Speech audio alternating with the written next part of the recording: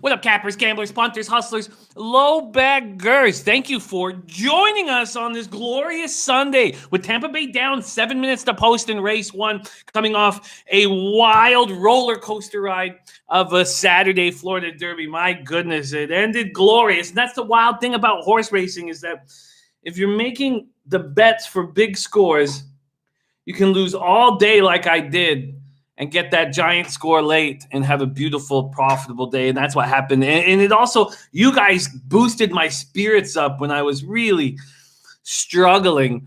And I'm just so thankful to cap with you guys and so excited about this giant Sunday that awaits us. Shout out to all the cappers in the chat. Boston, Nick, Mr. Rizzo. Boston Nick says, let's get that cash. Mr. Rizzo says, let's pop this Sunday fun day off with some cash. Viper MB says, still rolling high from that pick 3 cash, or hopefully we had another one today. Gareth Watts in the house. Gerardo Hernandez, diehard MMA podcast, ready to get to work.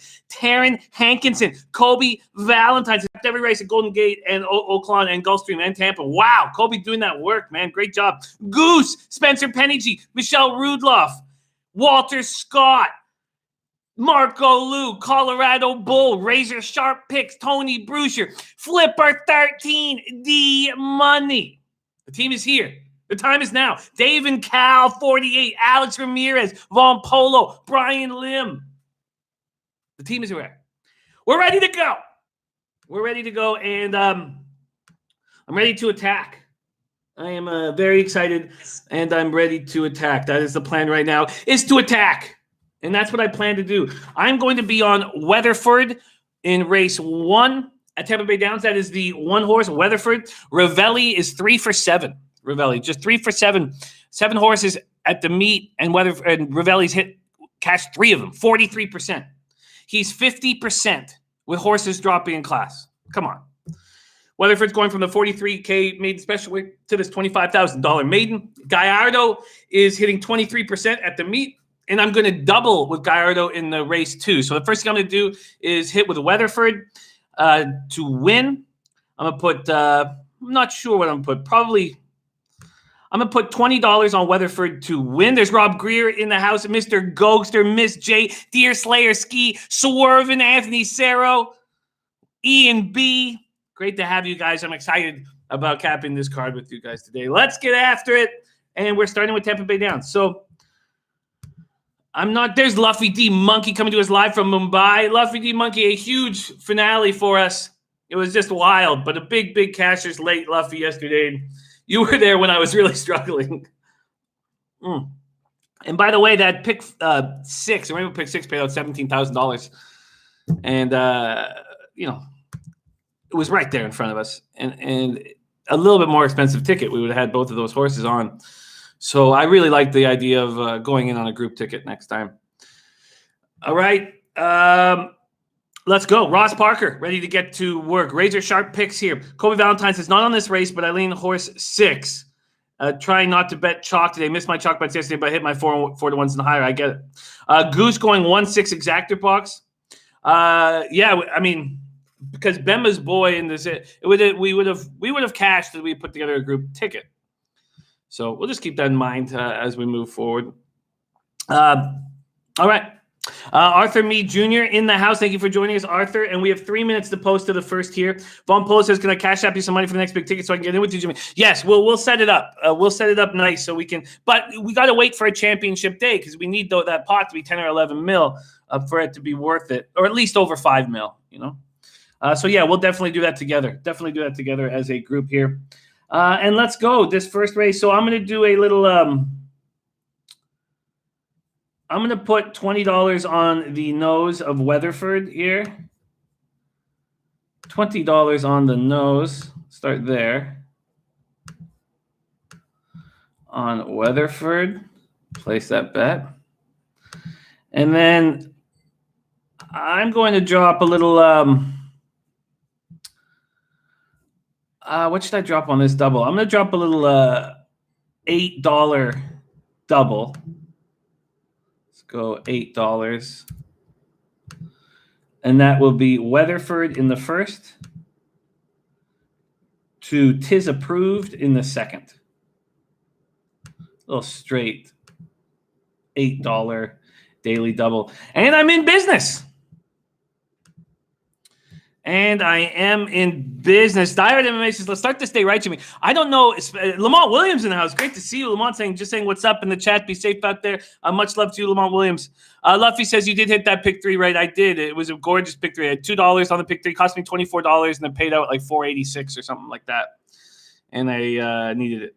And I was very excited. The second race is Tis Approved, I believe is the name of the horse. Darian Rodriguez hitting 26% of the meet. That's the trainer. And we're going back-to-back with Gallardo. So we need Gallardo to win the first 2 races. And so we're in business. The day is off and rolling, and I'm excited. D Money in the house. Christopher Comentini says, thoughts on the 6 in Tampa? Sure. Let's just pull up the where is it? Pull up the stuff here. Uncle Kevin with Santos. It was a good first race. Keeneland November sale for $18,000. Weatherford out of the Giant Causeway was not. I love the idea of dropping from maiden special weight to maiden claiming. And Ravelli's had 10 horses that do that and has won with 5 of them. 5 of that 10. That's a big reason why I'm on Weatherford. People are going to see the buyer on the 6 in that first race and think, it's a dangerous horse. 6 horses and a maiden claiming of those horses never won before. Maiden special weight. I mean, sure, we're talking about maidens who never won, but horses that trainers want to keep in their barns is who Weatherford went up against and bumped at the start and went after it for a mile on the turf. So if you put a line through that turf race, with Weatherford, but are impressed with the opening fractions of 23 and 46.3, and then look at that dirt race before, which showed speed again. I think that Larry Ravelli, this is the 3rd race of the form cycle. Larry Ravelli should have this one ready to fire. So that's what I'm expecting. There's Unbelievable in the house joining us. Viper NB ready to get to work. Von Polo says, any first-time LASIX users for race 1 or 2 at Tampa? I will tell you every time I see that happening. But we have Sea Lover first-time LASIX user, but that's because Sea Lover hasn't run before. So just first race on LASIX. And then we have the 10-horse not on LASIX at all. So that's what's up there. There's Gerardo Hernandez ready to go. We are about to load in. For the first here at Tampa Bay Downs. We're going 6 furlongs on the dirt, and I expect Weatherford to go out and take the lead here. The rail spot can be a little bit dangerous for these young horses, but I expect Weatherford to go right out, take the lead, and then the goal will be not to run too quickly and to hold it. So we'll see if Weatherford is capable of that. Spencer Penji says, first-time LASIX user in race 6, Tampa. Yeah, there are a couple that I'm interested in further down on this card. Let me see. Let's go to race 6, Tampa. Yeah, because I believe is that Desert Legacy? We will discuss, but there are some first-time LASIX users and exciting opportunities here. There's Ken Peacock, and that says being blindly betting the home team in Belarus. And Razor saying you have to be on the 6 race 1 at Gulfstream Park. Oh, yes. I'm not going to be, by the way. Jimmy B, Dancing with Jimmy B. As I've told you guys before, I'm not ever going to allow names to get me on horses. So, no, I will not be dancing with Jimmy B. Ken Peacock 2-0 on the day. Great stuff. Spencer Pinji says, yeah, Desert Legacy. Yeah, I'm very interested in Desert Legacy in the 6. And Luffy says, Gas Station Sushi had some killer picks later yesterday, as he always does. And shout out to all of you out west, waking up 9:26 over there out west for you guys rolling with us. Kevin Garrett said, spend all day betting Gulfstream and Golden Gate. Fun stuff. It sure was fun. I mean, the first 6 hours were painstaking But, man, it was so wonderful there near the end. It was extremely, extremely exciting there at the end. And watching Tis the Law, it's a really nice feeling when you see your horse making that run and you know you're going to get that cash. I mean, I can't even explain it. I don't think there's a better feeling in all of sports handicapping really. I mean, maybe that last second shot or something like that. But seeing your horse make that move and knowing that you're going to get paid out just feels so good. There's Guillermo Zertucci in the house. Great to see you, G. And Philip Arnold says, believe Desert Legacy is scratched in race 6. At least according to, thank you for letting us know that, Philip Arnold. I didn't have that. And you are right. Desert Legacy is scratched in race 6. Thank you for letting us know that. Wow. Okay. Garrett Watt says, what is the roller coaster yesterday? Main thing, we ended on a high. Yeah. Wow. Ian B. Okay, we're about to pop off here. Thank you guys so much for joining. Betting with the Bag.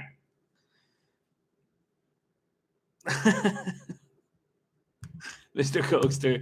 You guys stuck with me, and it just meant so much. All right, we need Weatherford to pounce here right off the top. We need Weatherford to break out quickly. That's a dangerous starting post if you don't break out alertly right by the rail there. Weatherford needs to break very alertly and take us to pay dirt. That's exactly what we need here. And let's see if it happens. We're about to pop off here. Race 1, Tampa Bay down, 6 furlongs on the dirt, $25,000 maiden. We are dealing with 3-year-old horses. This is a colt named Weatherford that I am backing race 1. A colt named Weatherford. There's DJ Big Boss in the house. Great to see you, Big Boss.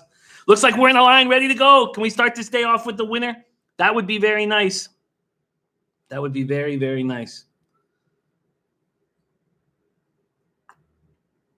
Can Gallardo take us home here? We need an alert start, a fast start. The break is everything for us in this race. The break is everything for us in this race. Let's get off to a nice start, please. Come on, Weatherford. Pop out, baby. Pop out, Weatherford. Come on, Gallardo. You take him home, baby.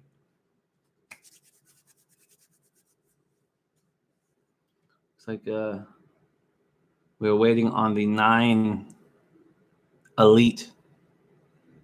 Elite. I don't know how to pronounce it. And we're about to pop off here, race 1. We need Weatherford to just fire there in the 6 furlong dirt sprint. Just pop out and fire.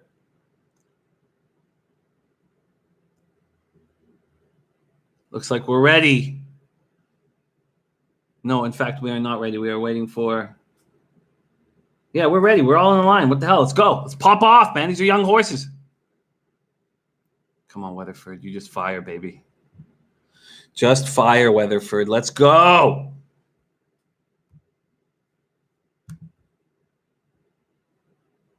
Oh, 10 isn't in the gate. I thought there was just 9 in this. Large, of course. Large, who's not using Lasix. Joyce Kilty not putting Lasix on this horse. A large. Dangerous horse. All right, Large is in. And we're off. Come on, Weatherford. Nice start for Weatherford. Come on, Weatherford. Push, baby. Beauty start for Weatherford. Okay, that's what we wanted. That's exactly what we wanted. Come on, Weatherford. Wow, Weatherford moved to 9-2 as well. The 3 taking a ton of cash here. The 3's now the clear favorite in Lance Mighton. But Weatherford has that inside spot. If Weatherford can keep moving like he's... Oh, no. Lance Mighton just took a nice step there. I don't know what the... Why are you going to the outside? Gallardo, why did you do... I don't understand what just happened. All right. I have no idea what just happened. I don't know if it clicked heels, but our horse is done. That's how we start Sunday. Very, very disappointing. The 7, though. Sea Lover. Like we said, first time Lasix for this first time runner. Sea Lover at a Timothy Ham barn is going right to the lead and going to win this race at 19-1. Here comes a late run by the 4, but not going to get there. Wow. Look at that. Sea Lover cashes the first at 19-1. Look, if we're going to see long shots today, it's going to be good. Von Polo took the 7. Yeah, I think something happened bad to our horse there. I think it clicked heels. I think that's all. I think he clicked heels there. Wow, what a disappointing situation there. It started off so perfectly with the exact start that we needed. I have no idea what happened. But a disappointing start here from Weatherford. And he was right in the perfect spot. And the 3 didn't hold on. Von Polo, huge casher to get the day started on a 19-1. Great job. And that's horse racing, man. Yes, it did, Arthur. Paul Tucci ready to get to work. Says bombs away. Yes, the 4 I think came third. Wow, God, everything the first 15 seconds of that race was absolutely perfect, and everything falls apart. Unbelievable. So yeah, so it was a 7-3-4 final.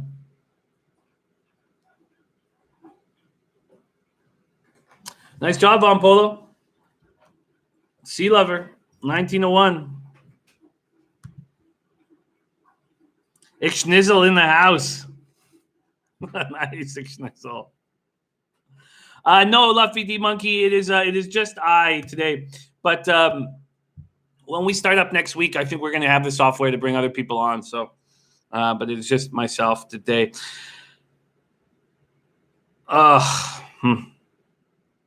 Boston said Boston Nick says I have a good feeling about today. That's good because that did not start out.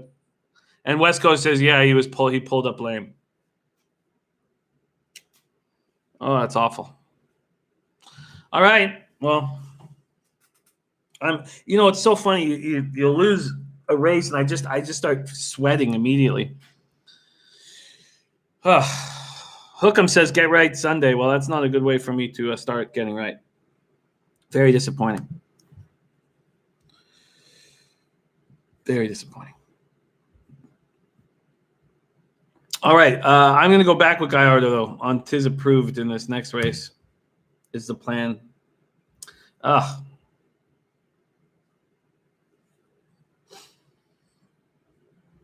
also am interested. So why don't we just let's just put that behind us for everybody but our guy Von Polo. Mr. Ghost says I sweat regardless. Lamont Williams says nice day outside. It is starting to get better here in Toronto, but I've not spent any time outside. Wow. And the 6, Uncle Kevin, came fourth, showed nothing. Staying off of Uncle Kevin was great. Not believing in the run that it had in the 6-horse maiden field worked. Again, there's some positives, and it's not enough. Sea Lover now says 18-1, by the way. Von Polo looking for Lasix in the second race. Arthur Mead, thank you. I will check that out. There's A. Hilly in the house. And it's a fun look. There's no first-time Lasix user in this next race. And there's some exacta boxes that I want to make here in this second race at Tampa. So we're going to have time now. We're going to have time to cap both Tampa and Gulfstream. Gulfstream's about 25 minutes to post, so let's start doing it. Ken Peacock says, sunny but cold in London. Streets empty due to lockdown. I feel you. And I feel you, Ixnizzle. I feel you. And there's a tote delay, so we'll find out how this bangs out. Let's move on to the second race, Tampa Bay Downs, and start going through these horses right now. Oh, by the way, that $2 exactor paid $135.80. Wow. Unbelievable. That is a lot of money. 7-3-4 is the final. $2 exactor, $135.80. Wow. Okay. Paul Tucci is on the 10 at Gulfstream Park. That is who I'm on as well. I'm also on the 10. I'm with Tucci here at Gulfstream. That hot match is who I'll be on. The 10 in the first at Gulfstream. So is Ian B. 10-1, 3, 5, 6, 8. Wow. And so is Theron Hankinson. So that's a nice start. Let's the next race will be here at Tampa. So why don't we hammer that right now and break it down. So let's start with Championship Alley, the 1-horse morning line 9-2. Let's see what it is right now. Oh shit, still on race. It has not. We have 17 minutes to post. I'm sure they're going to pop these up in a second. But Championship Alley, Danner, the trainer, hitting at 12% at the meet. Oh, and Large was scratched late. I didn't even notice that. The 10 was scratched there. I didn't notice that. All right, Allen, the jockey, hitting at 9%. A buyer of 51 and shows speed early. This is a 7-furlong dirt race, and it's a $10,000 maiden level, and he keeps going down. So he was in a First, he was in a $20,000 maiden special weight and showed early speed. It was 7 furlong race, ended up 22 lengths out. And then in the next race, he was the favorite and in a maiden $40,000 race, and he stalked with Gallardo and came second by 5 3/4. So then he dropped again to 25,000 maiden, went off at just a little over 2-1 and came fourth by 3 lengths. And then he went down to 16,000. So he keeps dropping and dropping and dropping. And is this the level where Championship Alley is going to take care of business is the question. I've heard that. And Guillermo is going with the one over at Gulfstream Park. Thank you for sharing that. We'll move over there very quickly. And Robert Allen says the 5 horse at Gulfstream Park is going to win this race. That's a free premium pick.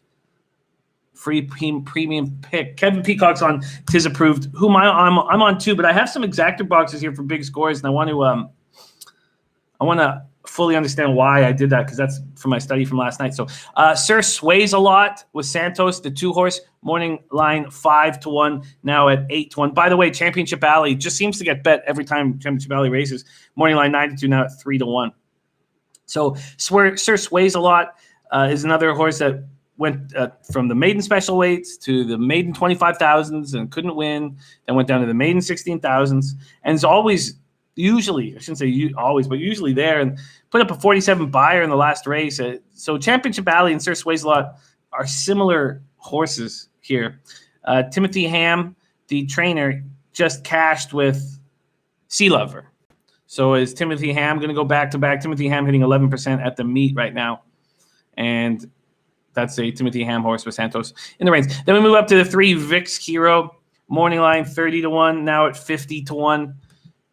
Gelded, so some improved training since it was – actually, we don't even know. So it's been gelded in the last 9 days. I don't know how you can geld a horse, have it back running, like days later. I'm going to have nothing to do with Vix Hero. Then we have 4 Aaron Go Bra, morning line 20-1, now at 24-1, putting blinkers on. A horse that's been running at this level and running poorly at this level, especially the last few races. Then we have Imperial Greatness, the 5. Lopez in the reins. And Brian Lusk horse. Brian has not won at this meet. 31 horses Brian Lusk's had and 0 winners. Ron Loft in the house. Great to see you, Ron. Ken Peacock says Tiz and Happy Guy are the most bet horses on his book right now. So let's just keep rolling through this and keep rolling. Okay, so next up, Imperial Greatness, 5-1, 10-1 at the tote, morning line 5-1. Was at the $25,000 level, went down to the $10,000 level, and came second by 4.5 lengths. Shifted 3 wide, so clearly a green horse. This 4-year-old gelding here, Imperial Greatness. Then we have the 6 Starship Fonzie, morning line 12-1, now at 32-1, being at the $10,000 maiden level and not succeeding here at Tampa. So we'll see if that changes here. Then we have the 7 Tis Approved. Tis Approved was at a $85,000 maiden special weight at Oaklawn Park and has come over with Darian Rodriguez, who's hitting 26% at this meet. The Tis Approved, the Tis Way and Tis Now is the horse that I will be making a move on, and I'm just not entirely sure. So I'm going with Gallardo, and that's a morning line 3-1, now sitting at 8-5. Then we have the 8 Scratched, move to the 9. Just 1 second.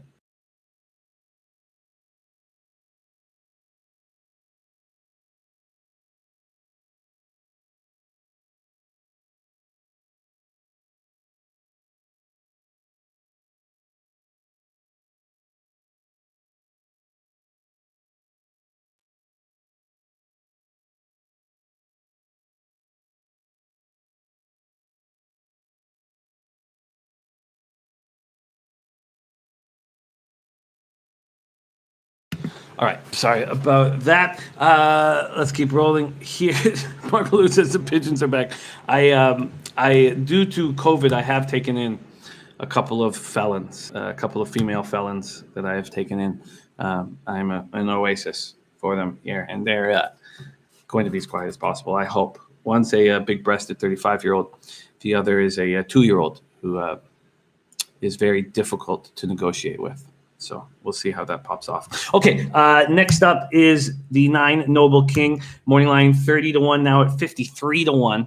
I've been running in the maiden 10,000 ranks and showing very little. Then we have the 10 Aries Warrior at 15-1, putting on blinkers here at 30-1 here. I find it so strange that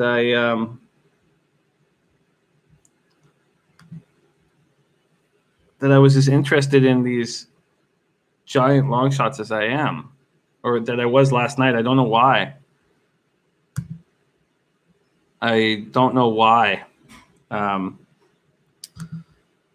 I was interested in Aries Warrior last night for a big score with the 7, and I guess because it's been running longer and it's cutting back to 7 furlongs. Is that been running against $16,000 maiden, so it's coming down to the $10,000 maiden mark. So maybe I just thought there was some class with Aries Warrior. Yeah. And then Imperial Ivor is another horse that's been running against better. So I find this very interesting. So my plan was to use Imperial Ivor, Happy Guy, the 12, and Aries Warrior with the 7. And I'm not entirely sure why I liked these horses. They're both putting on blinkers, so maybe that was going to help because they have shown early speed before. Again, I can understand a little bit about, what I guess maybe I was thinking about how Gas Station Sushi's been getting these giant scores. Because when you include the 10 and the 11, 33-1 and 24-1, now we're talking. The issue is I don't have Championship Alley in my action. And I think that could easily come back to hurt me.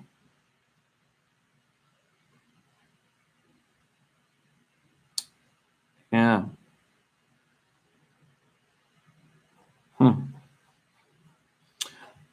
Interesting. There's Dom Ricci in the house. Guillermo Zertucci putting in his Gulfstream pick 3, 158 with 712 with 127. All right, let's move over to Gulfstream because we only have 15 minutes before that pops off. Walter Scott, thank you for joining us. I'm down the exact same amount. I hope you didn't tail me because you may have there, and I did not lead you properly. Exactor box 12711.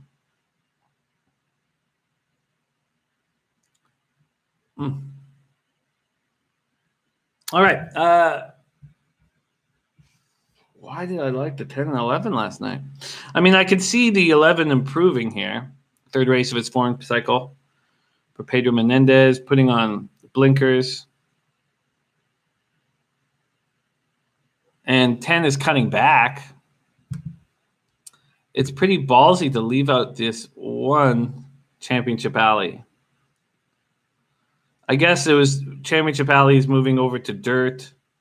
Those buyers that he has are from the last 3 turf races. All right, I'm going to stick with what my plan was going to be here. 7 with 10, 11, 12. Exactor box is going for a big score. Okay, let's look at Gulfstream here. We have 14 minutes to post. So 7 minutes till Tampa Bay, then 14 minutes to post at Gulfstream. Let's quickly move over there and talk about these horses here. Let me just go to my notes. Do I have more notes as to why I'm on that hot match? No, just that I'm on that hot match. All right, let's move over to Gulfstream Park here very quickly. Robert Santo Suso, nice to see you, my man. And Don Reed said I capped 14 races at plus $18. Hey, man, nothing wrong with that. And Holly Hill is Kobe Valentine's look here. And Kobe Valentine also is going to take Championship Alley. Championship Alley, the one horse at Tampa, who I'm leaving out of my action right now. Okay. Let's go over to Gulfstream really quickly and discuss it, and then we'll come back and hit it again before the race pops off. So here we go. Kenny Peck likes your Holly Hill to win this race.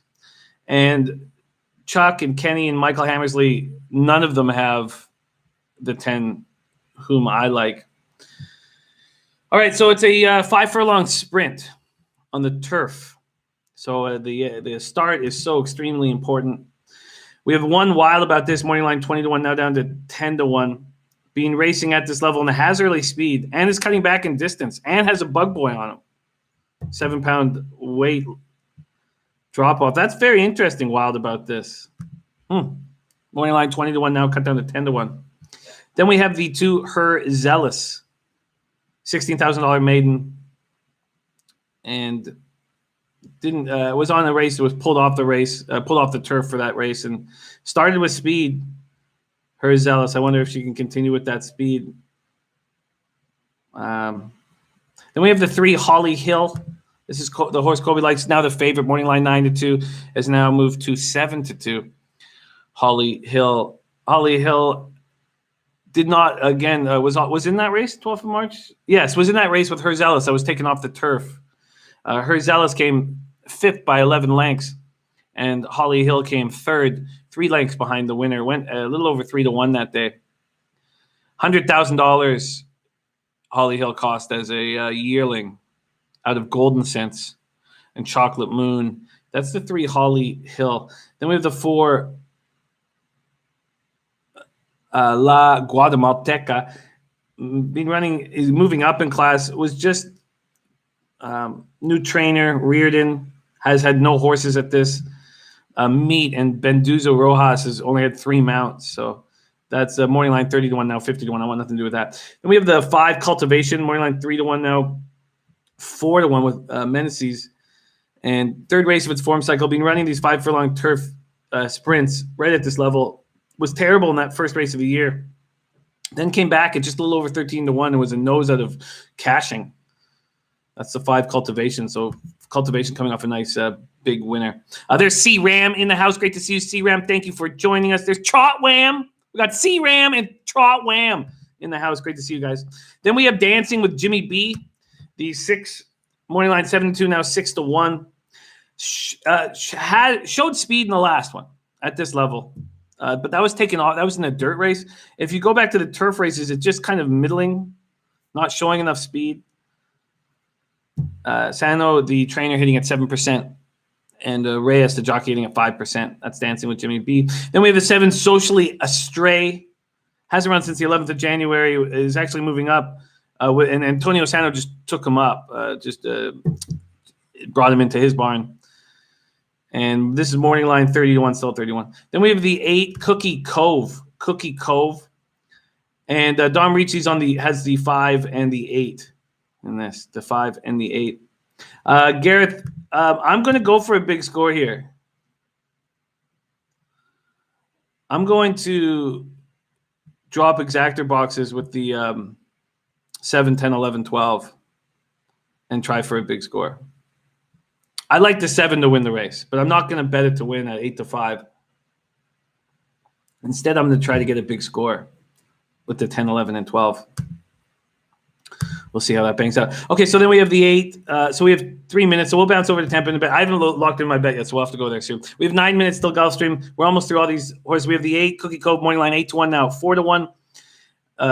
Philly out of Joe Orseno's barn. Orseno hitting at 8% at the meet. The jockeys had 3 winners on 30 mounts and been running 5 furlong sprints. Came down to this level with Torres on him and was 5th, but just a length and a half. Then we have Katniss Can, the morning line 12-1 down, all the way down to 5-1.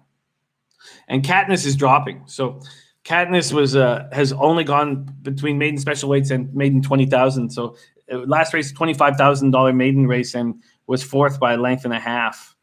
That's Katniss Can. Dangerous. And the betting public interested. Then we have that hot match, who I will be on.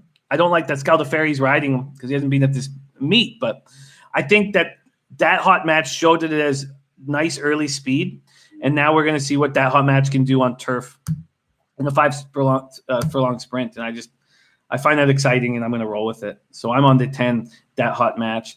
And then we have Rosa Sparks, the 11 morning line, 15-1 now, 17-1.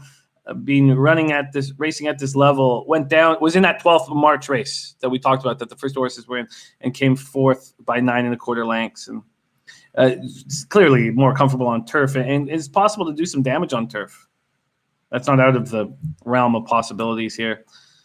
And that's the 11 and 17-1. Okay, so we'll go back to Gulfstream here in a second, but let's lock in here.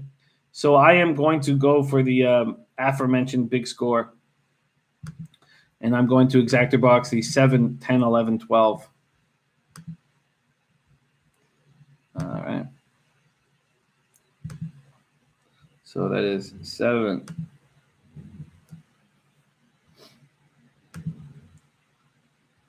I probably don't need to do the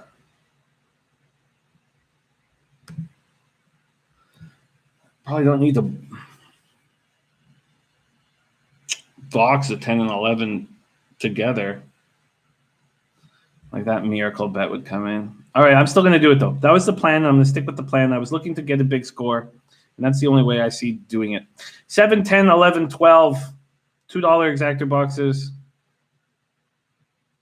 And I'm in. All right. Kevin Wise says, does FanDuel let you do exacta boxes? There's Ray Sismo in the house. Great to see you, Ray.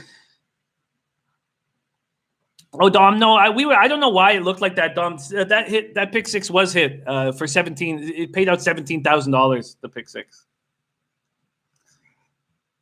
Garrett Watt says on it that if you bet $1, that would have cost you $12. 7, 10, 11, 12. Unless you're cutting out the 10, that's at 42-1. Kevin Wise, that just means you pick your 2 horses to come in any order. Any order. And Brad Sturmer saying, yeah, Don, people did pay out 17 grand. Not only that, but we could have hit it. Because, you know, I cashed on the Bema's boy over Zulu Alpha. And I wanted to add in that 6 to my ticket, but I was trying to keep the price down on the race before. So, and then I was going to single Tizla the whole time. It was right it was in the realm of possibilities for us to cash that. Zeke, I'm going for a big score.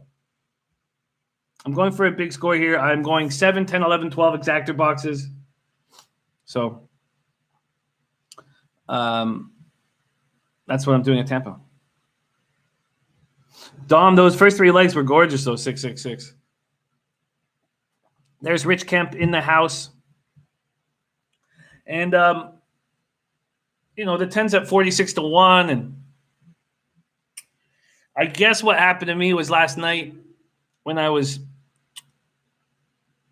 studying, I guess I started thinking about what is it about gas station sushi that is so successful. And he looks for horses that are capable of scoring at big numbers. And so I'm going to do the same thing here. So we're going to pop right over to Gulfstream next for race 1 at Gulfstream. But we're going for a score, an early score here. Let's see if we get it. Thank you guys so much for joining us. Betting with the bag. Race 1, my horse was pulled up. Not what I was hoping to see. Let's see what race 2 does for us here at Tampa Bay Downs. Let's get that 54-1 in there for me, shall we? All right, we're going 7 furlongs on the dirt.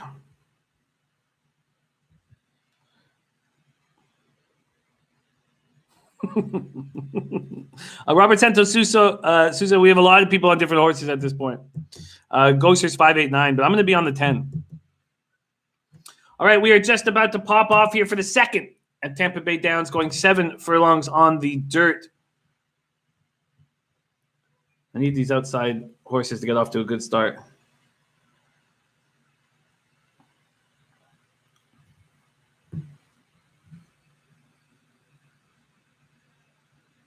And we're off. We are off. And the outside horses got off to a fine start. Is exactly what I was hoping to see. The 4 getting off to the best start of all. Aaron Gobra. Morning line 20-1, now up to 70-1. And there is the 7. Tis now at 4-5. Very dangerous. There's the 11 at 24 to 1 in third. I don't know if it'll be able to keep moving forwardly, but that's pretty exciting. Then we also have the 12 right there. So that opening quarter in 22 and 3. And there is our Tis Now, the 4 to 5 favorite. Tis Now, 4 to 5 favorite. 3-length lead on this 70 to 1 that I don't have in my action. Here comes the deuce on the inside. Sir Sways a lot. And then I just need to get my 10 and 11 up there. Come on, you guys. Let's make a move on the outside. Are any of you guys going to make a move? Looks like Sir Sways a lot is going to make a move. Can I get that 10 up there too? Please, you guys. Let's make a move here. It is possible. It's not out of the realm of possibilities to get one of these long shots up there with my 7. The 7 Tis Now holding on to the lead. Can I get one of these long shots coming the inside? Any of you guys? Where is that? Who is that coming up the middle? Someone's coming up the middle. Come on, push it. It is still the 4 at 70 to 1 and Sir Sways a lot, the deuce. Oh, here comes someone coming up the middle. Who is that? That's the 5, so that wasn't going to pay. A 7 deuce 5 final. So again, we did some nice stuff there. We stayed off of Championship Alley because Championship Alley's buyers that everyone was going to look at and be excited about were on turf. And this was a dirt race. So there was good capping there. Sir Sways a lot had a decent run here, and it was easily 7-2 was easily in the realm of possibilities. Nice job for those of you who hit the 7-2. There's Maxwell Smart in the house.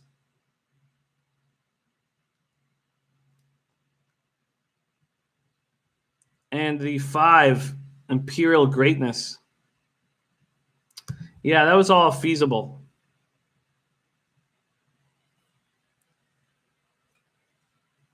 It was all feasible. 7 deuce. I like that we stayed off the 1 and not rewarded. 7 wins easily. The 11 was 5th at 24 to 1. But the Tis Approved, the 7-2 exactor is going to pay nice. If Tis Approved we liked enough, I should have just done straight exactors with the 7 to the horses I liked the most. But even then, I don't know if I put in Sir Sways a lot. So, all right. The $2 exactor 7-2 paid $16.20. And Tis Approved wins easily in the second race. All right. No, I don't have that. Ian B says, anyone else book showing the 1 wild about this scratch, the Gulfstream Park race 1? No, I have the 1. I'm looking at the 1 right now. So the 1's on the track running. Thank you, Alex Ramirez. There's my guy Shears, man. We're coming off a beautiful day yesterday, but not a great start here today. All right. Not good. Let's go over to Gulfstream Park right now. And we can get that all back with that hot match. So I'm going to drop a little $10 win place. Getting 8 to 1 right now. I'm going to take it on the 10 that hot match. We need a very quick start at a that hot match is the only chance we're going to have to cash this. Arthur Mead is on 6, 5, 8, 1 to 10. And yesterday was such a glorious ending, and today has not started off as I was hoping. Let's change that all right here. Tis Now won that very easily. Arthur Mead's making a move with Dancing with Jimmy B. That's the 6 at 5 to 1. We have a jockey change on the 1. See who that is. Yeah, that is Gadiel Martinez now on the 1. Jockey change on the 4 as well. And we have a female jockey on our that hot match, Maria Rosanna Scaldaferri, who has one job, and that's to go fast. Arthur Mead, I'm going to stay off of Dancing with Jimmy B. Thank you, West Coast. Thank you for the positivity. Yes, I started extremely slow yesterday. This is not as slow. So, all right. And then we're going to pop over. There's Flipper 13. Flipper 13 says that is a guy. Maria? That man named Maria. Oh, man. Christopher Comentini coming with me on this 10. Oh, so happy. Chris, you came with me on the pick 3, right? I had you with me, right? I think I did. I hope I did. So I was leading a lot of people astray yesterday before that happened. Okay. Oh, West Coast said just the opposite in Mr. Pick 3. Damn, yeah, I needed it. It was a wild ending to the day. Extremely enjoyable. Nilo took the 10 in Tampa, the Arse Warrior. 4 race 3 in Tampa. Let's see what I'm up to. And Guillermo said, remember, Jimmy, it's how you finished. No doubt, Guillermo. You were very, very important.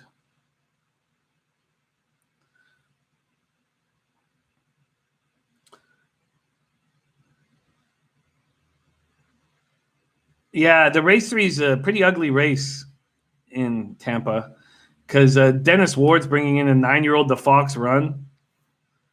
The number 3, I have no fear of whatsoever. What are the numbers? Let's see right now. Oops, sorry. Mary Bennett's bringing in Big Gillette, a 7-year-old who hasn't raced since the 7th of April. I've got no fear. The one thing about Mary Bennett, though, Mary Bennett's had 11 horses run at the meet. Only one winner, but 4 seconds and 2/3. So 8 of her 11 horses have cashed. And then Power Walker is scratched, who I thought was a worthy favorite. So we're going to have to spend some real time on that next race. Thank you, Nick. Yeah, you guys were very, very helpful. Jeff Joseph says rail horse shortening up has legit speed, may skip away on this motley bunch, taking a shot. Great to see you, Jeff. Thank you for joining us. And Rod Zawacki, 358 Tri Box, Gulfstream Race 1, and 5610 Exactor Box. Thank you for sharing that, Rod. Love your action. And Jeff Joseph making a move on the 1 here. Oh, sorry, let me move over to Gulfstream as quickly as I can.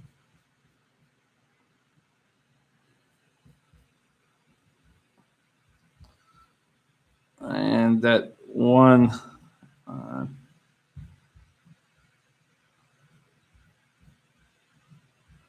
is wild about this. Yeah, you know what? I totally understand it. When I was talking about wild about this, Jeff, I was like, yeah. I mean, the last 3 races were turf races where it showed speed early.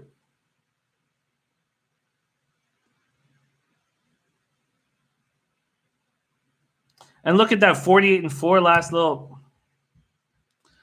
I agree. I think that one is a very, very interesting look and makes a ton of sense here. Now, I made a move on that hot match.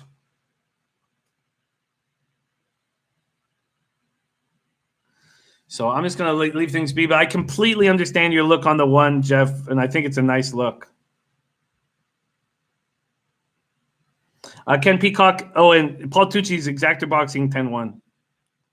You know what? I'll put a little $2 Exactor box there. Let's see what we get at the time.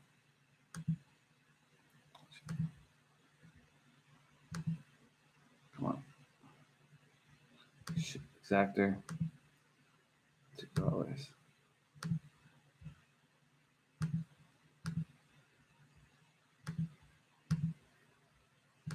All right, I jumped in on that. There's Mr. 508er in the house. Guillermo says, let's get it, Jeff, with the 1. You guys are making me uncomfortable not having it. I'm coming in. I agree with you guys. I'm going to go just a little $5 win place. All right, we've started the day betting heavier than I was expecting to, but whatever. Ron Lofton in the house. Thank you for joining us, Ron.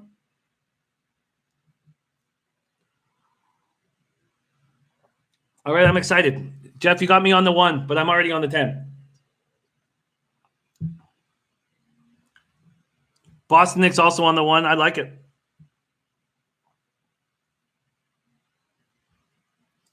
All right, so 5 furlong turf sprint. So whoever you're on here, $16,000 maidens, fillies and mares, 4 years old and upward, you need that start. You need them to pop out of the gate because that first turn comes quickly, especially if you're on an outside horse.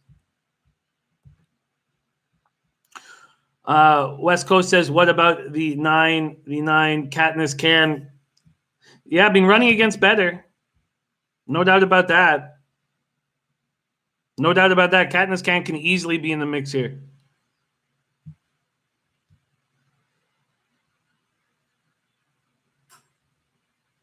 All right, Gulfstream Park Race 1. We are loading in here. I need my 10 Dat Hot Match to pop out. Come on, Maria. Yes, it's a little 5 furlong sprint.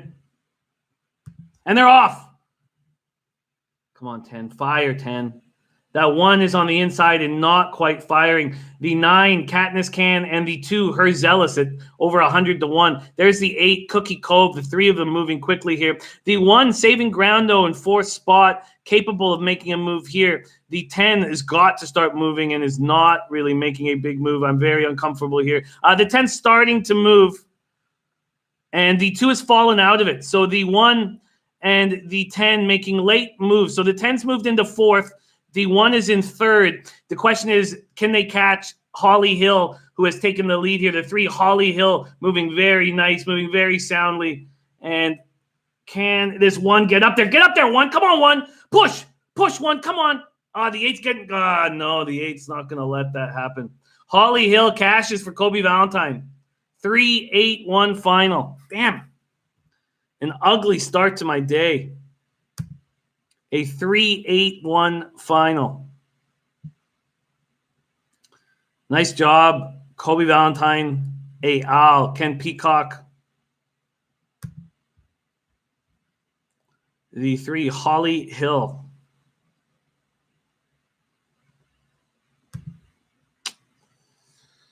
Ugh.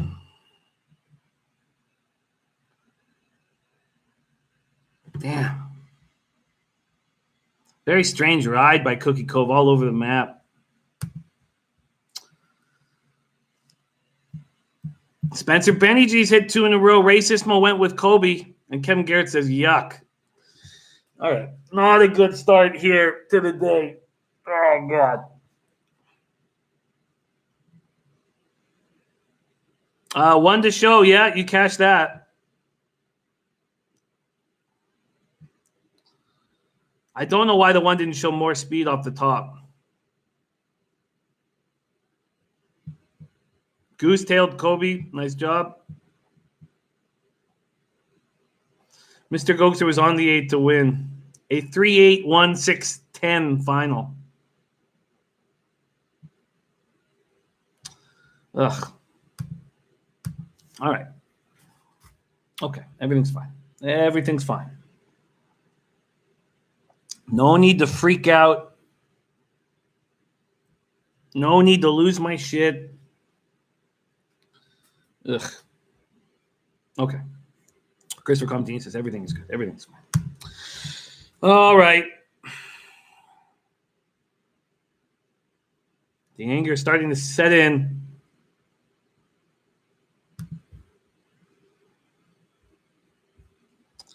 Okay. We go back to Tampa Bay. We go to race 3. The favorite that I thought made sense to be the favorite, the 6, has been scratched. Power Walker has been scratched, which leaves us 2 favorites, co-favorites at 7-2, which means there's money to be made here. Okay? Let's cap this race and let's get it. I hear you, Spencer. It made sense that this was a favorite. Okay, we have 11 minutes post. Let's do it now. We're going to start with the 1, Rudiger, morning line 12-1, now 15-1. Raced at this level, and we're going a mile on the turf. Raced at this level last race, and now it was a strange race. And I think there's other horses that were in that race. Are they here in this one? 8th of March. Yeah, Blue Pigeon was in that as well. Blue Pigeon was in that. And I guess just Blue Pigeon. What happened in that race was that horse just went flying out of the gate. So Rudiger found himself 20 lengths back at the half. And that was an opening of 22 and 46. So it really wasn't that fast for mile 16, but faster than these, 16,000 claimers generally go. And there was a huge lead. So I'm not going to take too much that Rudiger was only 4 3/4 out, but put up a 75 buyer. Then we have the two Don's Marsh, 8 years old, with Castanen in the reins.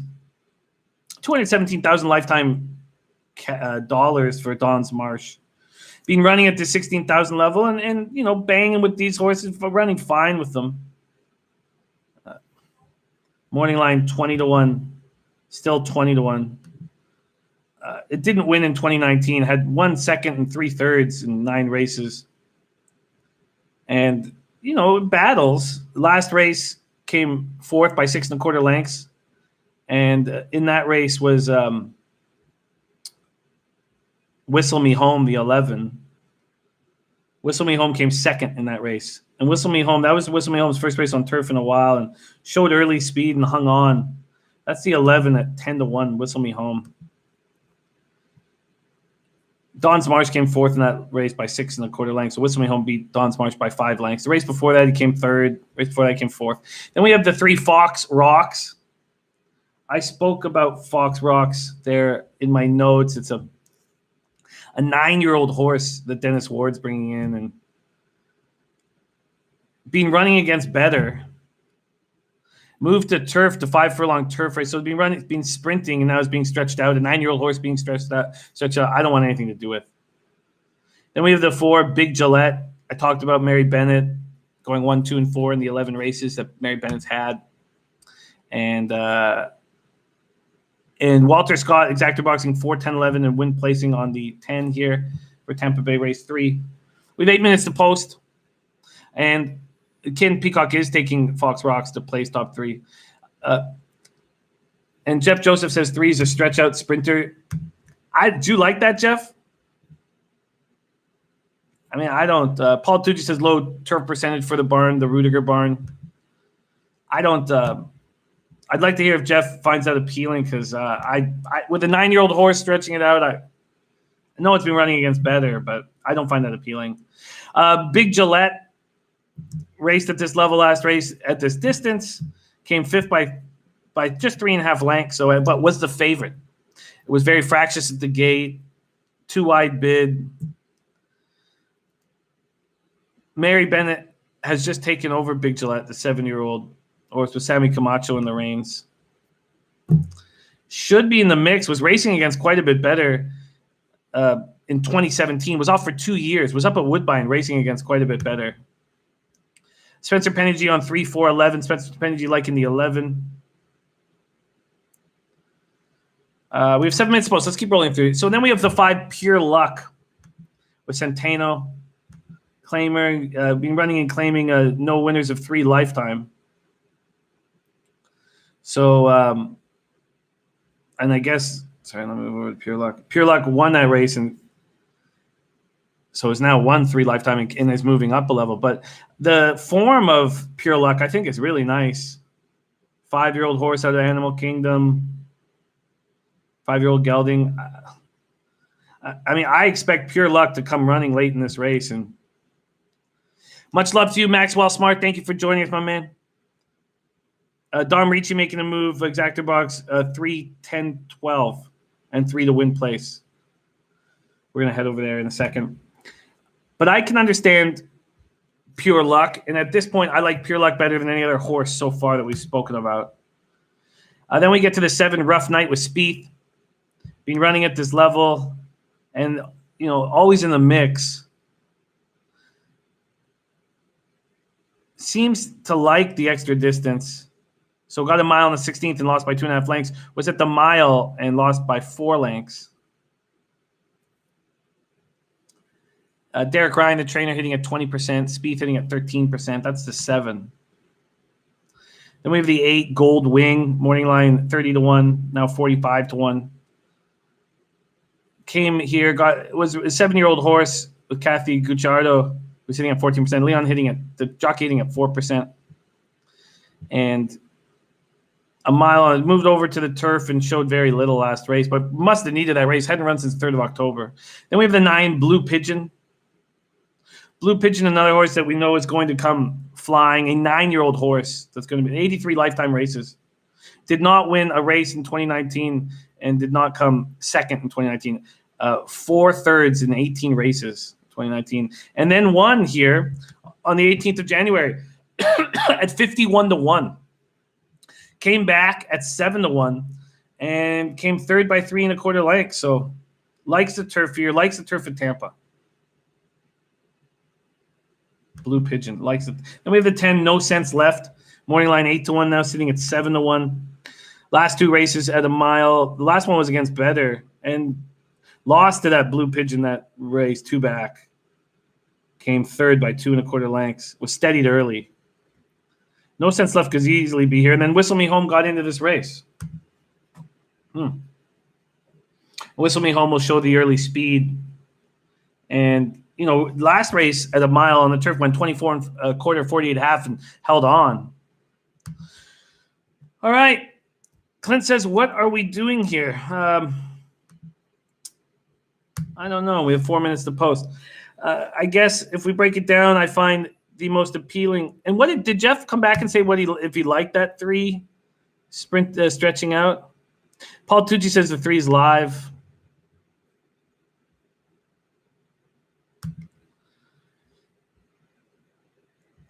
I think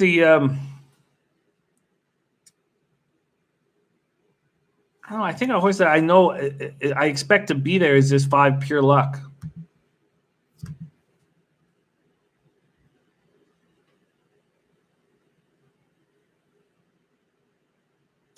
I expect Pure Luck to be there.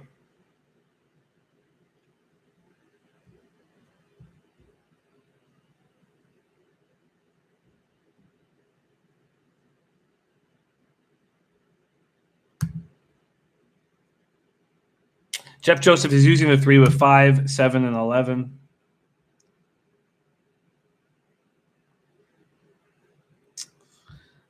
I think I'm just going to use the 5 Pure Luck. It's at 4-1 right now. I'm not entirely sure how I'm going to bet it. But that is the look I'm on right now. Is Paul Tucci's betting the 10 on the drop, a 10-3-5 exactor boxes. The 10, No Sense Left, coming down, was in an allowance race last out. And fared fine. Went off at 5-1 there. And here, back at the 16,000 level, is going off at 7-1.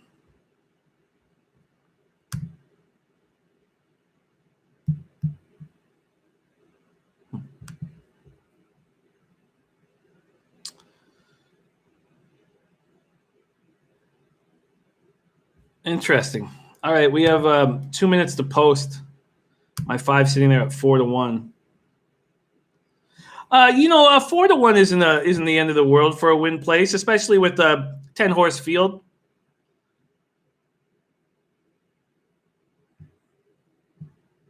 Kevin Wise, if you box that trifecta, it's going to cost 6 times the price. So if you make a $1 trifecta box, it's going to cost you $6. Then they can come in any order. And I think it's a good thing to do is to box the trifectas.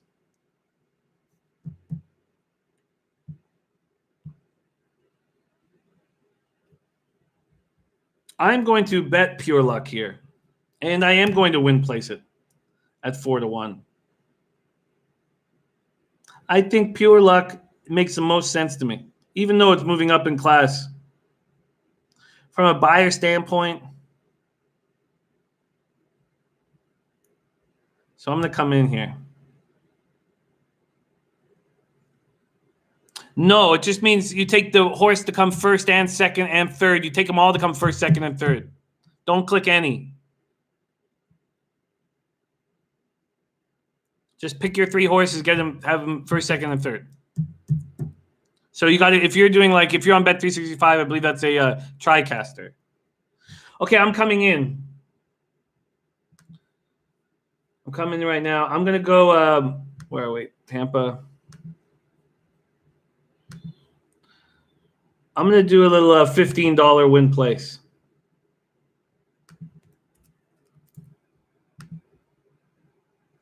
on the 5. Pure luck. All right, I'm in. All right, let's get on the board, shall we?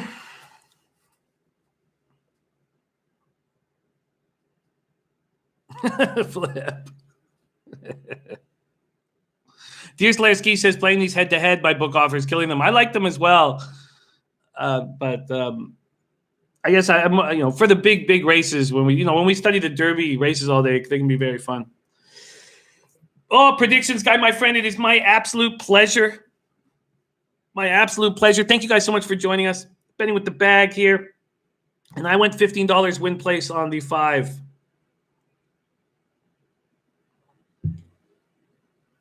That's strange. Oh, and Gas Station Sushi is here. Joining us is on the 3, stretching out. Wow. So Gas Station Sushi, great to see you, is making a move on the 3. Fox rocks. And those 9-year-old legs. I'll do a little exactor box 3-5 then.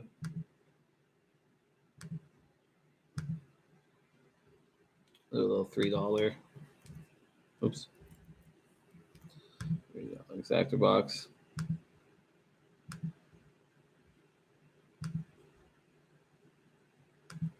You have come at a perfect time. Oh shit! Yeah, I want to. You've come at a perfect time, Gas Station, because I've got the day off to a bad start, and I expect you to get me going.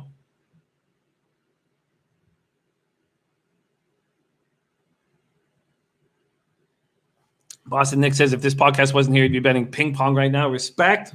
Razor coming in on that 3-5 box. And we have a favorite, that being the 7, Rough Night. Rough Night will be in the mix. You know what? I'm going to do the same with the 5. I'm going to do a little exactor box with the 5. Same thing. 5, 7 box. Same price. All right. Okay, nice big bets here in this race. That's exciting. Race 3, we are 0 minutes to post. Thank you guys so much for joining us. Let's go. Oh, I love that. Yes, Deli 18 on the drop means that it's coming down, moving down in class. So it's racing against better horses. And is now on the drop, means dropping down in class, going up against worse horses than it's been racing against. So, yes, that's what on the drop means. All right, here we go. Mile on the beautiful Tampa turf, baby. Guillermo, Jeff. We need a Dennis Garcia sighting because we have Gas Station Sushi, Rod Zawacki. Then we're off. We are off. And a fine start for all the 3. As expected, Fox Rocks making a move to the front. The 4, Big Gillette, these 2 9-year-old and 7-year-olds have the lead here in this 1 mile on the turf. My 5 is in a perfect spot where I want him. Pure luck right there is 4th. On the outside with a lot of room. I really like where Pure Luck is right now. I think I'm in a great spot here. The 3 still holding the 4. It ran that opening quarter in 23-3. The 4, Big Gillette, is in second. And here comes Pure Luck and Rudiger. Pure Luck on the outside, Rudiger on the inside. And I think it'll be nice for Rudiger to be on the inside because Pure Luck looks a little stymied by the 4, Big Gillette. But I really like, and here comes the 7 moving quickly up the rail. I need my Pure Luck to make a move now, and it looks like he's making it now. Let's go, Pure Luck. Come on, baby. You run right by with Centeno. Come on, baby. All right, so Pure Luck is moving into second place and is running nicely here, but there's some danger. That 1 is a danger right now. Rudiger is a danger. Come on, Pure Luck. You open up, baby. Come on, Pure Luck. You come around the outside and you go, Pure Luck. Come on, baby. Go. Go, Pure Luck. Go. Come on, Pure Luck. Push it, Pure Luck. Come on, Pure Luck. Let's go. Fire into second, baby. Come on, Pure Luck. Don't stop. I need you to keep pushing. That 10 is coming very quickly. Come on, Pure Luck. Don't let that 10 go. Come on, Pure Luck. Come on, Pure Luck. Go, Pure Luck. Come on, Pure Luck. God, I don't know what the hell happened there. Does anybody? That 3 Fox Rocks held on for the win. Did Pure Luck come in second? I don't know if it did. Does anyone know? Tell me that was 3.5. Does anyone know? Rodswag says 3.10. God, that was close. God damn. Great to see you, Sean Fox.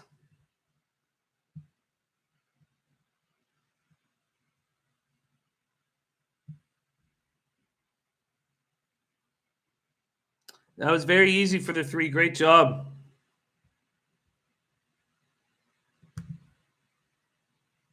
God, 3.10.5. Ugh.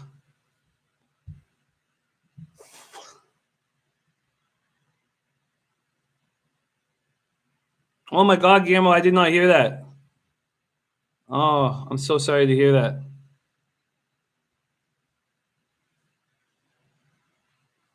Okay. Sending all the love that we can right now to the Garcia family. I did not know that. Oh, that's very sad. So all our love goes out to the Dennis Garcia family, and I'll reach out to him after the show. I'm very sorry to hear that. Paul Tucci, great hit with that exacta. It's going to pay huge. Ugh. What a terrible start for me today. Oh, I just feel every time I lose a race, I just feel a little bit more. He DM'd the group on Twitter. Okay, Nilo, I did not see that. That $2 exactor paid $117. Wow.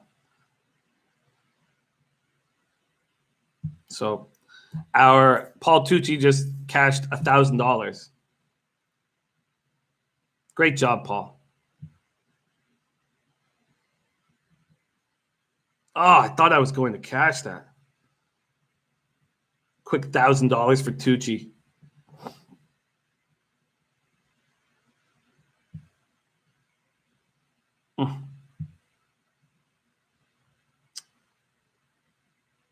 Oh, man.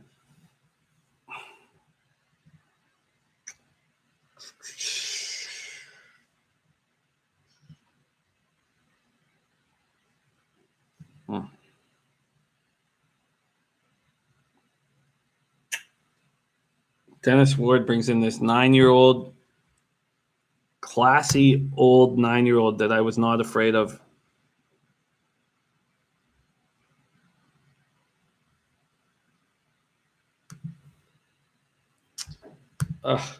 Wow, $2 exactor, $117. All right, I gotta stop. Okay. Michelle Rudloff looking fights for Vegas Air round trip. There'll be none of that for me right now. With all the unknown, I respect if anyone has the balls to make that move. Oh, God. Oh.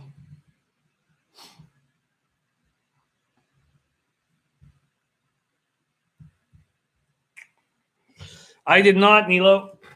I did not. Okay, move over to Pardon My Heart with Ocean Fire, the 1 and the 6, but let's get over to Gulfstream. Oh, wait, I'm looking at the wrong race. This is race 2.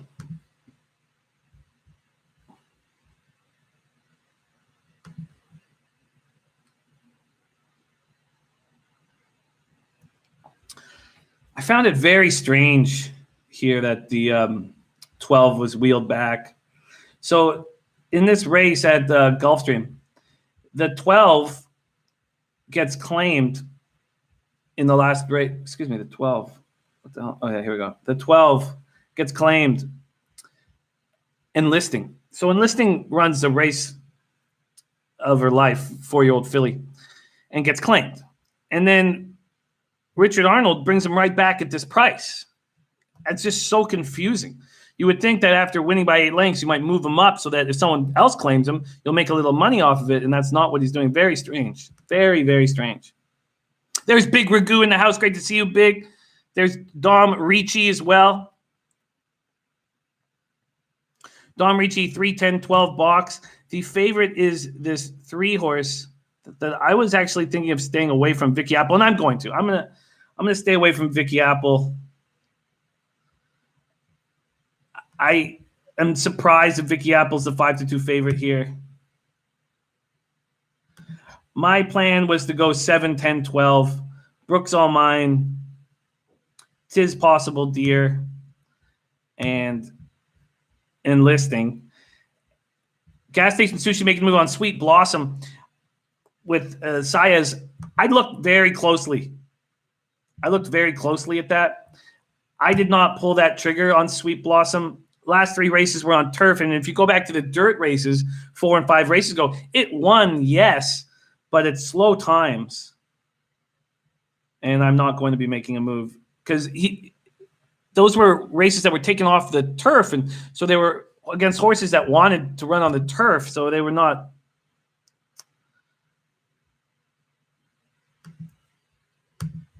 All right, I'm going to stick with the plan here, and that was 7, 10, 12 exactor boxes.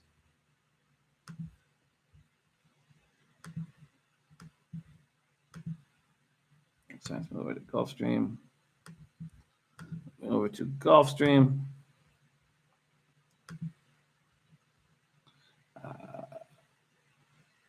Exactas. So, $4. And that's with 7, 10, 12 boxed. Oh shit, I just came off with that. 7, 10, 12 boxed. All right, I'm boxing 7, 10, 12.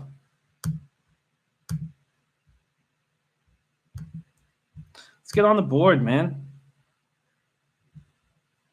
I am not taking who was the favorite a second ago. I'm not adding Vicky Apple, and we'll see if that comes back to haunt me. We're going a mile on the turf. I'm 7, 10, 12. Oh, sorry. Gas Station says I don't like the 6 Sweet Blossom. Sorry, I meant to say Gokster. My fault, Gas Station. Yeah, Gokster's on this 6. Gas Station says I like all 3 faves in Gulfstream race 2, 3, 10, 12. So I will pass that race. All right. The 10 is at 6-1, but I can understand that.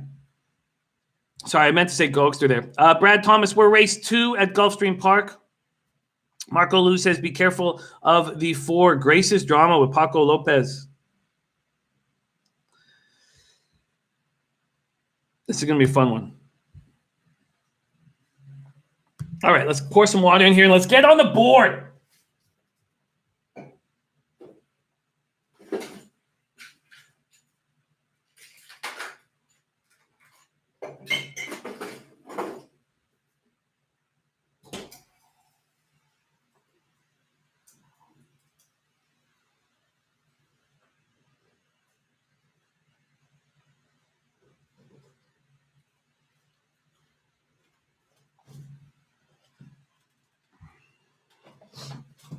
Luffy says, stay hydrated. Marco Lou says, Paco wants to pass Ortiz this winter meet. Top said, Elio, great to see you, my friend. Gokster Station Sushi. By the way, Gas Station Sushi, I saw that it was a horse named Gas Station Sushi as well, and I was thinking about you when I was studying, man. Coco Bongo liking the 10 at Gulfstream.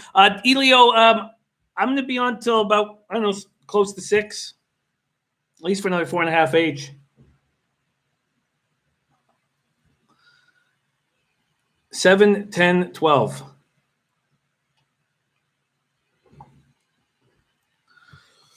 Spencer Penny also into the 7, 10, 12. We got a couple of horses to worry about. Basically, the 3 and the 6. If we can get through the 3 and the 6, we're going to be just fine. I got to get on the board here.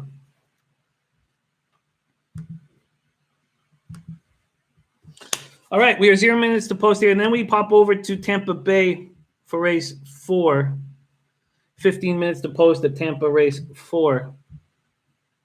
And, we have a marathon on turf.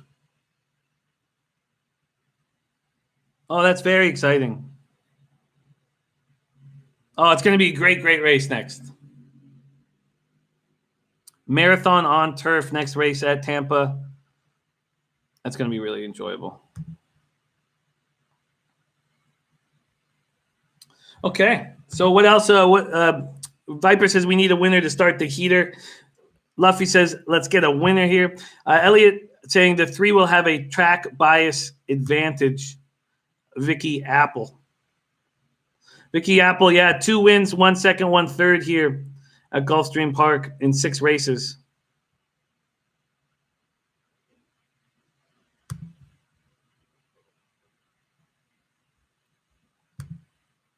All right, we're loading in and ready to pop off here at Gulfstream.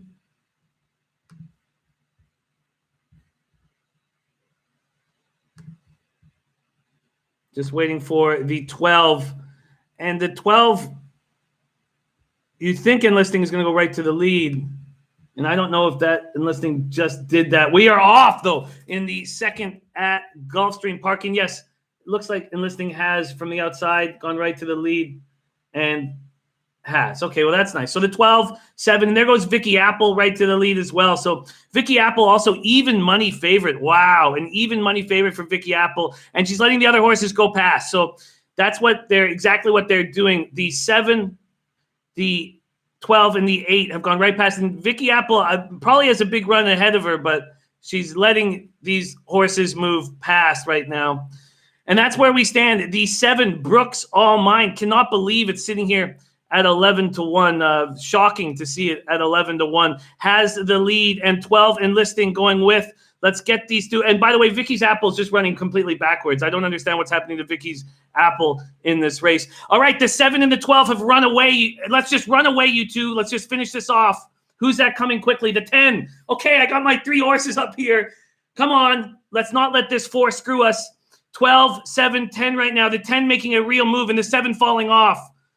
So I can't. Don't screw me 4. Don't screw me 4. Please don't screw me 4. I got my 3 horses in a line, but there's another horse coming up the inside that could hurt as well. Come on, 7. Finish the job here, 7.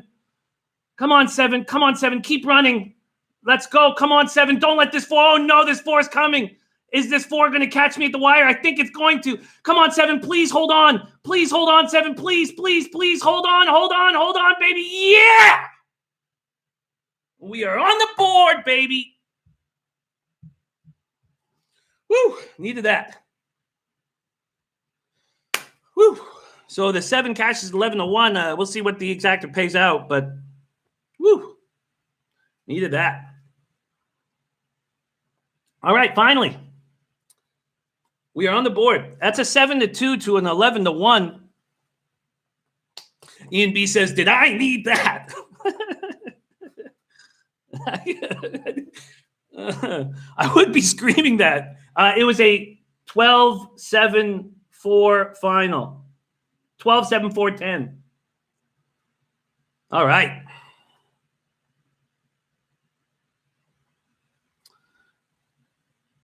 $7-2 to $11-1. Let's get a nice payout here.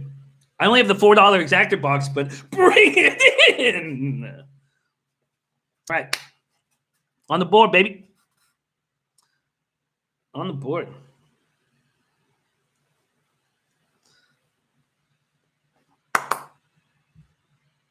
Let's see. I cannot believe Brooks All Mine goes off at 11-1. Kevin Wise, I just hit the exactor. I don't know what it's going to pay at this point, but 7-2 to 11-1. When there's an even money favorite that's not included in your exactor, it's a good sign. 12-7-4-10 is the final.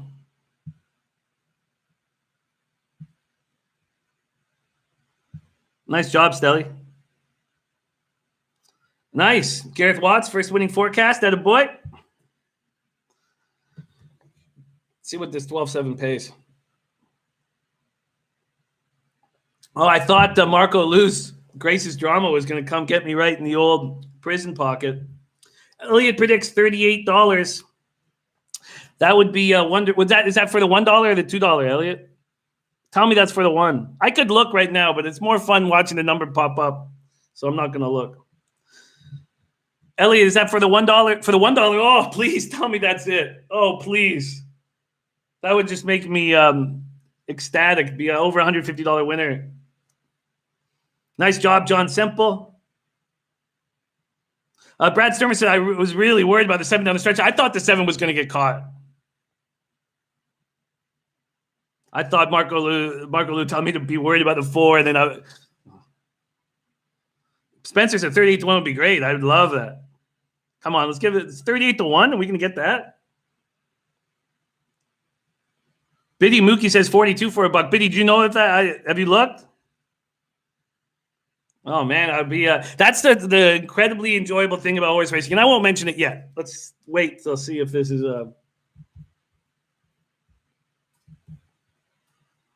It's official. Book it.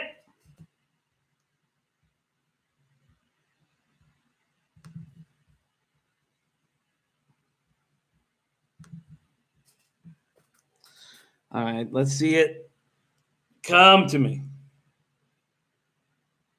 The $2 exactor paid $85.80. $172 casher. Shabam, bam, bam, bam, bam. Oh, beautiful. So, and then we talk about that with horse racing. So, and we've been trying to talk more and more about that and get you guys betting away where I've lost. How many races are we in? I've lost, 3? I'd lost the first 4 races badly and win 1 race, and I'm back in the black. Oh, yeah. Let's go. Let's have a great Sunday. Dominic Labe says another pick 3 in the cards today. No, not at this point. Thanks, Kobe. Thanks, guys. No, not at this point. And another thing, though, on the championship days, like the Florida Derby, whenever there's a big Derby, there's going to be all this extra dead cash in these pick 6s. Now, if you do like a pick 6 or a pick 3, pick 4, pick 5 on a regular day at a track, you're going against legitimate punters. It's a little more difficult. Garth Daisy says time is back in the black juice. Shabam bam says Deli. Thank you, Tony. Thank you, guys. Thank you, gas station. All right, let's move over to nice. And Maxwell Smart just ate a muffin, a donut, and pretzel. So, all right, we're 7 minutes to race 4, and we are in the black. Feels good. Thank you, Paul Tucci. Not enough, not $1,000 winner like yourself, man. But 170s sounds good to me. Oh, we have the marathon on turf at Tampa Bay Downs. Oh, this is going to be fun. Okay, let's start moving towards studying it right now. No, Kevin Wise, you can. It's exactors 2 horses, but and gas station does this as well. A lot of cabins, they take 3 horses in their exactor box. It's Dom Ricci's favorite bets to pick his favorite 3 horses and put them in the exactor boxes because then you just need those 2 in there. You don't need 3. Ken Peacock liking Native Line. I think Native Line's very dangerous in this race.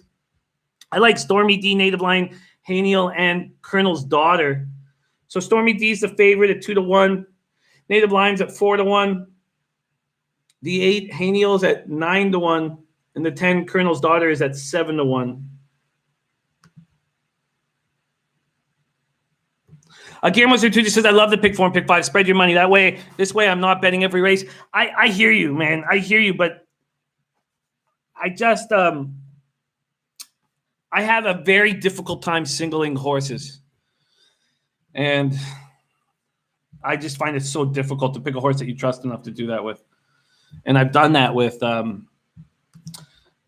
did that with Tiz the Law. I mean, that was easy. I find it, I only succeed, I find, with pick 3s and pick 4s really on those giant days when you have the best horses.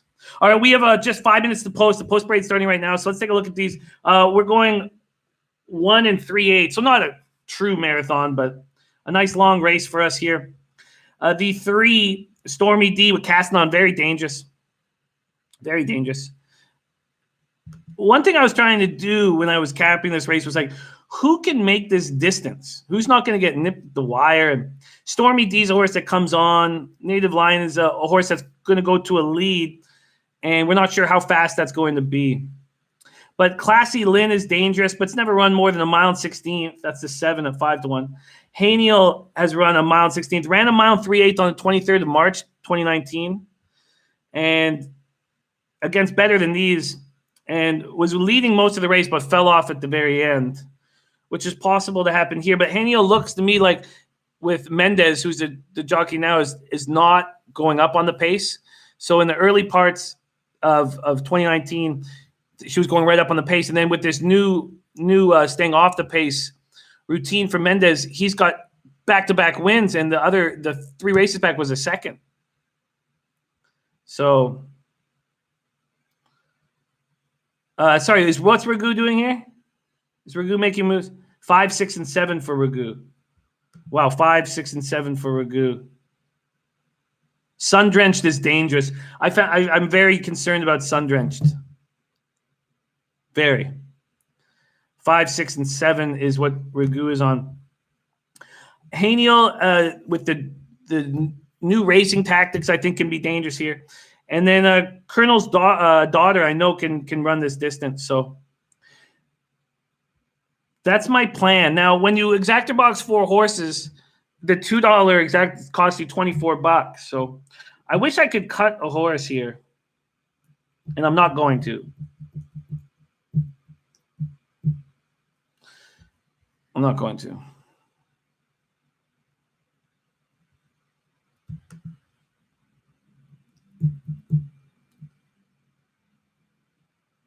All right, we have 3 minutes to post. So the 3 Stormy D's now move to 5-2. I think that's a nice price just for a win bet on Stormy D. But I am going to go for exactors here. But I think that's nice. I think that's a nice price. The 1 is 5-1. I won't be including Mad Grace. Mad Grace last time ran over a mile was July 7th of 2019, a long time ago. I'm going to go against Mad Grace. Mad Grace reared in the break and lost a rider 2 races back. But if you put a line through that race, is won its last 2 races quite easily. She's won her last. She's a mare. Has won her last 2 races quite easily. Oh, Tucci. What's Tucci? Is Tucci 3-5? No, Kevin Wise. You exactor. Sorry, you exactor all 3. You boxed all 3 horses. Right. So like a $3 exactor box with 3 horses is going to cost you what, $18. So that way, that if you just need 2 of your 3 to roll.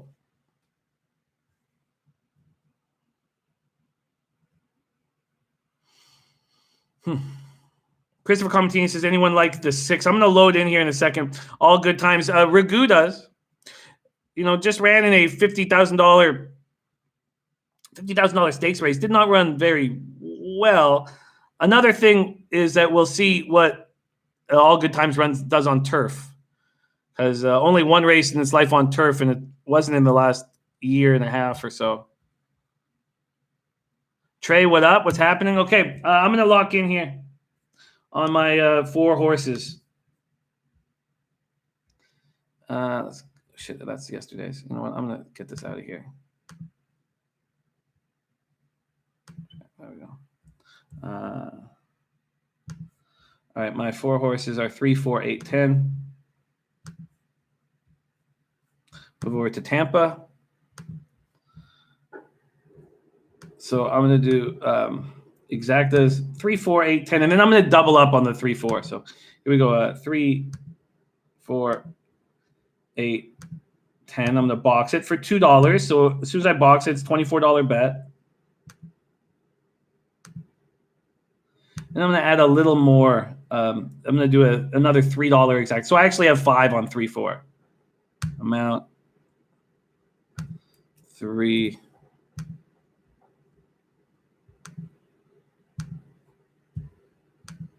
All right. Okay, we're in business. So 3, 4, 8, 10 for me.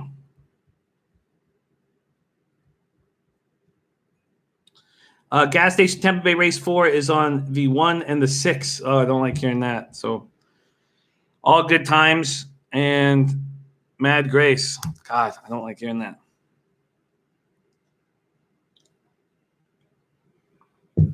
Guillermo Zertucci doing 2367. Ryan Beck on 357.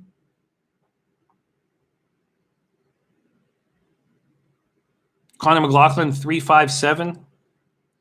Tooch 35.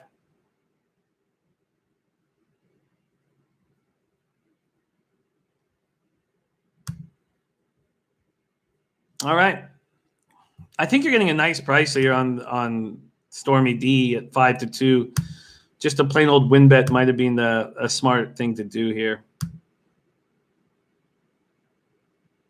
I expect Stormy D. Well, you know what? Native line's tough. All right, we are loading in. Really fun race here. We're going 1 mile and 3/8 on the Tampa turf. Nice long race. Going to be very fun. Almost 2 full laps of this turf track. Elliot Black, you're a huge asset to us. Love having you here in the chat, my man. Arthur Mead, 6'5", 3'2", and 9. And Deerslayer Ski playing 10 to win place on the 4 at Tampa Bay.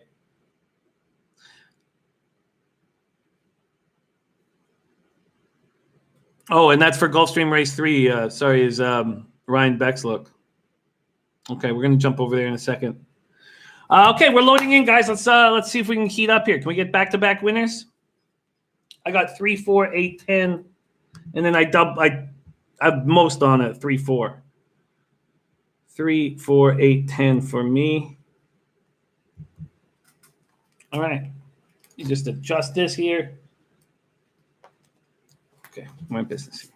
All right, we're about to load and pop off. We're waiting for the 5 Sun-Drenched. Sun-Drenched is very capable of ruining my action here. I'm very uncomfortable with the 5.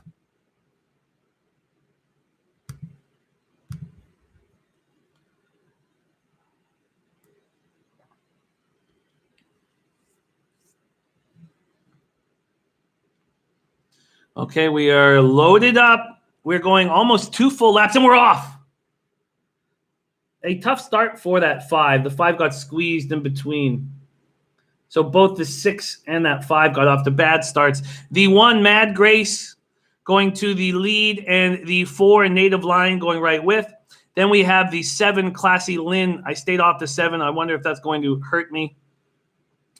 And then we have the 10, who I have, Colonel's Daughter, at 8-1. And then right beside Colonel's Daughter is the 3, Stormy D, who I think is going to be very dangerous in this race. Opening quarter in 24 and 3. Running very smoothly here is the 1, Mad Grace. And remember that 1-6 is the gas station sushi look here. The 1-6 is the gas station sushi look. The 4, Native Lion in a dangerous spot. Comfortably running, saving ground, tracking this 1, Mad Grace. The 10, Colonel's Daughter, coming along the outside with the 7. I don't like that very much. I think the 4 is in a very dangerous spot. And then the 7 forced the 10 to go wild. But only 1 lap left here, that half run in a very pedestrian 50-2. And here comes the 7. The 7, Classy Lynn, is attacking. And so is Native Lion, the 4. So Native Lion is making a move here. But that 1 still in a nice spot. Mad Grace still about a length and a half, almost 2 lengths in front. And then after the 10, Colonel's Daughter, here comes the 3. We've been waiting on the 3 and the 5. So Sun Drencher coming, same with Stormy D. Sun Drencher is very capable of screwing me here. The 4, Native Lion, now making a run. Native Lion making a run. Native Lion moving into second place and looming very dangerous. Native Lion very capable here of coming for the win. And here comes the 10, Colonel's Daughter, as well. That's what I need. I need a nice 4-10 exactor here. There goes the 4, Native Lion, to the lead. Can that 10 go with? Here comes Stormy D. Can Stormy D go with? Because the 1's holding on. The 1 is holding on. The 1's going to hold on to win here. A huge run here by the 1. The 1 will win. A 1-4-3 final. A Mad Grace got on the lead very easily and just held it the whole race. Mad Grace had not run more than a mile and 16th in her career, and I was like, is she going to be able to do it? And just very, very slow times. There was no one else to go with her pace-wise. I thought that Native Lion would push her a little more and never did. All Good Times got off to that bad start, so All Good Times would have been a possible candidate to moving quickly. Disappointing. Ken Peacock says, wow, I am fired. Great job. Great job, Kenny Peacock, getting that cash. Schneid says there's 6 no, it is a race. And Garrett Watts went straight on that one. Nice job. Disappointing there. 1-4-3 final. 1-4-3-8. My 8 Haney was coming up. Nice job, Ken. All right, let's move right over to Gulfstream and not sit on that anymore. Too bad. A loose lead. Mad Grace get off to a loose lead, and there's no problem holding on. Very pedestrian times. All right. Well, I'm now no longer officially in the black. Okay, let's look at this Gulfstream race 3 and get over there very quickly. And it was a spot where I uncomfortably like the favorites. Not something I want to be doing here, is being on the favorites. The 1 and 6, I think, are favorites. Oh, and that was Gulfstream was Big Ragoos on 5, 6, 7. Yeah, that was Gulfstream. My fault. Okay. Oh, yeah, sorry, my fault. I thought that was Tampa Bay. I must have read that poorly here. All right, let's move over to Gulfstream.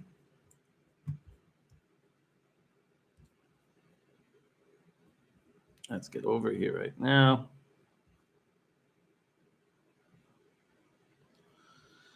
All right, Gulfstream Park. Let's see what old Jason Blewett. Jason Blewett's on the 1 and the 6 too.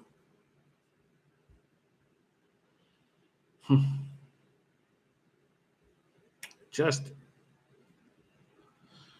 All right, let's move over here. Oh, wow. That was a nice win for us in that last race. Okay, here we go. Last race at Gulfstream. Race 3, we are 5 minutes to post here. We are going 1 mile on the turf. I love these maiden special weights. There's a bunch of them today, and they're very, very, very fun. Garth says I'm no longer officially in the black.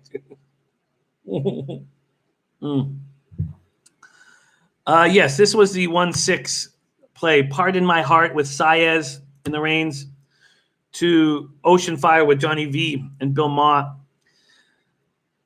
I'm very excited about this race. These maiden special weights are a lot of fun. They're a lot of fun to cap, and you want to find a horse that you think can surprise, and that's why I was a little disappointed that I went to these favorites here. Let's quickly talk about them. We have 4 minutes to post. Oh, let's see the payouts here at Tampa. The 50-cent try paid $33. Mad Grace paid $12.40 to win. And the $2 exactor, $44. All right. Move back to Gulfstream here. All right, so Pardon My Heart with Saez. So these are all maidens, fillies and mares, 4 years old and up. So Pardon My Heart, 4-year-old filly. Last 3 races have been good. They've all been here at Gulfstream Park. They've all been at a mile or mile 16th, and each race he's either been 1 length or 1.5 lengths out. And Pardon My Heart had a huge problem with all this traffic at the top of this stretch in the last race, and likely would have won had that not been happening. It's going to be flying late, and I think the one's very dangerous. Then we have the 2, Tizara, Morning Line 7-2, still at 7-2. Landros, the jockey. Landros, by the way, unbelievable at this meet. 107 mounts, 0 wins. The jockey on the 2 is hitting at 0% at Gulfstream Park at this meet. 12 seconds, 15 thirds, and 0 wins in 107 mounts. But Tizara, form-wise, is going to be right there. Ran into 43,000 maiden special weight and was a half length out at 10-1. Dangerous. Pardon My Heart, that was the race that Pardon My Heart got in all the traffic trouble. First time Lasix with the 7 Sacred Peace coming out of France. Rigu pointing that out. I know that these French horses are dangerous on turf, and Elliot's talking about it, and 12-1 now, getting 7-1, and Rosario on it. I know there's a lot to like, but I'm going to watch it. I'm not going to just back it here. Are you going to make a move on it, Rigu? I guess you are, because you're 5, 6, 7. So we're at 2 minutes to post here. Forza Juve in the house says, you love basketball? I do. And Elliot Blatt says, French alert, number 7, Rosario. Using Atfield in the third, horse will show more, hopefully. Last race rained off on Taking My Shot. That is the 3 Mariposa Belle with Roger Atfield, the Toronto trainer. And it's an exciting bet. It was running against Better Up at Woodbine, running in $70,000 maiden special weights. And that first race was nice, but I can understand taking a shot, Jeff, on the 3. All right, then we move to the 4. I'll take that. Morning line 15-1, now at 12-1 with Paco and Graham Motion. This is the first race for them at Gulfstream Park, and they're moving up in class. And it's a dangerous combination, Graham and Paco, but we'll see if that works. The 5, Astoundment with James Toner, the trainer Gaffaleone, the jockey. Morning line 6-1, now at 7-1. Hasn't run since the 6th of April in 2019. Does James Toner have it ready to go? He's had 10 horses with 180 plus days off in between races, and he's never won with them. But Astoundment is running quite quickly, probably too quickly right now before the race. Then we have the 6 Ocean Fire with Johnny V and Bill Mott. I think this is a dangerous group. Just got their first race at Gulfstream Park on the 2nd of January. At this level, it was third by 2 1/4 lengths. I think it's a dangerous horse, training fast for Bill Mott, and Bill Mott's a Hall of Famer. Then we have that 7 Sacred Peace, the French horse, running first time in North America. And then we have the 8 Rearranged, morning line 10-1 with Joey Bravo, up to 25-1. And one race under its belt on the 14th of April, 2019 at Keeneland. So it's not running up for a long time. And do you trust Victoria Oliver, the trainer, to have this horse ready? She's had 4 other horses in this situation. None of them have ever won. And she's had 1 horse at this meet, and it's not won. So that's why no one's putting their money down on it. All right. That's what's happening right now. And Kobe Valentine did put a couple bucks on the Rearrange at plus 2,500. Okay, so I'm going to lock in a $10 exactor box here on the 1 and the 6. Here we go. Exactor box, $10. 1, 6. Chalky.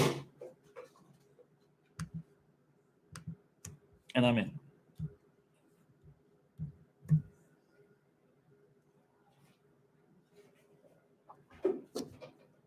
Guys asking about gas stations action. I missed it. Let me go up and find it again.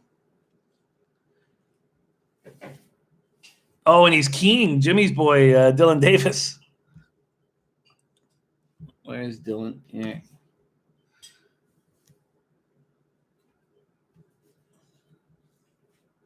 I don't see Dylan here. Where is gas stations action? I missed it.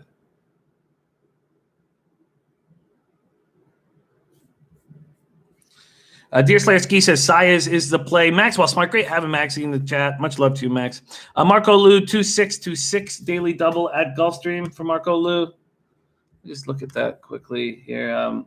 Is there a horse I really like in that next race? Oh, the next race is so much fun. God, it's a very exciting maiden special weight. We have the horse, the 7 Center Isle, that went for $1.5 million. This is going to be very, very, very exciting. All right, I'm going to stick with it here. What's Tooch doing? Let's see what Paul Tooch is doing. 1, 4, 1 to win, 4, 5, 7, 8 to come second, and 2 to come third. Wow, that's exciting. Elliot Black going 7 to the 1, 6 here. And Kenny Lee Noonley is Gas Station going 8 to win. I missed Gas's look here. The 8 Rearranged. Is that who he's on? With Joey Bravo? I missed it. I missed it. Oh, Twin Spires is showing Dylan Davis on the 8 at Gulfstream. Okay.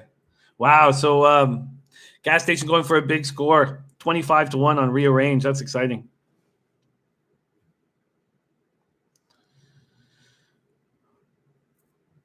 Paul Tucci, an exciting bet there. Exciting bet. So that bet will cost him $40, right? $10 bet, one to win on all of them, on all 4 tickets, and the 2 to come third in all 4 tickets, and then 4, 5, 7, 8 to come second. Kenny Lee, thank you for joining us. It is a pleasure to roll with you guys here on this Sunday. Thank you for joining Betting with the Bag. Race 3, we are 0 minutes to post. We've had one juicy casher and a bunch of whiffs. But we're in okay shape. Just a little in the red right now. And that will change right here. Razor is also on this 8 across the board, this 25 to 1-8. A lot of you guys liking rearrange. That's an exciting bet, man. Enjoy it. Enjoy Bravo. Trusting Victoria Oliver to bring you home with rearrange. Oh, sorry. What am I saying? You said Dylan Davis is on it. It says Joey Bravo here at HBI, but sorry. Okay. Jose Felix is going with the France horse. I understand that. The Sacred Piece, the 7.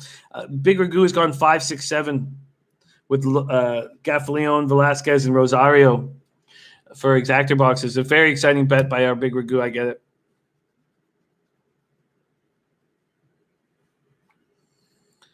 Wow, Kobe Valentine says, I've been studying CFL. Says, I'm very confident CFL will be the only major sport coming back to the USA having too many corona cases. I think it will take months and months for America to get right. Wow. Yes, Garrett, that's all I'm on. I'm on a $10 exactor box 1-6. And Big Roo says, we don't count whiffs, only tape measure home runs. I love my guy, Big Ragu, man. All right. And we are loading in here. We're going a mile. Very exciting, fun, maiden special weight on the turf.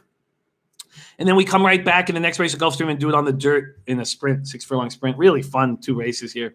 These are really fun to cap as well. The favorite now is the 6 Ocean Fire with Johnny V and Bill Mott. But I really think, pardon my heart, the one with Luis Saez is extremely dangerous. Mark Cassie horse. We are locked in here going a mile on the Hallandale Beach turf at Gulfstream Park. Good luck, everybody. Oh, we're still waiting for one more to load. I imagine that is the 8 rearrange. And we're off. And a very strong start for the Deuce. A very strong start for the Deuce. Tizaria flying off the start. The one saving ground now is about 5th place. And that's what we knew the one was going to do. Going to need racing luck for Luis Saez. Is actually in 4th place on the rail there. The 4, I'll take that, is in 3rd place on the rail. The favorite, Ocean Fire, is in 2nd in a dangerous stalking spot behind the 2, Tizaria. That's how we line up. So we are now in 5. Astoundment has stepped in front of the 1. So Astoundment, the 5, is in 4th place. That's how we're lined up. So Tizaria, opening quarter in 22 and 4. That's quite quick for a turf mile. For these maidens. So we'll see if he can hold that. Here comes the 4 up the inside. I'll take that with Paco Lopez on board. I'll take that coming on the inside, but the 6 still looming very dangerous. And the 5, Astoundment, starting to make its run. That half in 46 and 3, I just don't think there's any way that Tizaria can possibly keep this up. I think that she will get got.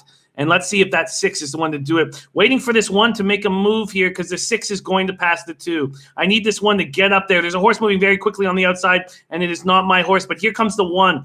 Here comes the 1, and I need him to make a real move. Come on, Luis. I need a real move here down the rail. I need a giant move down the rail. Take that rail. Take it over. Take it over. Take the rail. Here, he's got the rail. Okay, I need the 6 and 1 to get up there. I need this 2 to die off, and he's not doing it.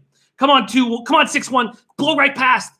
Blow right past. Blow right past. Both you guys, blow right past. Blow right past. Both of you, and you are going to do it for me. Easy casher. Bang. 6-1. Put it on the board. $10 exactor box. Cash. Book it. Now it's chalky. Sure. But it was my only bet. $10 exactor box. My only bet. I didn't spread it out. Cash. All right. Nice work, everybody. Nice work, everybody. No, the 2 came third. It was a 1-6 final, I think, or you guys see 6-1? Yeah, 1-6. That's going to pay better because the 6 was a favorite. Deer Slayer Ski, my guy, our guy, Lobagger, OG Lobagger says Saez ran that beautifully. He sure did. And it is the 1. It's a 1-6. And fam, thank you, my friend.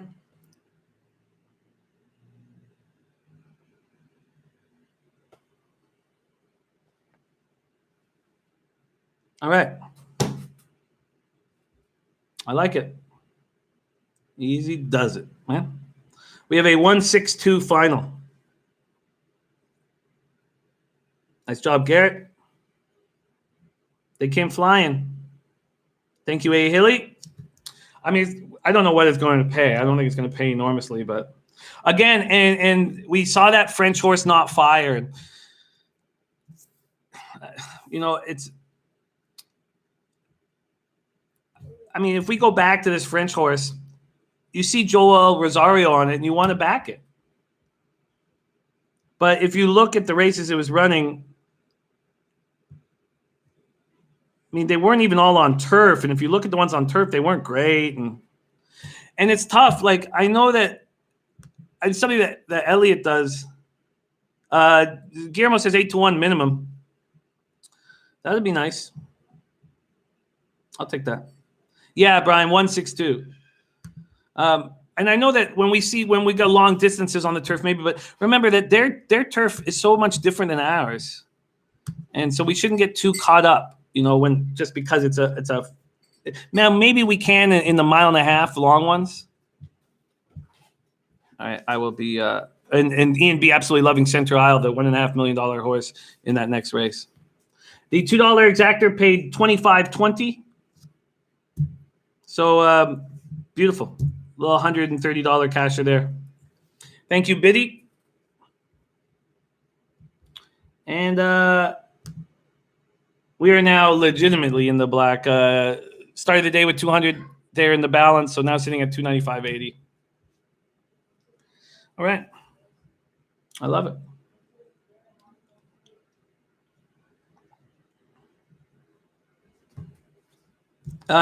What did that try pay? Let's find out.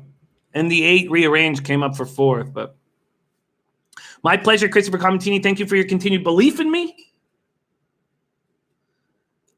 Yeah, I have. Well, you know what, Elliot Blair, I don't have. Yeah, when you're dealing with maidens, I have. But I would have to really go back and this past since the COVID took over and that we were focusing everything on what did the try 50-cent try paid $12.45. I thought your bet was exciting, Paul. I understand how you were handling it, so I wouldn't question it. We're 6 minutes to post race 5. Let's go over there. Thank you, Razor. Thank you, guys.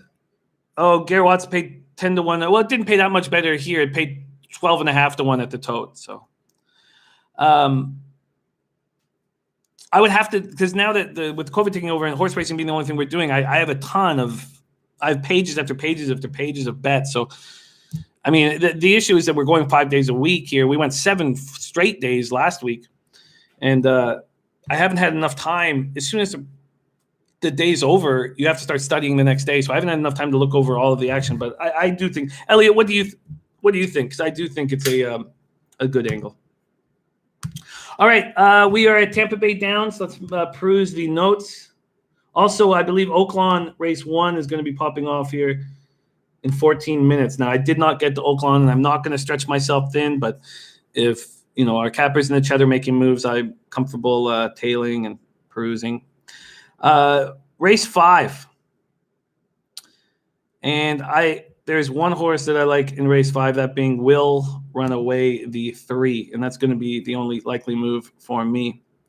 Let's move over to that 3. It's a co-favorite with the 7. Let me move over right now. Okay, Deer Slayer Ski says using the 3. Okay, perfect. That's my plan. Let's move over to that race and go over why it was. Wow, it's so much fun capping with you guys. Already race 5 at Tampa Bay. It's unbelievable. Oh, and the gas station skipping Oaklawn Park Race 1. Okay, perfect. Perfecto. 5. Tampa Downs. We are going 7 furlongs. These are donkeys here. 8,000 non-winners of 2 lifetime races. And the 3 Will Run Away with Villa Gomez and Lindsay Rains is dropping in class. And there's other horses that are dropping in class here. Quite a few. I mean, Run Seeger Run at 30-1 is dropping, but Run Seeger Run is not being less than double digits behind the leader in the last 8 or so races. So I don't care that he's dropping. Will Run Away was in 8,000 non-winners of 2 and was bumped at the break and was 3 wide and everything went wrong and it came third by 5.5 lengths. So that's the 3 Will Run Away, who I'm plan to be making a move on here in this sprint, this 7 furlong sprint. How much time do we have? We still have 3 minutes. Okay. We have the 4 Fatafui, morning line 20-1, now at 11-1. It's another horse that's dropping. When it was down at this level, it was having a difficult time. But, break slowly, go 7 wide. It's not as bad, and people are betting it. We have the 5 Fortune Nickel, morning line 10-1 with Mania, now at 20-1. And Jose Chavez, the trainer, hitting at 7%. Mina hitting at 12%. Then we have the 6 KC two-step, morning line 30-1, sitting at 70-1. A new trainer who's got 1 win out of 8 mounts. Julie Belhumeur has taken over and been running at this level and getting smashed at this level. So I'm not going to worry there. Then we have the 7, the Exception, the co-favorite at 7-2 with Feliciano, the Tom Clark horse. Clark, 15 horses here, and it's won with 2 of them. Ran at this level and was 4th by 6 lengths. Was down at a lower level, 5,000 non-winners of 2 for the year, and can win at that level, and was winning at that level. I should take that back, excuse me. Can win at that level, but wasn't winning at that level. Was the favorite in this last race, came 4th by 6 lengths. And Will Run Away was just a half length in front. That makes me a little concerned. That's why it's a co-favorite. That's the 7, the Exception. Then we have 8, Big Yes with Santos, dropping in class, was just going up against $20,000 claimers. Big Yes, morning line 20-1 now, 36-1.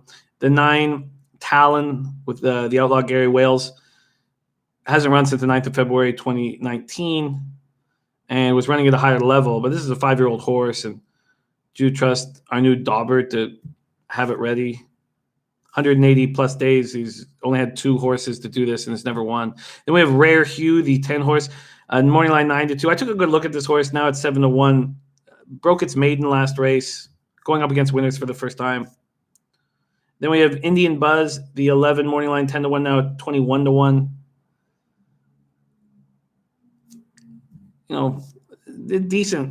Decent horse. Tony Wilson's had 2 winners out of 37, the trainer.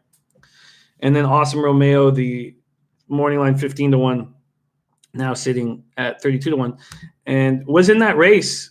So broke its maiden 3 races ago, came back at 16,000 claimer, no winners of 2 lifetime, and didn't cash.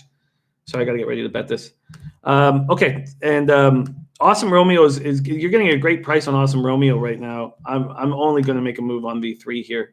Is my only move, and I will be betting $20 on this 3-2 win.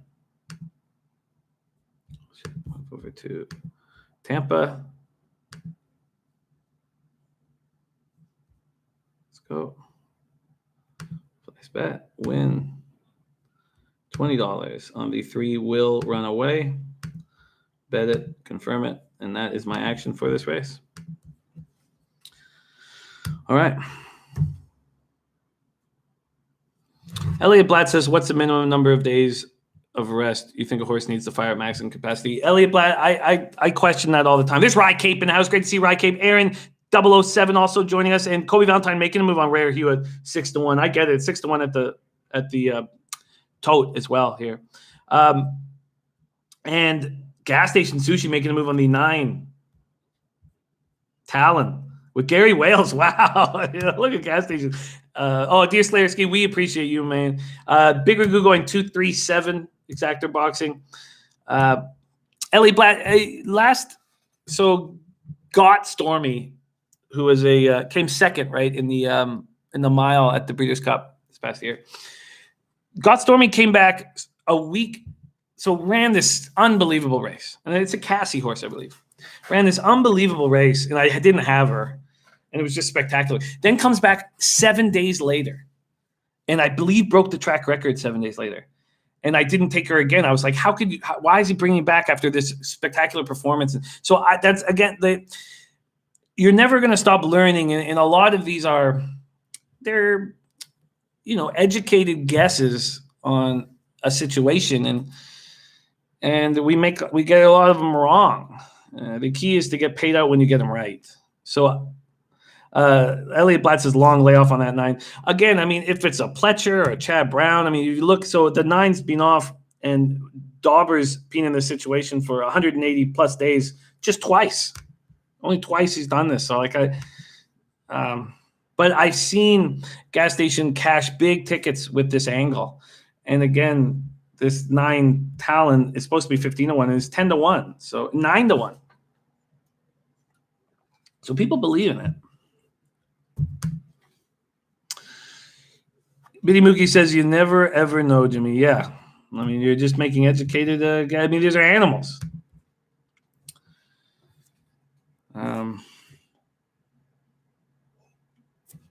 All right, race 5, 0 minutes to post here. Elliott Blatt says, my guess is 20 to 30 days is optimal. Yeah, I would say 30 days is optimal if you're, if maybe 40 days if you're setting a horse up for like a big race, for three races, 40 days, 30 to 40 days apart. I know it's tricky.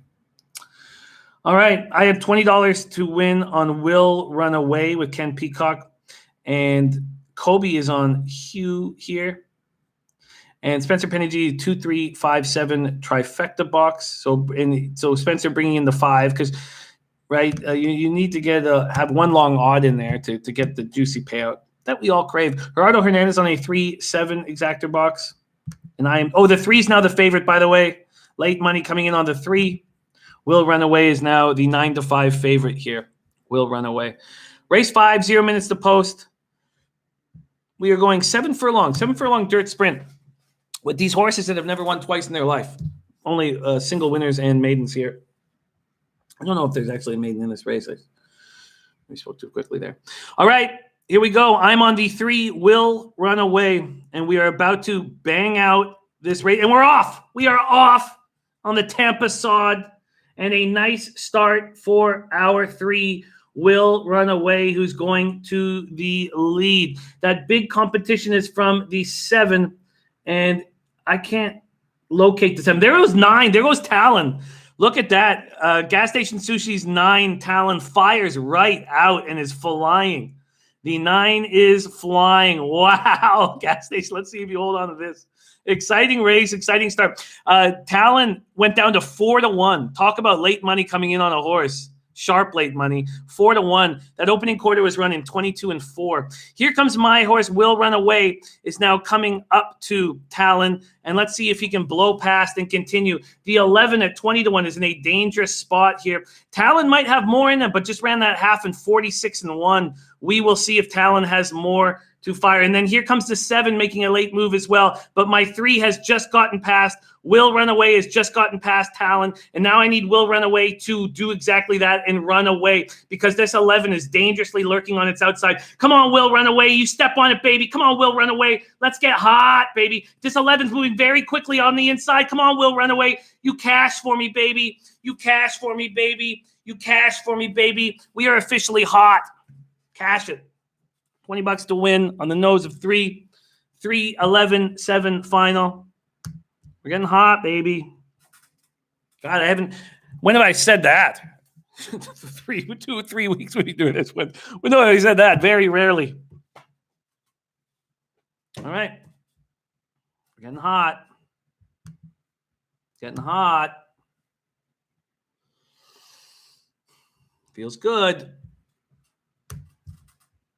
Jesse's girl, my pleasure. Connor McLaughlin said, told you you're going to get hot. Spencer Pinchy liking it. Big Ragu liking it. Oh, I'll find out who is fourth in a second. RMK, what up? Great to see you. Nice job. Dyer and MMA came with me. Hot milk. Hot milk. Biddy Mookie says, bingo, Jimmy. Yeah, nice. Let's keep it rolling. Let's just where did Hugh finish? I don't we'll find out here in a second. See where you got that, but a nice win. So that was a 3-11-7-5 2. 3-11-7-2. All right. Wow, talk about late money coming in on gas stations horse. That went down to 4-1. All right, we have 6 minutes till. Thank you, Ken. So we have 6 minutes till the next one. Let's move over to Gulfstream right now. We're 5 minutes here. And we are at race 4. Oh, this is this very interesting race here. So we have this 7 center court. I get over here. Center court. Oh, that's Tampa. Here we go. Went for $1.5 million. This is a very exciting race. These next 2 races are very tough as well. Let's get over here right now.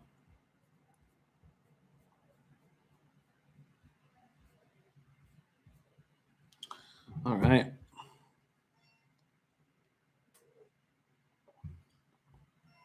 Okay, let's race 4. 5 minutes to post here. Move over to Gulfstream. Just take a quick look at what the Jason Blewett is on this 7 that cost $1.5 million. Let's see how many people are here. Michael Hammersley's on the 7. Kenny Peck is on the 7. And Dance Dioro is Chuck Kuas's look here. I think I'm going to take a shot on a first-timer here, just a small shot. I'm not, you know what, look, clearly we have Center Isle with Rosario and Chad Brown. Cost $1.5 million. Is training very fast. 5-7 for Gas Station Sushi. Is the 5 is Nuda, Pletcher, and Saez. American Pharaoh's the dad. Very dangerous. Brad Ray, we had a great day yesterday in the end. Brad Ray, we cashed a little $486 pick 3 at the end of the day. We ended up being a nice, beautiful day in the black. But, yeah, we're in the black right now. Let's see what that paid anyways. Here, the $2 paid $5.60. So, you know, profit's profit. Not huge, but we'll take it. All right. Yeah, Brad Ray, we had a great end of the day. It was wild. And Guillermo has singled the 7 on his pick 4. I get it. You know, Nuda has run once before on the 11th of August, 2019, and $90,000 maiden special weight. Nuda is the 5 here. And, you know, you have a $1.5 million horse. So this horse sold for $165,000 as a weanling, $450,000 as a yearling, and then $1.5 million last year when breezing 2 furlongs in 20 and 3. Wow. So everybody's expecting big things. Yeah. Race 4, 2 minutes to pop off. You know, if we're going to just talk about what we're getting out of, so you have this favorite, even money favorite that costs $1.5 million, and you're like, well, where can I get value here? Where can I find value? We don't need to make a big bet here if we're going to try to beat this 7 who's never run before. So who knows how it's going to handle the gate. That last training run, 48-1, was the bullet out of 52. So yes, sure, this is the horse that's most likely to win. Jay Boogie, thank you for joining us, man. Love having you. Thank you. Very kind. But I look at a horse here like Countless Fun. So these are fillies, so I should be calling horses. Sorry. I look at a horse, Countless Fun. It's supposed to be 12-1. But all this money is coming in on the favorite. And now, instead of being 12-1, it's 45-1. Countless Fun, last training session, 48-1. That's the same time that Center Isle just put up as the bullet. And that's not the only. Countless Fun is continually running 48s. Not only that, but Countless Fun went for $275,000 at Keeneland September sale. We're getting Kenneth McPeak. How do we not make a move? Gas Station says the 7 horse is fully legit. Look, 7 horse is gorgeous. But I'm going to take a shot. Fraser Snellgrove in the house. Thank you for joining us. The CEO of 9 O'Clock Gun joining us right now. Thank you for joining us, Fraser, my man. So, yes, there's no doubt about it. This $1.5 million horse is dangerous and is probably going to win. But I see 50-1 on Countless Fun, and yeah, I'm going to take a shot at it. So what I'm going to do is who are the two likely horses to win this race? They're the ones that, even Dance de Oro is the 4 is likely to win, is possible. So yeah, sure. The 4, 5, and the 7's the most likely, and then there's 4 and 5. So what I'm going to do is I'm just going to do $1 exactor boxes with mine. So take that 4, 5, and 7 to my 11 for $3. And then I'm going to do the same thing with my 11 to win to the 4, 5, and 7, $3. And then I'm just going to put $5 across the board. Win, play, show on a 45-1 or 50-1 that cost $275 at the Keeneland September sale and is putting up similar training times as this giant favorite. There we go. So we'll see. So I'm on the 11 at 50-1. Countless Fun with Prado and McPeak. Chris Tate, I just did $1 exactors. Let's go to it again. $1 exactors, 457 to the 11, and the 11 to 457, just $1. And then I just made a $5 bet win play show on the 11, cost me $15. Simple. And I should make another coffee.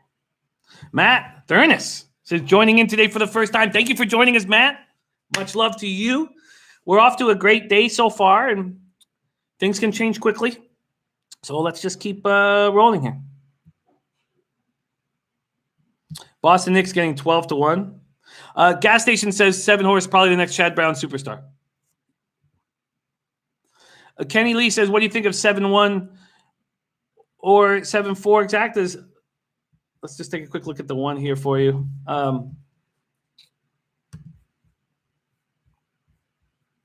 The one Independent Miss. Independent Miss has not been very good, and there's some special. We're going to see if they're special horses. There's some big time horses in this race. So this is a horse that's already won 5 times. Run 5 times, excuse me, has never won. I don't know. I think there's just more excitement in some of these horses that have never run before. So I don't like the one that much, no. Nilo did a 7-11 exactor box. The 11 now at 60-1. Kenny Lee says, what's good with the 7? 7's at 4-5 right now. This is a horse that costs $1.5 million. Elliot Blatt says the one will place. So so Kenny, then I would keep the one involved if Elliot likes it. Elliot's a great capper. I took the 11, $5 across the board. It's at 60-1 right now. And the 13 is at 5-1. The 13 is in. The 13 Starlit Daydream is in. Good call. Also eligible got in. Yeah, it's got in at the look at that. Maiden special weight. Dangerous. Todd Pletcher, Johnny V. Good call about that 13. 13 is dangerous.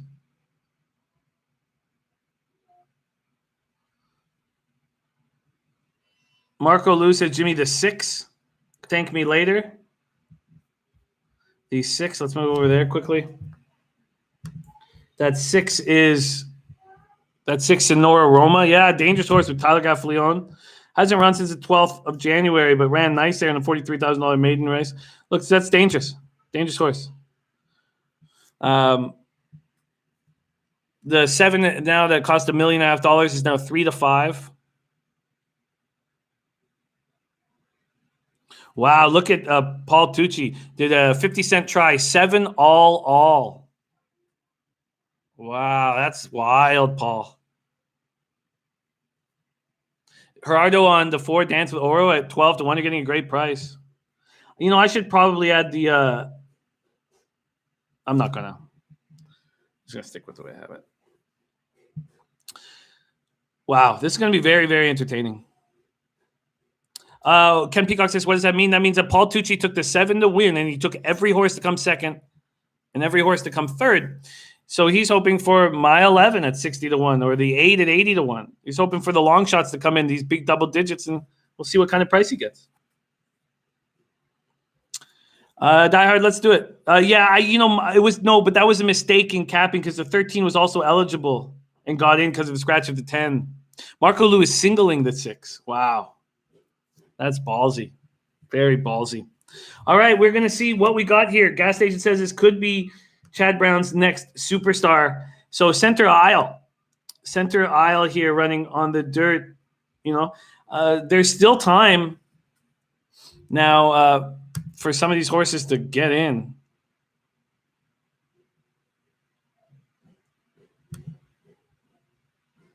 Oh, and Elliot Blatt doing a 10-cent superfecta, 7 all. Wow, you guys are wild, man. All right, we'll see. We'll see center aisle and Joel Rosario. And then my 11 at Countless Fun. I had a Ghost Zapper and Awesome Again. Awesome Again and Curlin are the grandparents. I need 11 just to fire out here.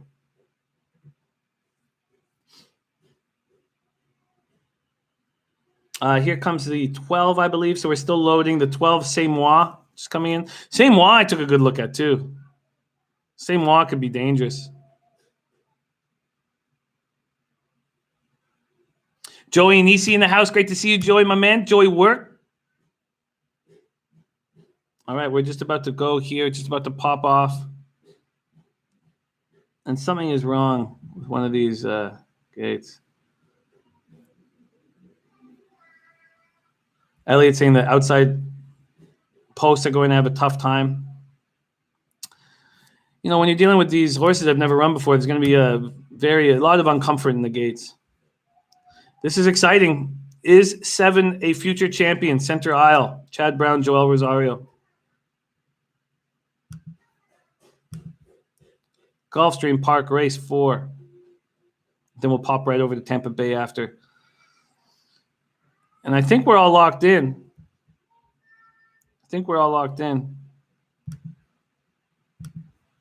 I'm looking forward to this. This is going to be exciting. Let's see what we have with center aisle.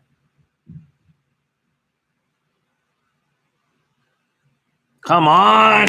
Palms are just dripping here. This is fun. These maiden special weights are such fun races to cap and to watch and predict. And we're off. And a great start for the 13. 13 comes out flying. And my 11 is in last place. The 6 flying. Look at that. Elliot Blatt and the 6 flying. Senora Roma has gone to the lead here. The 6 has gone to the lead. Center aisle very dangerously in second place, but it is a 6-13 situation right now. 6-13-7. There is Senora Roma moving very fast. Is anyone going to catch him? It does not look like it. Wow, what a call it looks like. Was it Marco Lou singled him? Wow. Let's see. Center aisle is going to try to make a run here. We're going to see what kind of horse center aisle is right now. Center aisle making a big move. Wow, look at center aisle. Center aisle making a big move and moving into the lead. Senora Roma is done. But there on the outside is that 12. Is that the 12? C'est Moi fighting here. C'est Moi, I had the opportunity to take both C'est Moi and the 11, and that's what I should have done with these looks here, because C'est Moi went down to 12 to 1. There it is. Center aisle wins easily here. The 7 wins easily by about 3 lengths. What a horse. A 7-12 exactor final. 7-12-1, I believe. 7-12-1. Wow. Center Isle is the real deal. That is a good-looking horse. I would like to go over those times again and see what we were dealing with. And Samoa goes off at 12-1. I thought that Samoa and Countless Fun they were both morning lines 12-1. But Velasquez and Bill Maud over Prado and Kenneth McPeak. 7, 12, and wow, I want to see those times. Wow, the 7 looks like the real deal. 7, 12, 1. I don't. It's 7, 12, 3, I think. 7, 12, 1, 3. Wow. Nice job, Ian B. Went off at 3-5 at the toe. Looks like a spectacular horse. Nice job, Ian B. Beautiful. Yeah, that 13 fell off. Ken Peacock catching with that 7. Great job. I want to see those times up. I want to see those times up. Race 6, we are 10 minutes to post. The times are going to come up in a second. And I will be right back. But that's the final. 7-12, 1-3. 7-12, 1-3. I'll be right back.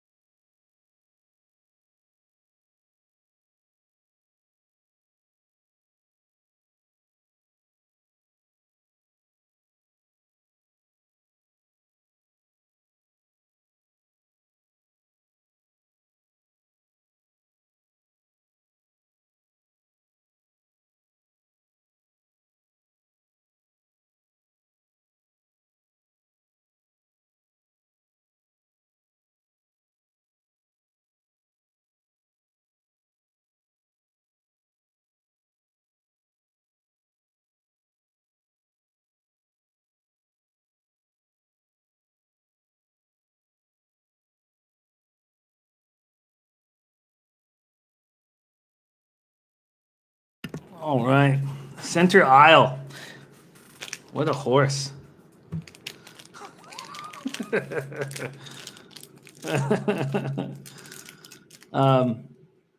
7-12-1. So let's see what that try paid. And the Superfecta 7-12-1-3. Let's see what that paid for that 10 center. Those are beautiful. Wow, Hustle Wilson just cashed pick 3. Great job. The 50-cent try paid $56. What a play. What a play by... Oh, no, that's what it caught, right? He was on the 50-cent try. And then what about that Superfecta?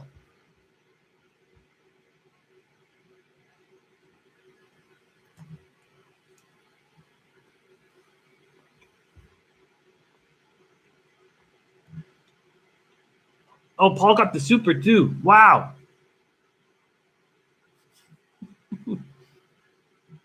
What did the super pay? I want to see it. Come on. Okay, I'm just going to go to my thing and see it.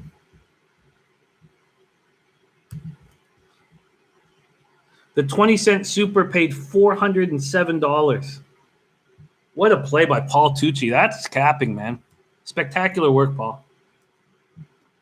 Wow.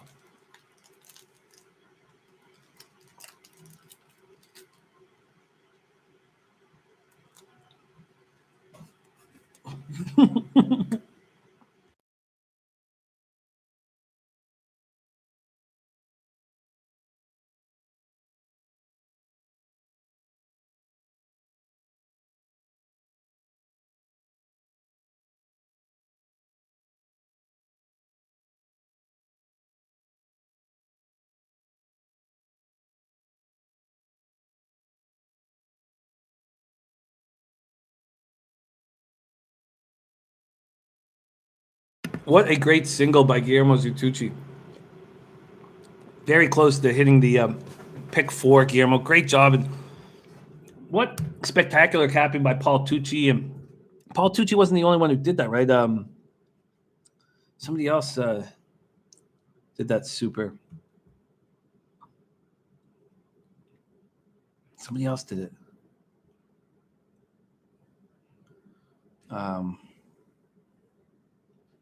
Elliot Blatt did it too. Elliot Blatt did the 10-cent super for $99. That's just spectacular capping. Sun Dizzle in the house. I love her. That puzzle. That puzzle was making me laugh, dude. Spectacular capping. Just absolutely loved it. That was just gorgeous, gorgeous capping. All right, I'm going to have a coffee going here. Okay, so 4 minutes till race 6 at Tampa. Let's move over there right now. Race 6 at Tampa. I was interested in Desert's Legacy. I wanted to know if Windfall Profit was going to get in.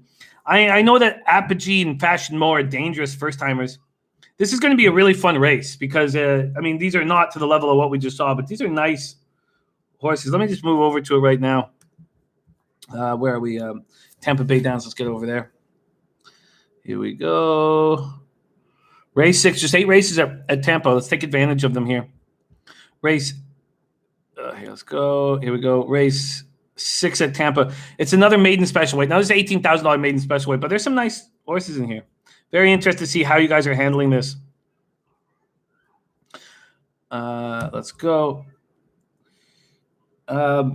Race 6, 3 minutes to post right now. And I had some interest in this. That's my cue, the 4. Oh, shit. Favorite. I don't like that. Who did it just barely beat? It just barely beat. Just barely beat Tamora. Just barely. And Tamora had to go 5 wide. That's the 8. That's at 4-1. Apogee and Fashion Mo are very dangerous first-timers. Let's take a look at those. Fashion Mo is the 7. Getting 14-1 on Fashion Mo. I find that very appealing. Correas, the trainer, sitting at 21% on this meet. It's out of Indian Charlie and Uncle Mo. Bernardini and Indian Charlie are the grandparents. I find that very appealing. Flipper13, much love to you. Thank you so much for hanging with us. Paul Tucci said the first time with Lasix is the 3. There's a ton of first-time Lasix users in this race because there's a ton of first races. The thing to me is when you see a first-time Lasix user that has run before without Lasix. That's the big difference for me. Joshua Kuhn says, anyone have a play with this turf race at Gulf? I haven't seen a form, but need a horse that will be no longer than 3 lengths back entering the stretch. Joshua, we're going to move over there very soon, but we have 1 minute to post here. And let's look for value. And when I look for value, Apogee's dangerous with Christophe Clement. Don't get me wrong. He's hitting 27% with his first-time starters. But I find Fashion Mo very, very dangerous. And Correa is hitting 15% with his first-time starters. I want to take a shot with one of these two. And I look at the price on the board, and I'm getting 14-1 on Fashion Mo. And it makes me want to pull the trigger on Fashion Mo. Let's see if any of the experts have Fashion Mo in their action here. Let's just go over here. Fashion Mo. The experts in this race, 6. Yeah. Kenny Peck has Fashion Mo on top. And Marty McGee has Apogee as his best play of the day. Wow. So Apogee, you're just getting what? 4-1 on. Fashion Mo, you're getting 14 to 1 on. Let's see. Let's not get too caught up in what one capper is saying, but let's take a look at what Kenny Peck is saying about Fashion Mo. It says Dam won 4 races overseas on the grass and was second in the Grade 1 Garden City in one of her 2 U.S. starts, and she has produced 3 winners from 4 starts thus far. This filly has some deceptively good works and may fly under the radar against the field in terms of the betting.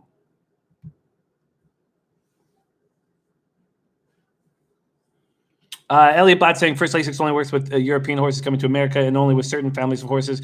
I mean, I don't know if it's not that. I don't think it's quite that black and white, Elliot. I've had my biggest ever scores on first-time Lasix users from in shit tracks, So but I hear what you're saying. Bad Beat says, "Where's the Leaf hat?" I'm a Vancouver kid, Bad Beat, so never going to be a Leafs hat. Although my dad taught me not to, shit on the city sports teams that you're living in, and I'm living in Toronto, but. There will never be a Leafs hat, and I will never wear a Leafs shirt or jersey or anything like this. Big Roo says, what about this 10 here? Let's move over to that 10 quickly, and I got to get this bet in, so let me get there quickly. Come on. I am going to pull the trigger on Fashion Mo. I think that's an exciting spot at 15 to 1. Here we are, the 6. We're going. It's a long turf race, right? A mile, not that long, mile and the 16th. The 10, Summer Love, dangerous. Stidham, $45,000 at the Keeneland September sale. Stidham hitting 30% at the meet. Stidham hitting 13% with first starters. And Quinonia's the jockey. I get it. Very dangerous. A Big Roo says blindly betting the 10. I'm not. I'm going to bet the 7. I'm getting a nice price here, and I'm going to take a shot. Let's go over to Tampa Bay Downs. And I'm going to go. I'm getting 16 to 1. So I'm going to bet $8 across the board here. Win, play, show. $8 on the 7 Fashion Mo. All right, and I'm in. All right, we're still looking good for the day. The winning streak stopped. Big Ragu on that 10 morning line, 5 to 1 now, 19 to 1. So, Walter Scott says we need to sport the old Flying V yellow Canuck road jersey. I don't have the yellow one, but I have. I don't have the yellow V, but I have the yellow jersey, the yellow Canucks jersey. Still trying to get weight. I got to get Tony Tanny on the back of it. Still need number 9 Tony Tanny, but yeah, I have it's the skate jersey, right? The skate on the cover, and that skate was like happy face to me when I was like 2-3 years old, Goose, thank you. Goose says FS1 is broadcasting these races now if no one else mentioned it already. And exciting times here. We're having a nice day. Let's keep it going. I'm taking a shot on a 15 to 1 first timer here in Fashion Mo. Fashion Mo. This is exciting. And Boston Nick verifying that said, yep, just came on FS1. Oh, wow. 7 to get placed. Book's offering up to 4th at 2 to 1. Oh, wow. Okay. On 7 to get placed. I'm going to go for the score here at 15 to 1. So I'm going to go for a big giant score here. Fashion Mo. Let's go. This is going to be fun. These maiden special weight races are just so enjoyable. And then we have race 5 popping off at Gulfstream Park here shortly. Let me move over to race 5 at Gulfstream. And it's a very tough race. Oh, it's an extremely tough race. So I found the next 2 races very difficult at Gulfstream 5 and 6. Bad Beat says Canucks Leafs final next year. I think both teams are going to be good next year. I think I'm going to make bets on the Canucks futures. I haven't done that in ever. I don't remember. Oh, I have before actually. But okay. I've never won a Canucks future. Let me put it that way. Race 6, we are loading in here for a very exciting mile and 16th turf race. This is going to be really fun. Going a long distance, and we're going to see what these horses have in the tank. There's going to be a lot of movement late. This is going to be a really fun race for us. The 3 is loading up there. Gold Souk right now. Paul Tucci is on the 14. Paul Tucci is on the 14 as well. Big Ragu's made a move on the 10. Viper NB says TVG Expert has the 12. That is Heavenly Joy. $150,000 cost. This is going to be fun. It's going to be really fun. Spencer Penny G doing a late 1014 exactor box. Aaron 007 says Gold Souk is live. That is the 3. And we're waiting for the 7. 7's coming in last. Fashion Mo coming in last. I hope that helps Fashion Mo. I hope Fashion Mo pounces, but we don't need a real pounce because this is a mile on the 16th. So if you don't see your horse up front, you just want to see your horse running very comfortably, very smoothly. Because these are green horses. You're going to see their heads all over the place. And we're off. And not a good start for Fashion Mo. And he's running all over the place. Fashion Mo is in last right now. Not a good start for Fashion Mo. But we will see what he has in the tank here. It's a long race. And they're tightly grouped. Big Ragu's 10 has got off to a great start and gone right to the rail. That is Summer Love. That was supposed to be 5-1 here. The 11, Divine Martha, is going to be running too wide, it looks like here. Green. No. Summer Martha came over. Nice job by Gallardo. So that's who we have in first. And there's the 14 at 34-1 for you guys. Pure Rhythm. That was supposed to be 6-1. Looming very dangerously on the right. But I think these two horses are going too fast, the 9 and the 14. That opening quarter was run in 22-3. And I just believe that's going to be too fast. My 7 isn't last place, by the way. My 7 isn't last place. But this is a very long race. So we have time. See if the 7 has anything in store for us, can make a move here. But the 11 is moving very smoothly. Ran the opening half in 46-3. I do not expect. And here comes the 3 very quickly. Our guy, Aaron 007, said Gold Souk is live. And Gold Souk making a run here. A very real run here is Gold Souk. Gold Souk making a run. And you know who else is actually making a run from the last place is my 7. My 7 is making a legitimate run. He's come all the way from last place. That's Fashion Mo is coming and is moving here and is looking for racing room. Here comes Fashion Mo along the outside. Fashion Mo is actually pushing here down the middle of the track. Come on, Fashion Mo. Has to go so wide. Oh, it just got pushed off. Come on, Fashion Mo. You can get there. Fashion Mo can actually get there. Fashion Mo can go last to first if he didn't get pushed off there at the end. Unbelievable. The 5 is going to win this. Fashion Mo comes second, I believe. Wow. If Fashion Mo didn't get pushed off there, Fashion Mo wins that race from last. I don't know if Fashion Mo got up for second. It was very close. The winner is that 5. Apogee. God, Apogee, who was that guy's best bet. Stelly says looks like second for Mo. 5-7 says Connor McLaughlin. If 7 doesn't get pushed to the outside there, 7 wins that race. 5-7 says Spencer Penny G as well. God, that was wildly exciting. And so if 7 doesn't get pushed to the outside there when he was making his run, he had to go again, like start and stop. He wins that race. Aaron's saying 5-7 as well. Nice job. Nice job, guys. That 5 Apogee was a best bet by who? One of these guys. Would have been a nice little exactor box, 5-7.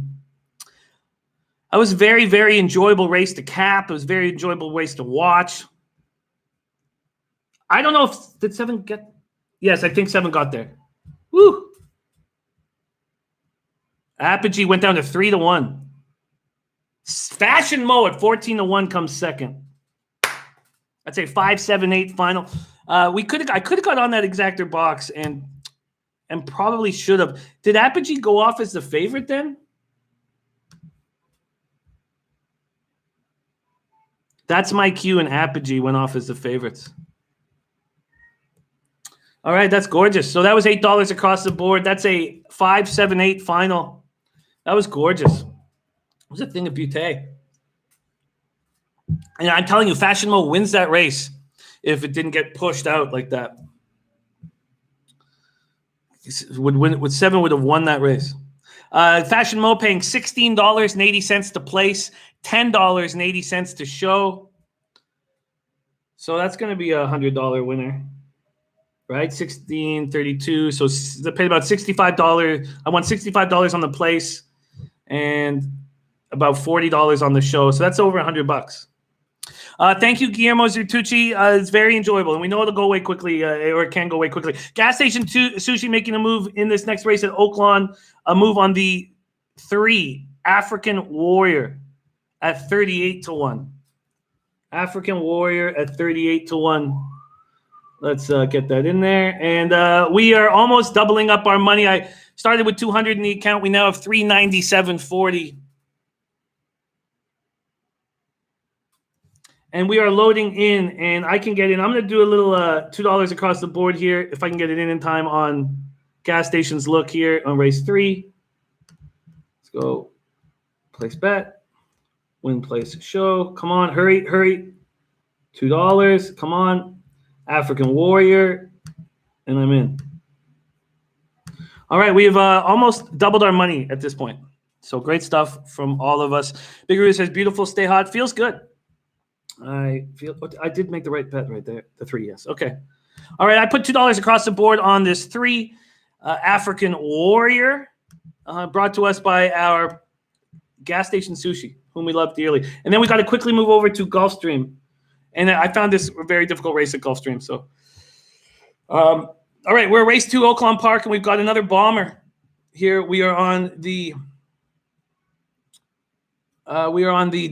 3 African Warrior, who I'm sure will be more than the 40 to 1 that we just saw that once they put up the numbers. I'm trying to get over here so I can call this race, trying to get up to Oaklawn Park. Come on, show me Oaklawn. And we are here. And we're off. And a nice start for our 3. Oh, wow, our 3 going right to the lead. How long is this race? This is a 6-furlong dirt sprint. And our 3 is in a ground-saving trip on the inside. The Deuce Explosive Shoes has fired out very quickly. But our 3 is in a dangerous spot on the inside. It's now actually back to, and it went to 51 to 1. So it's in 5th place. There's 3 in a line. But if the 3 has a run in it, we could be in great shape if this 3 has a run. And we will see if this 3 has a run. The 2 Explosive Shoes at 20 to 1 is in 1st place right now. And the 3 is not moving forward anymore, and that's done. But that was very exciting start for a 50 to 1 on our 3. Here comes the 4 broken together at 6 to 1, trying to catch this 2 Explosive Shoes at 20 to 1. And here's the 4. The 4 is trying to get past the Deuce, and the Deuce is not making it easy, but it will get past. And here comes the 8 very quickly up on the outside. Here comes the 8 very quickly up on the outside. Won't get there, but we'll get in for 2nd. Oh, maybe we'll get there right at the wire, will he? Yes, it is an 8-4 final. Wow, nice run by the 8. 8-4-9, actually, final. Okay, let's get over to Gulfstream quickly.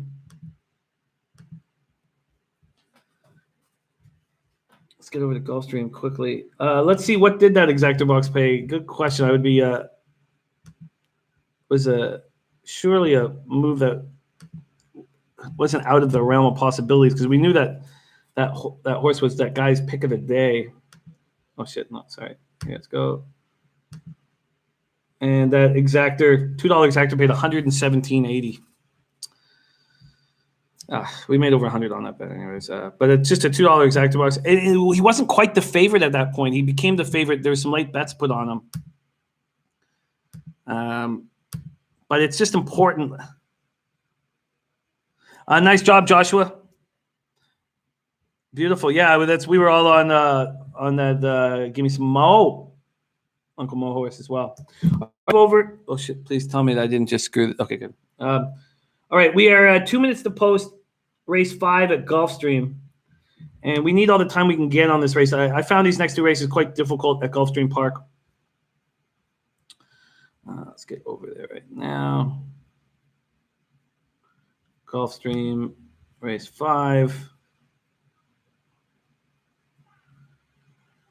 Gulfstream, race 5. And here we are. Gulfstream, race 5. We're going a mile on the turf.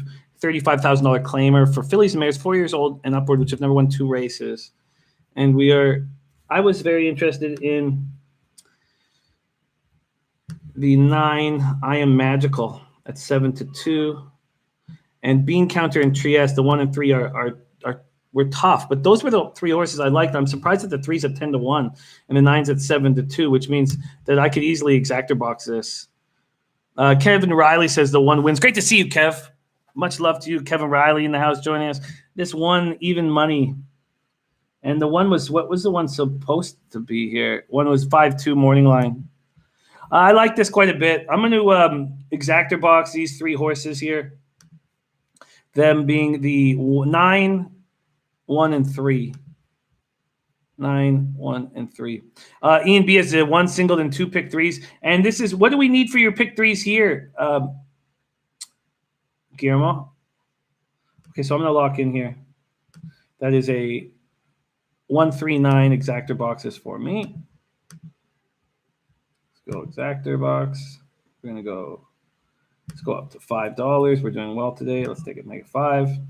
It's a 1, a 3, and a 9. And we box them up. And we place the bet. We are in. All right. 1, 3, 9 for me. And Guillermo's 1, 2, 3, 4, 6, 9. So let me copy and paste that. Big Ragu taking the 8 here at 14 to 1. Look at that 8. That 8. Yeah. That's another. There's another capper who's got that in DC as their play of the day as well. So you are in good company here. Good company.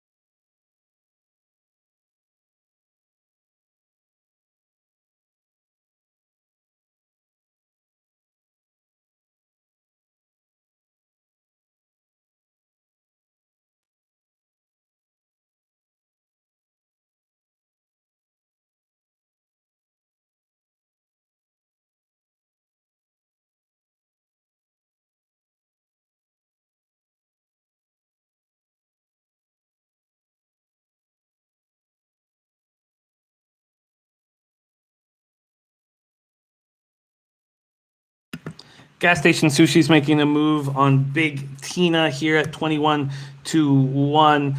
A sexy name, Big Tina. I did take a look at Big Tina as well. Now hearing that you're on it, I find it more appealing, but I'm not going to be making a move on Big Tina. I'm sticking with my 139 exact.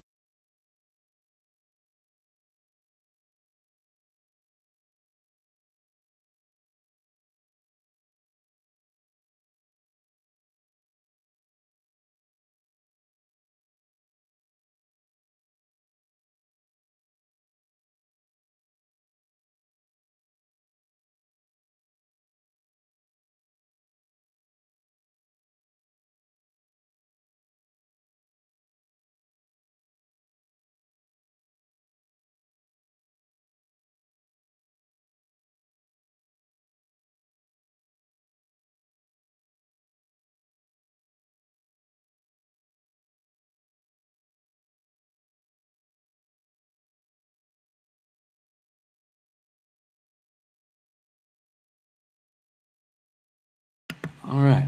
Sorry about that. I have taken in a couple felons due to this COVID-19 outside. Trying to stay very calm, cool, and collected. Thank you for your patience. Kevin Riley says, is in there also second or third? That's close. All right. I am on a 139 exactor boxes here. And I would like to pour a coffee and relax and keep winning. That's what I would like to do here. 139 exactor boxes. Joey Nisi has this one singled. And Ryan Beck on a 1289 trifecta boxes. And that's how we stand right now. And Joey Nisi has the one singled to win short price pick 3. And our guy Clint says, my daughter loves horse races. We have them on TV and she's screaming with me for our numbers, fam. I love it. That's great. That's great. Rafael Ocampo, great to see you, Rafa, my man, is on Bean Counter, the one that's now gone down to 4 to 5. Luffy D. Monkey, our man, coming to us live from Mumbai. Our guy Luffy is on the 1 to win as well. Dangerous horse.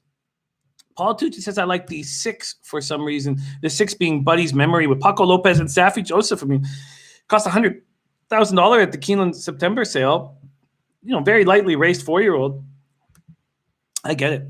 I absolutely get it. Big Ragu looking at the 4 She Fled the Scene with Gaffaleon in the reins. Dangerous stuff here. Race 5. We are at race 5, and we are about to roll out. We have a big favorite at 4-5. We are going 1 mile on the turf fillies and mares 4 years up, 4 years old and up. And that's what we're dealing with. Who have never won 2 races lifetime. So never won 2 races lifetime, 35,000 NL2. And we're going a mile on the turf, and we have a big favorite in Bean Counter with Luis Saez in the reins. That's a Saez-Pletcher combination, the very dangerous Saez-Pletcher combination. I have jumped in with Trieste. I'm shocked that Trieste is at 10-1. The morning line, now 11-1. The morning line was 3-1. So I'm very surprised to see that. And then I've also added in the 9 I Am Magical out of Great Britain, whom I find is a very dangerous horse. I Am Magical is going to go to the lead, that being the 9 horse. And the question is what kind of pace is going to get, because Incredible Mist, that 7 horse, who doesn't have a chance probably in this race, is going to make the 9 go very quickly. And then Bean Counter likes to go to the lead. So we'll see how fast it's going to be here. And we're about to pop off on this 5th race at Gulfstream Park. This is exciting. Thank you guys for joining us. We're having a nice day so far. Let's see if it keeps going. And we are off. Not a good start for the 9 on the outside. And the 9's going to now push way too hard to get up there. And it's really going to hurt the 9's chances. The 9's going now 4 wide. The jockey's trying to get him in, but this horse beside the 7 is not going to let the 9. This is a bad start for the 9. But there's Big Tina. Big Tina in the lead. That is our gas station sushi's look. No, in fact, sorry. Yes, Big Tina is in the lead. So the favorite, Bean Counter, even money favorite, second up on the inside. Then we have the 5, Whiskerita on the outside. And then there's my 9. But the 9 is I don't like what the 9's doing. I don't think the 9's going to be there. I think the 9's pushed too hard. That was an opening quarter in 23-1. I don't know if Big Tina can hold that up for a mile. I think that Trieste is going to be very dangerous here, the 3 horse, and it's been a ground-saving trip and is starting to move now. I think that Trieste is going to be in the money for me, and I think I'm going to get paid as long as Bean Counter's there. But we're going to need some racing luck for Hector Barrios because Trieste is right on a ground-saving trip against the rail, and we'll need to find room. We're getting into the stretch, and Big Tina still holding it. Big Tina looking very dangerous, still holding it right there. But here comes the 9. The 9, wow, here comes the 9. The 9 on the outside. Can they catch Big Tina and cash for us? Here comes the 1. So the 1 Bean Counter is going to pass Big Tina. And, oh, maybe not. Big Tina still pushing. Look at gas stations. Big Tina. Big Tina not letting the favorite pass. Big Tina is not letting the favorite pass. Wow. Gas station sushi does it again. Wow. 2-1-9 final. Gas station sushi. Are you spectacular or what? Wow. Big Tina. Gas station sushi doing what he does best, putting money in our pocket.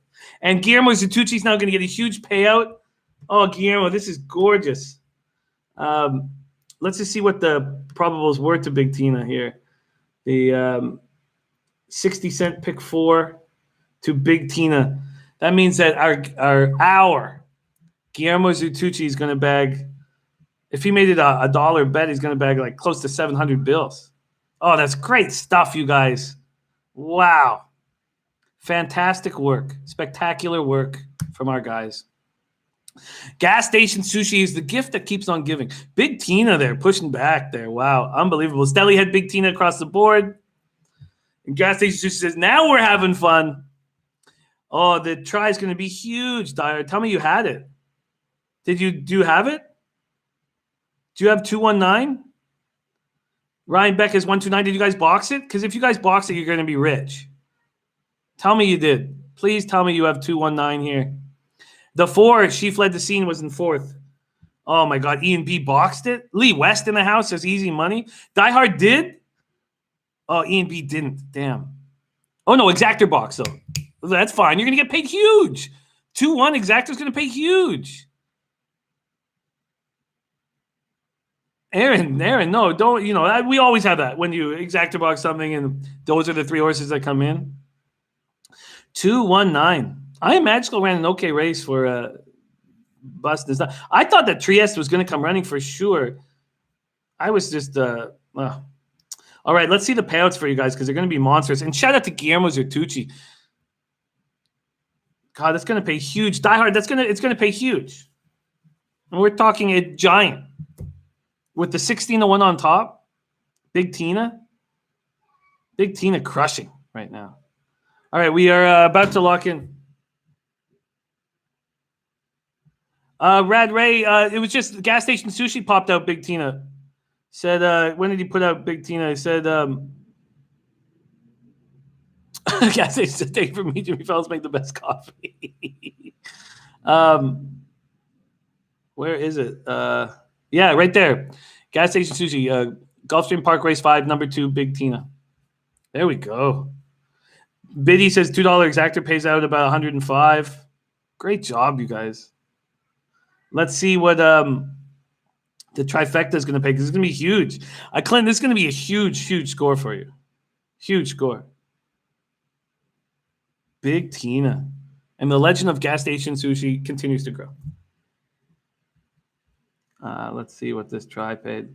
Put it on the board for us. Jaramillo, another win for Jaramillo. It's funny. I'm probably pronouncing so many of these names wrong. It's just that I haven't had the volume on for months. So, thank you, Zeke. Great job.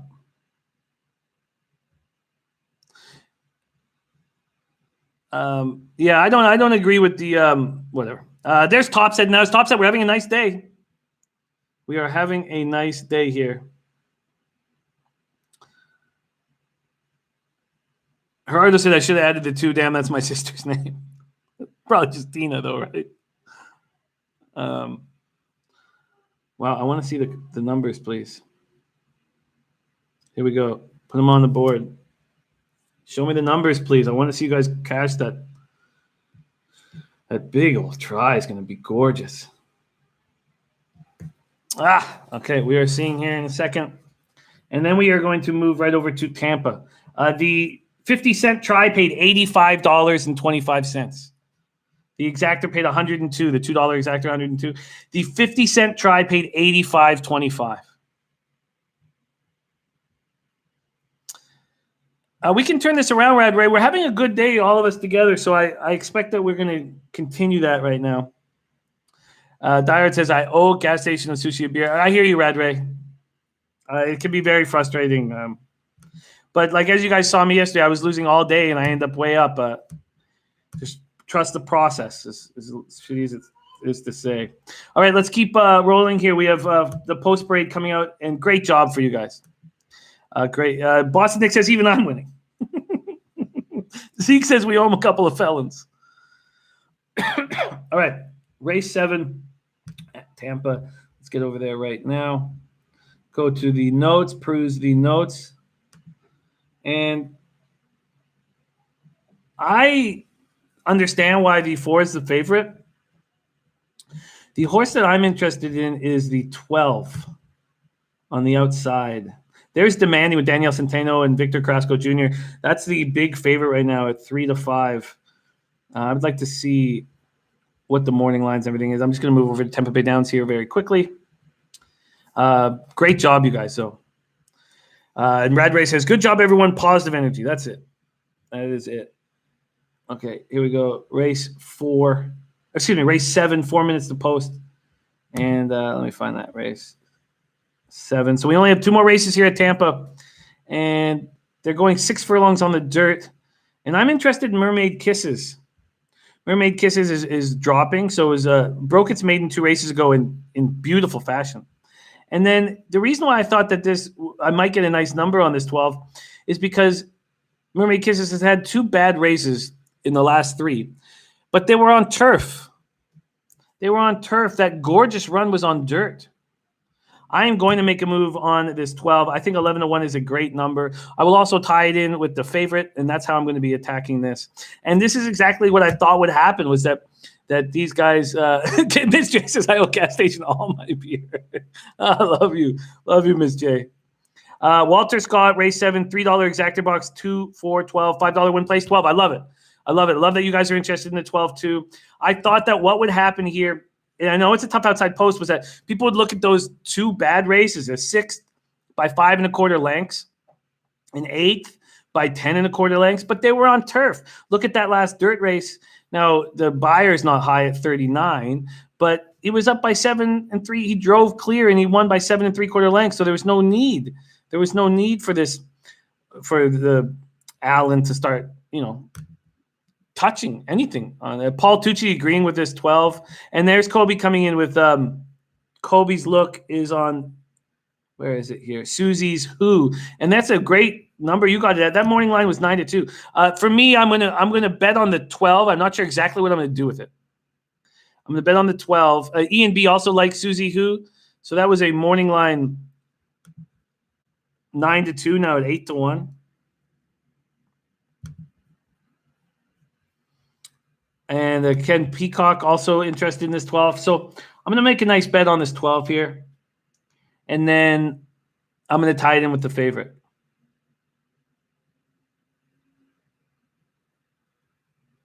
2, 4, 12 are the exactor boxes by you guys, and I get it. But I don't think I'm going to add in this deuce, Susie's Who.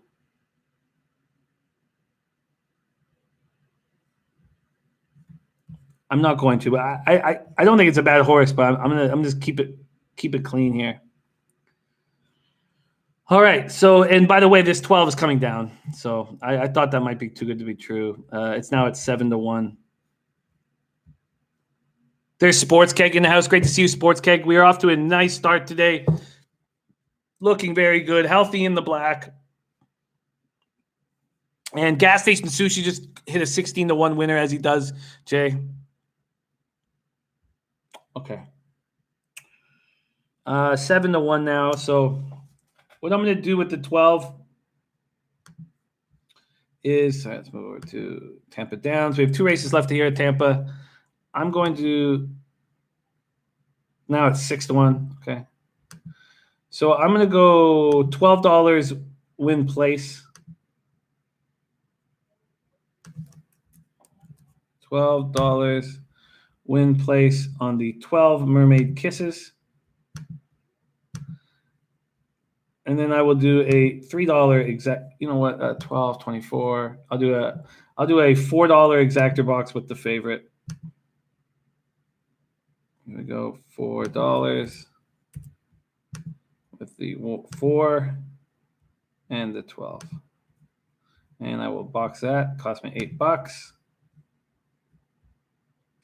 And we are in. We are locked and we are loaded. All right. 16-1, wire to wire, no doubt, Razor. Okay, I'm going to see if I can get this coffee going very quickly here before they load in.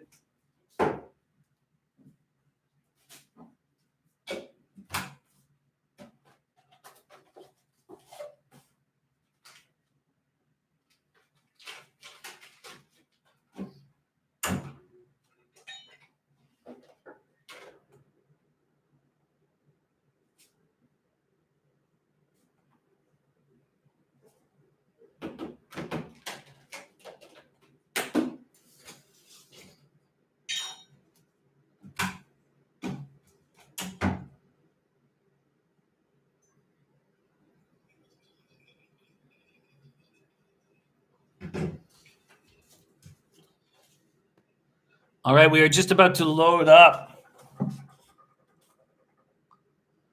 I did 12. I took my 12. That's now at 6-1. I did $12 win place, but I also tied it in with an exactor box with the favorite, the 4, demanding. Wait a minute. Why don't I have my exactor box there? I don't. What the hell? I can confirm it. Oh, Jesus. That would have been the first time that. Okay. Okay. So the 12 is at 6-1. That's Mermaid Kisses.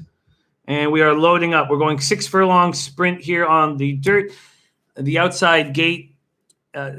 There's enough room before that first turn comes up. Let's get this coffee poured.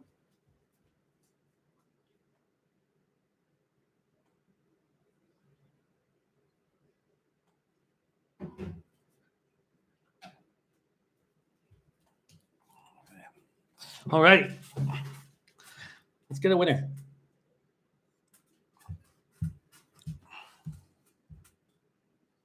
Gerardo going 1, 2, 4, 12 exactor boxes. Small Thrill in the house. Great to see you, Small Thrill. Jose Felix doing a 1-4 exacta box at Oaklawn race 3. Oaklawn race 3. And same with Walter Scott, $3 exacta box 245 and try box 245 and win place on the 4. Biddy says, who's Sushi like? Sushi has not made a move on this 7th race at Tampa, as far as I know right now. And Demanding is now at 3-5. We have a 3-5 favorite, which is giving us 6-1 on the 12.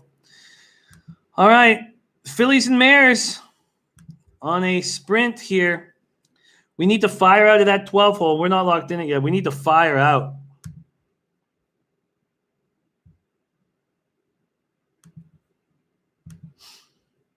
We need this 12 to fire. Mermaid Kisses. Mermaid Kisses doesn't go right to the lead, but on dirt, she likes to be right there on the pace. So let's get it. Here we go. For the 7th. Penultimate race here. Tampa Bay Downs. Give us some Mermaid Kisses, says Christopher Comentini. I get it. And we're having a nice day. Oh, the 4 is losing. 4 is freaking out. Demanding is freaking out. Demanding might be scratched. Wow. The 4 Demanding is freaking out and might be scratched and is running away. This 3-5 favorite could be scratched.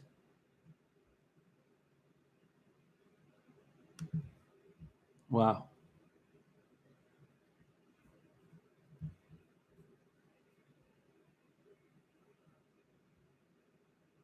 Wow, we could be canceling this 4 here.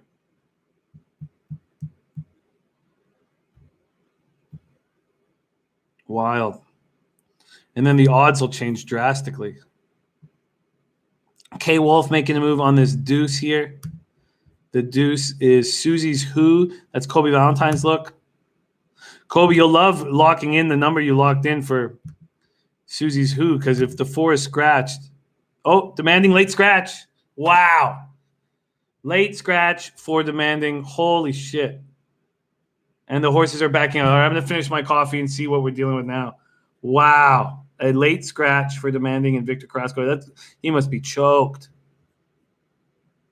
Wow.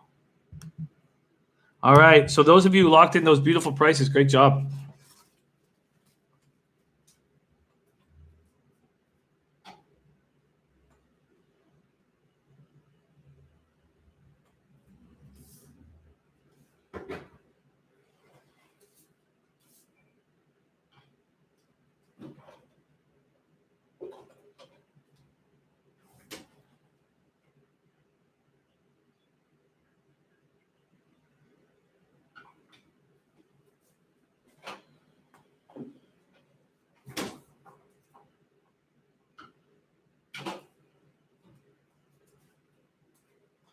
All right. Coffee poured. And the 1 is now the 8-5 favorite. The 12 now, my win place bet I don't like. You just get the money back, Spence. Yeah, Rad. Yeah. Thank you, Kevin Riley. You making moves on this race, my man? A late scratch from the favorite.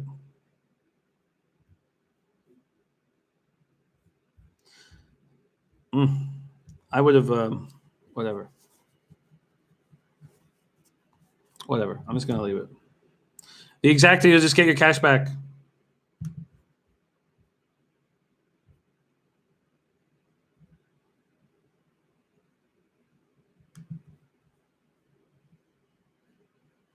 No, it doesn't. You just get your money back.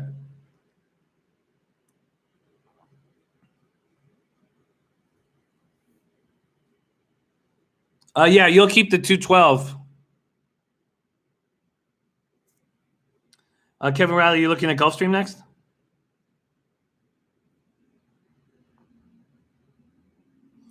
Oh, wow, that's wild. No, Biddy, the 1 is the favorite at 8-5. The 1, her name is Star. That's just wild. A wild turn of events.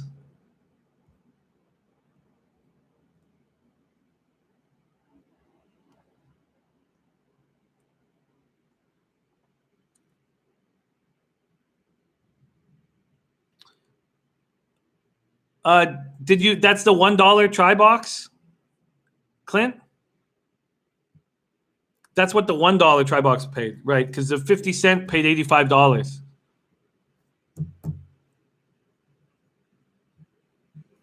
That is what the $1 try paid.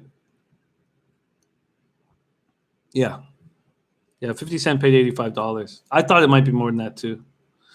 Kobe Valentine, loving the number he's got. Wow, great job, Kobe. Now that horse is at 9-2.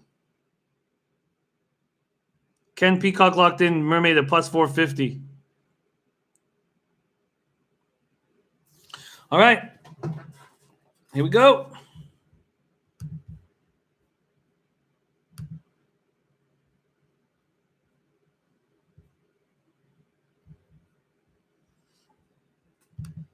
And then we're going to go right over to Gulfstream, where we don't have much time. That's race 6 at Gulfstream.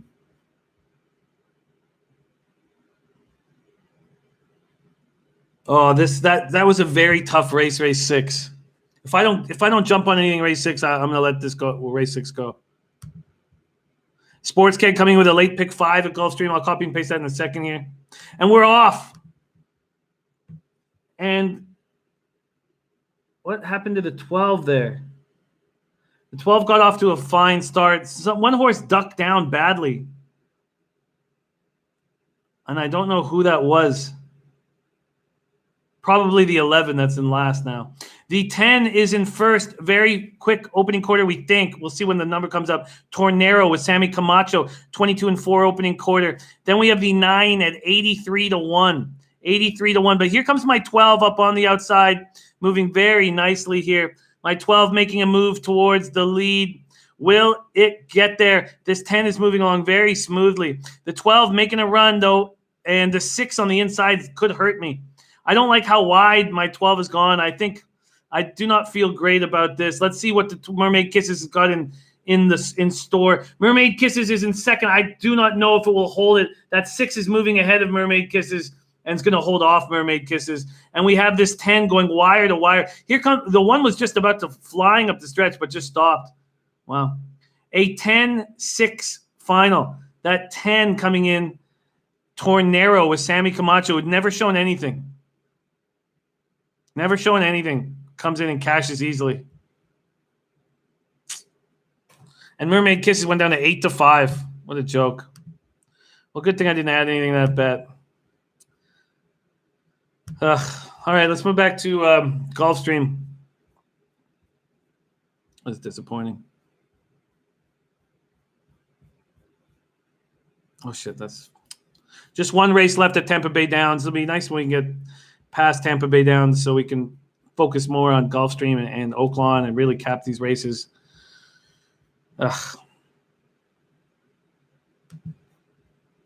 Strange seeing the 10 do that. Never shown anything ever. Gets a new trainer and just blows everyone away.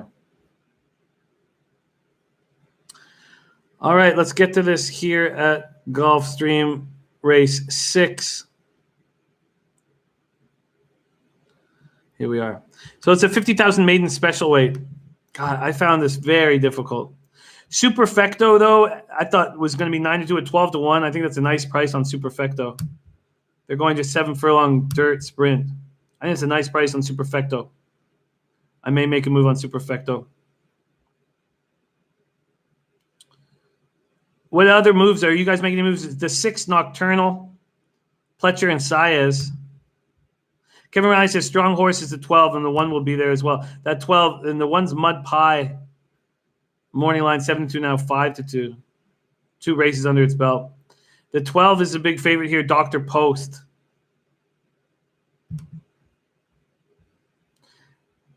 Big Ragu looking at Hard Lightning here, the 10. Nice training, 48 there. That's nice 48 3-back. Cost $55,000 at the Keeneland September sale. You're getting 45-1. I find that interesting. 7 Distorted Moon was $185,000 at the Keeneland September sale, and he's up 40-1. It's a 48-4. Just put out a 48-4. There's Distorted Moon.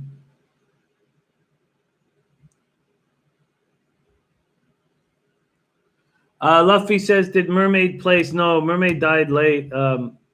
It was a 10-6. 10-6-1-5.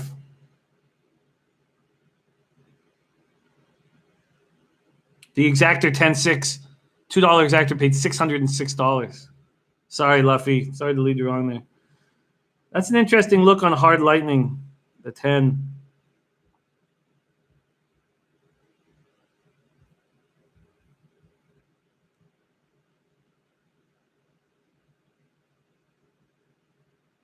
Distorted Moon giving you 45-1. And Hard Lightning giving us 45-1.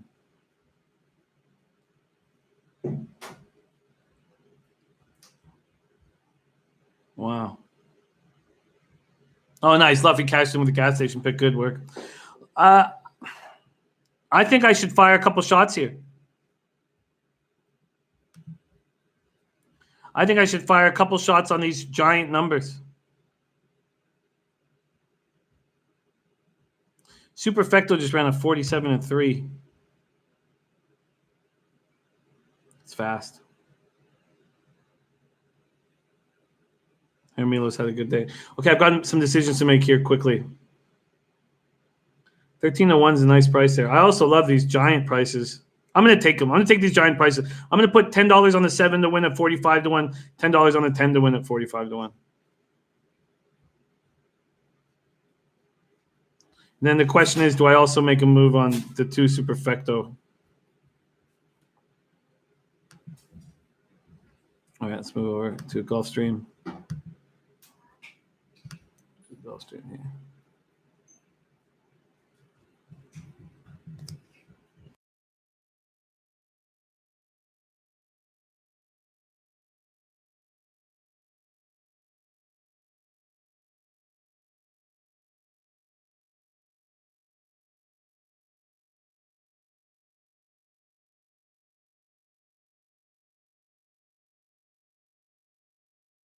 All right, I have $10 on the 7 to win at 50-1 and $10 on the 10 to win at 50-1.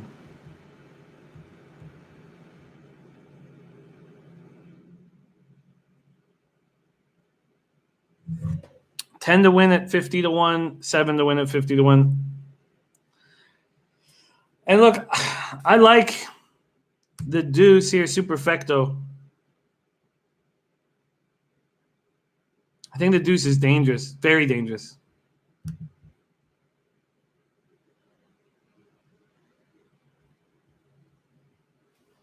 I think the deuce is very dangerous. I think we're getting a nice number on it.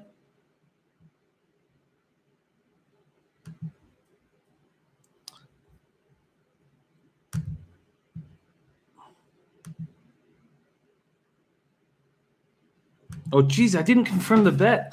God, I just did. Oh, my gosh. What the hell? That's never been an issue for me. It's happened twice in the last 2 races.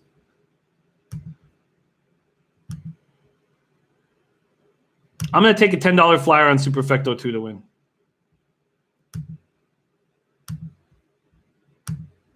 All right. I got the 2, 7, 10, $10 each to win. Yeah, Big Tom. 7 at 45-1, the 10 at 50-1, and I have the 2 at 12-1. Flipper 13 jumping on the 2 as well. $1 box. I think I'm not going to. I'm fine with the way I've got it. I get what you're saying, but the issue is the 12. The 12 at even money. Maybe I should just $1. Okay, I will. Actually, I've got $30 on this race. I'm comfortable with that. I don't need to reach more. Pour some water in here. So I've got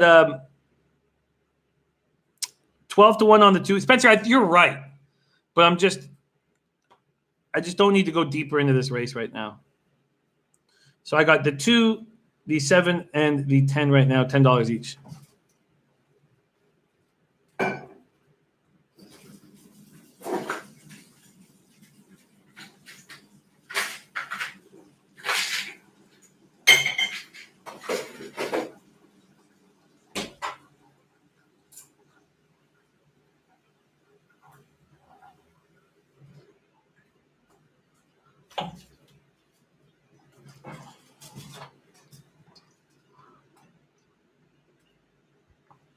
Oh, they will, Spencer. They'll give you your money back.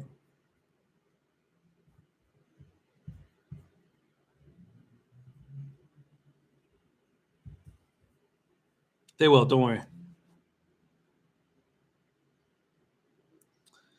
I don't know how you want to do it, Stelly, because I mean, Biddy Mookie putting the $650 to win on the Saez Pletcher combination. I mean, I've got 3 long shots here. One's not that long. Do you want to tie your exactors into the favorite?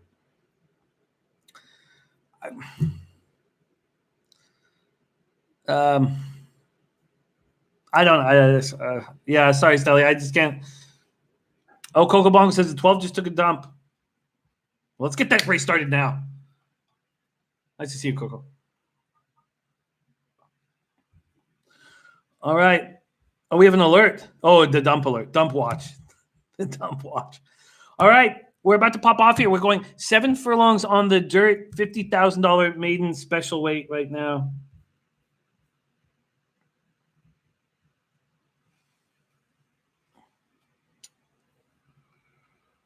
And I've got the 2, 7, and 10 to win at big prices.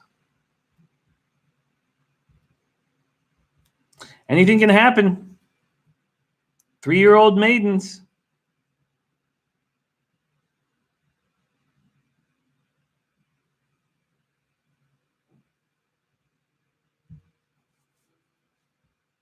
Tucci going 12 deuce. The 12's freaking out, by the way.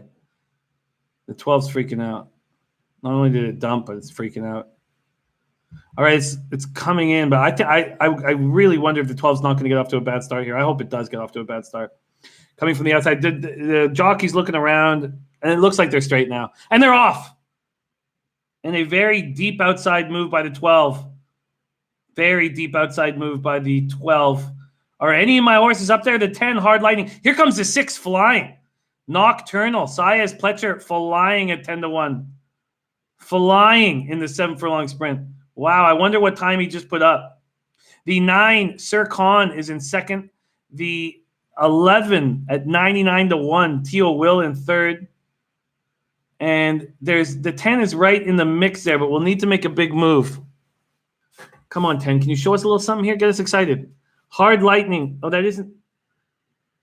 I thought that was the 10. That's not the 10. That's I don't know where the 10 is. I take that back. All right, D9 making a move here. The 11 and 12 are right there as well. Here comes the deuce. Here comes the deuce making a real run on the outside, but it's got a lot of work to do. I wonder if these horses can die because they were right up on this pace. The 2's got to have a bunch of run. I don't know if the 2's got the run in them. Let's see if this 2 can come up here. But it's still Nocturnal, the Pletcher Saez horse, and then the 12's going to roll right past here. We have the 9 on the inside, the 9 making a move, and the 12 and 6 just bumped. The 12 and 6 just bumped, and the 6 is not giving up, but the 12 is going to take care of business. Dr. Post, a 12-6 final. 12-6-9, 3, 10. All right. WWU Golfer, 2-6-12. Christopher Comentini, 6-12. Nice work, you guys. All right. Big Ragu on the 6-10-12 box.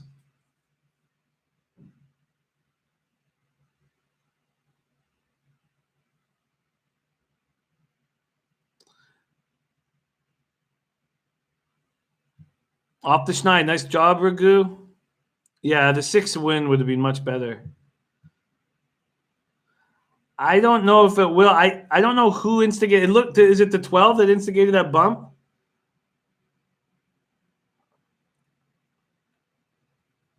Nice job, Sports Keg. It's not easy to get through that single. Let's see. That 10, 60-1, Hard Lightning. All right.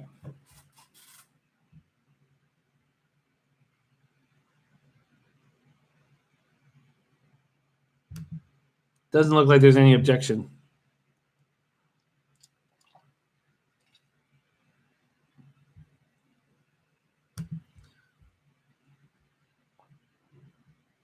All right, we are 12 minutes away from the final race at Tampa. Let's beat this last race up. Tampa Downs, final race here. And it's a tough race. It's a very tough race. Peacetaker is dangerous off the claim at a nice price. Let's see, are we getting a nice price? 17-1. Wow. Then Bridge Dancer, first time on turf, the 7, 19-1. Judy's Way is also a dangerous first time turfer, the 8 at 31-1. And Duchess of Sussex, yeah, I get it. And Hey Kitten got in, the 11. All right, let's do a deep dive into this one.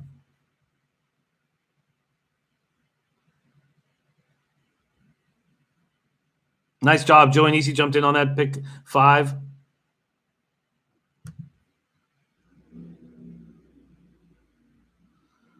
All right, let's get over there right now. The final race on this Tampa card.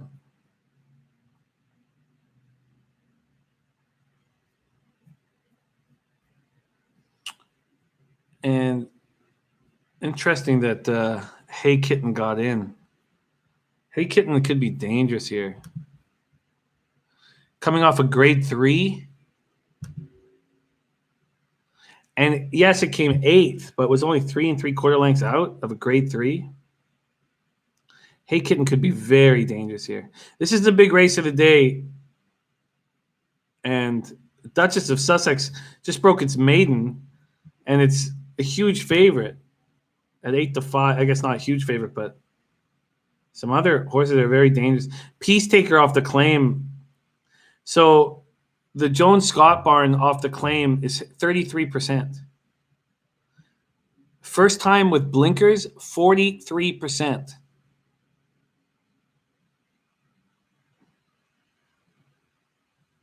And you're getting that 5 at 17-1.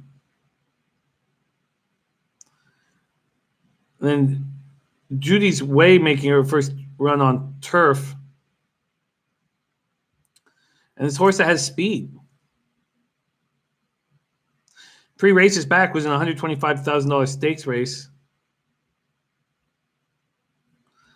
A mile on turf. I mean, Judy's Way could go right to the lead, and so could Bridge Dancer. I mean, that's what Bridge Dancer wants to do, is go right to the lead. Wow. Oh, look at that. There's the Butt Pod in the house. Says Dangerous Kitten would be a good horse name. Nice to see you. Brent Butt in the house. Brent Butt in the house. Ian B says, let's end Tampa with a bang. It's been a nice day, but I'm up 107.40. But that was $200 up half an hour ago. So this can change quickly. Mr. 508ers looking for gas stations picks. I get it. Hey Kitten, I think, is very dangerous here.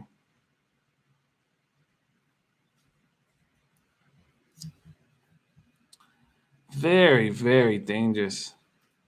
Coming off a grade 3. Broke its maiden 2 races back. Won by 4 3/4 lengths. Just drew off. Hand ride. No urge.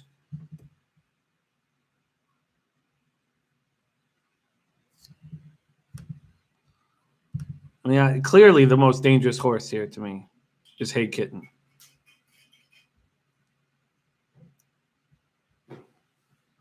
So, like, Peacetaker is such a great price. And this is a barn that does so well off the claim, and it's, it's a daughter of Will Take Charge. So the price is very appealing, but how does Hey Kitten Hey Kitten this year runs on the 8th, or this form cycle, runs the 8th of December in a 41,000 maiden special weight. It doesn't run well with Santana. Then comes back in a $75,000 maiden and wins as a big favorite. And looks very dangerous doing it. And is training fast for Rodolphe Brissett. Bitty Mookie says, I agree. I just don't like the rider, Hernandez. I hear that. But to me, it's the best. It's the fastest. It's the most likely horse to win this race. Coming off a grade 3, a very dangerous 11 in Hey Kitten. Very dangerous.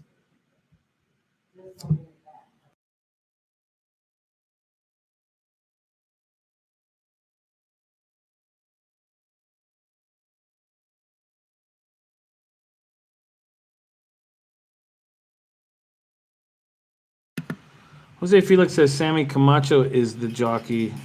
Let's go over there. Last race of the day at Tampa.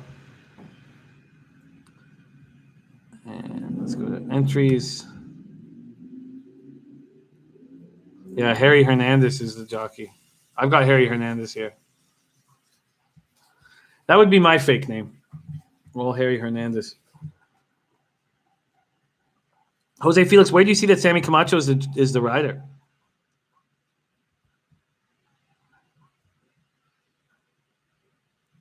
I think Hey Kitten's going to blow these away.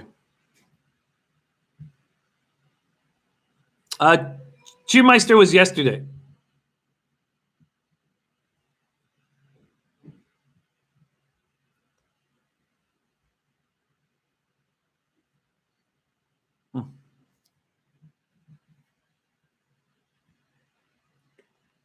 All right, we're 6 minutes to post here. They're getting up for the post parade.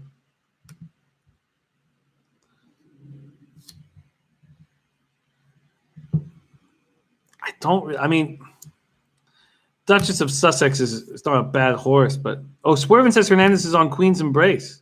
Oh, you're right. There's 2 Hernandezes here. So we got Sammy Camacho. That's great if we did. That's great if we did. Let's see. They'll show us right now. They're walking, doing the post parade. I'm likely going to make a bet. It is Sammy Camacho. Oh, I like it. Let's take a look. So there's the 2 Duchess of Sussex. Nice looking horse. There is the 3 Queen's Embrace. Morning line 9-2. Now sitting at 4-1. Queen's Embrace has won back-to-back races. We just saw the 4 or 5. There's the 6, Judy's Way. Judy's Way running her first turf race. No reason why Judy's Way won't be able to fire. And that's 8-1 now, 9-1. There's the 8, Pearls for Josie.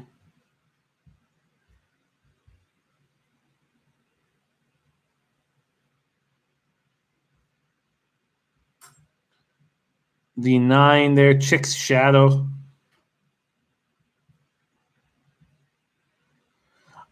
I like this 11. Hey Kitten.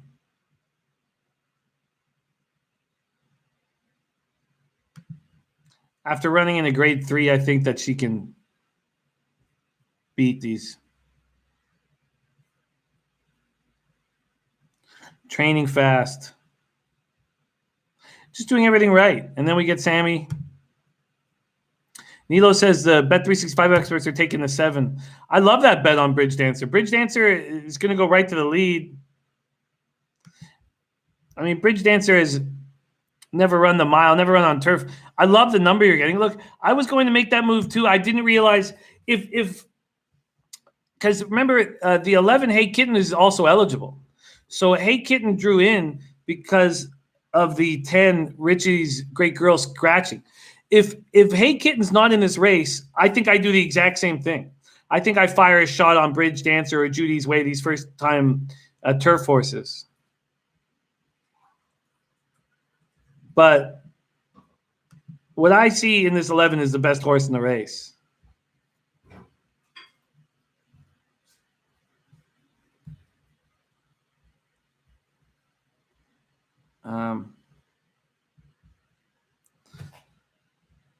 Back here. Let's see what Walter Scott's doing. 1-3-7-11 and try boxing 1-3-7-11.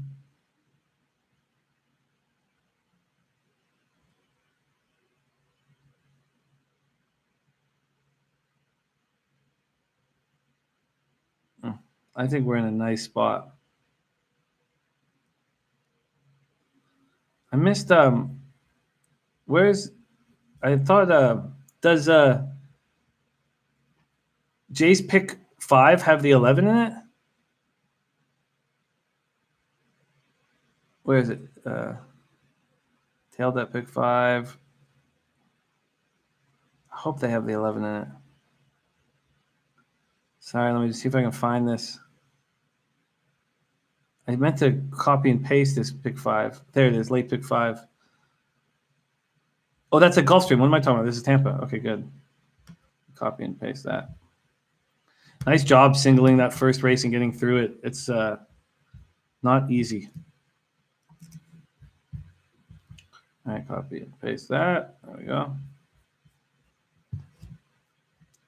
Okay. We are 2 minutes to post here. I'm going to go $30 on the nose. You know what? I'm going to go $40 on the nose.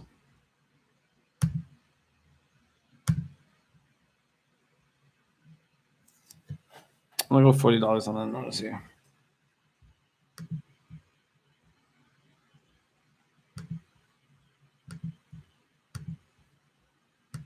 All right, I'm in.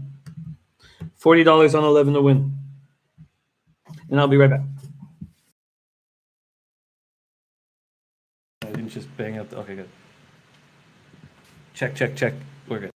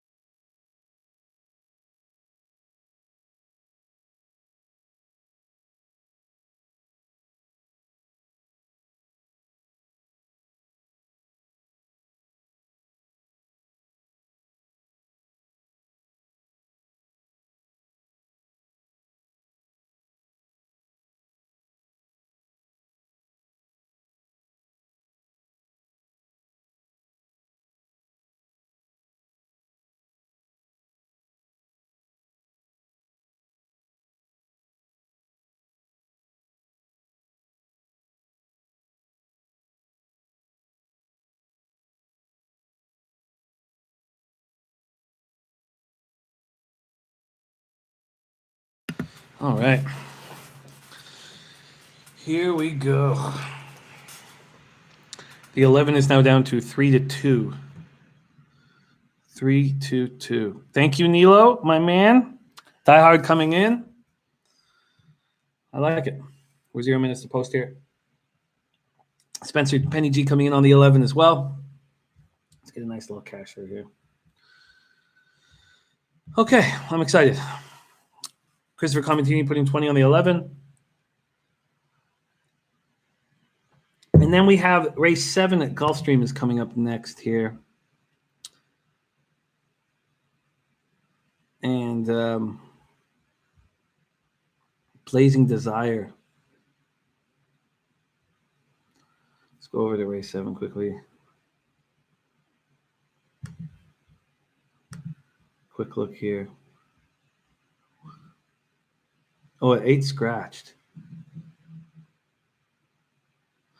Ugh, yeah, I like the favorites.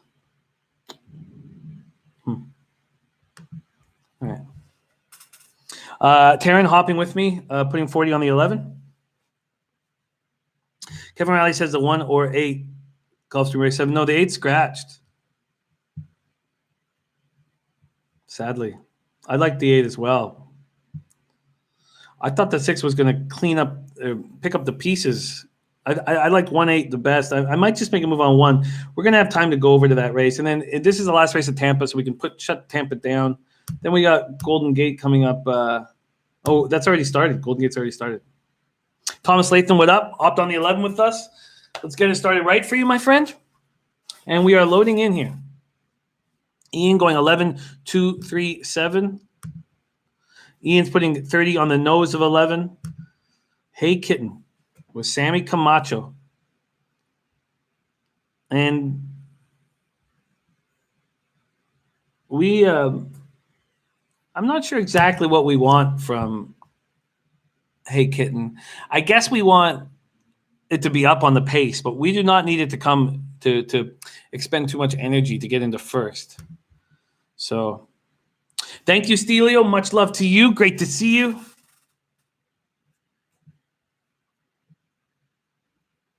Stelly says gate to wire. I'd rather race his one coming in with us on the 11. I'd rather it just be in like second or third and then pounce.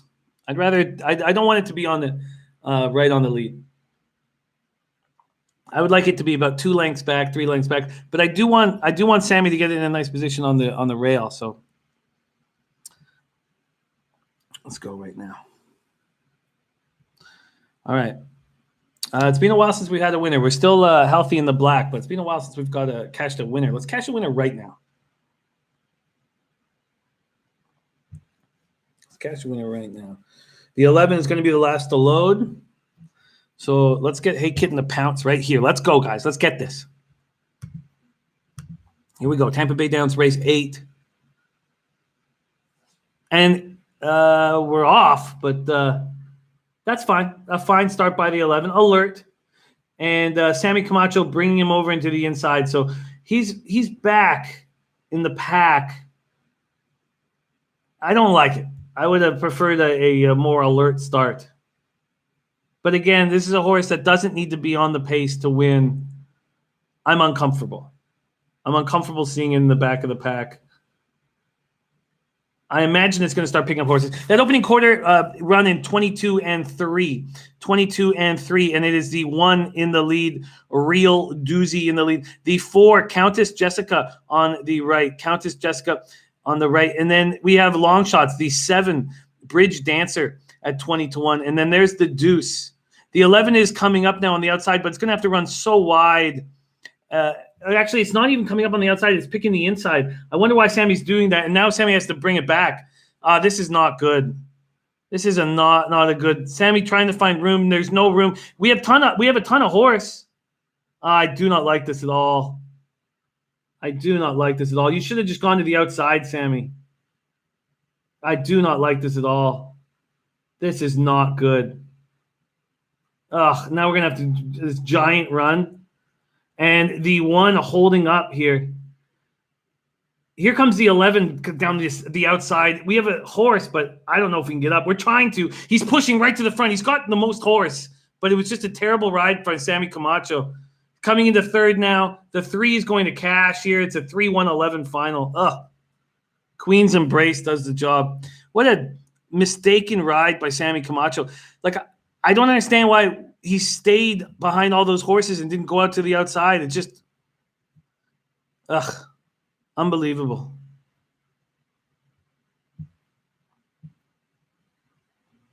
I just, the ride made no sense. And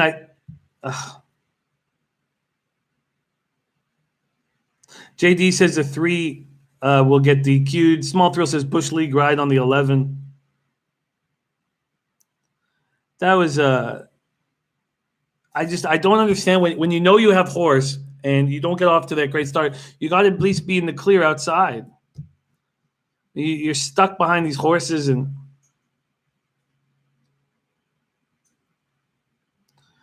Kobe making a move at Oaklawn Park race for the 11 with your permission.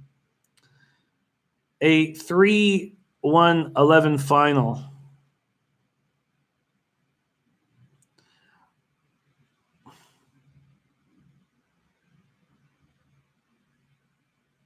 Ugh. That was extremely disappointing. I'm sorry to lead you guys in the wrong way. Oh God, that's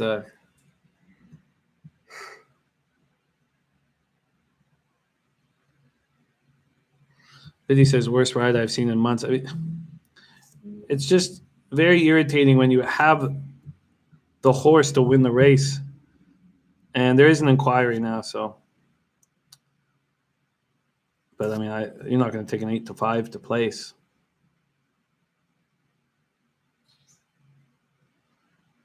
Wow, bad beat has 1-3-11. Oh, yes. That would be great for you. All right. Disappointing. That's extremely disappointing. All right. We're still in the black, but God, it's been a while since we got a winner. Race 7, we are 2 minutes to post here. And unfortunately, I like these favorites here, and I don't want to. Let's go over to Gulfstream as fast as we can here. Race 7, we are 2 minutes to post here. Let's get over to Gulfstream. Oh, shit, that's Tampa. And I guess I'll leave it on the TV here.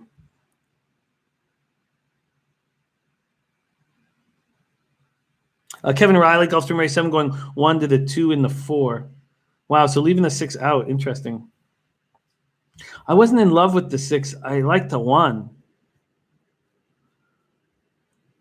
There's Mystery Bank, the 4. The Safi horse. Oh, shit. Okay, 7, race 7. Blazing Desire with Tyler Gaffalino and Michael Maker. Dangerous. Going to go right to the lead. Just needs to go slow enough. And then I thought that, and Mystery Bank is going to be a problem. Mystery Bank's going to go to the lead too. And then I thought Just in the Nick of Time could come from off the pace. I don't know if it will come from off the pace. I really wanted Castano, the 8, to be in here. If Mystery Bank pushes the 1 too hard, Blazing Desire, then we'll lose. The last race he ran 22 and 46. He was just pushed too long. And I imagine Mystery Bank's going to do the exact same thing here. But Mystery Bank last race that he had the lead ran a 48 half. Blazing Desire ran a 46 and 1. That's fast. And then Just in the Nick of Time should be able to kind of pounce, wait and pounce. I think Mystery Bank is going to get burnt here.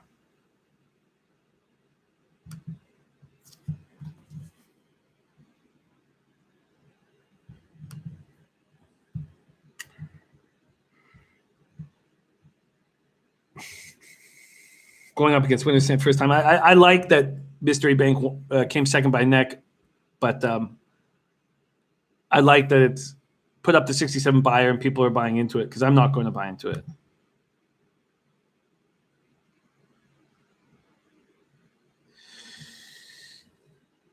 Yeah, Tiri's Tades. Sure. What up, Antonio? Antonio, shout out. Hope you're hammering these horses with us. Gerardo Hernandez saying Just in the Nick of Time. That is the 6.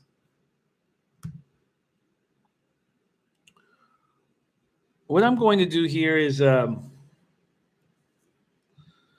going to go a $20 straight exactor. So let's move over to Gulfstream. I'm going to go $20 straight exactor. Exactor. 1 to the 6.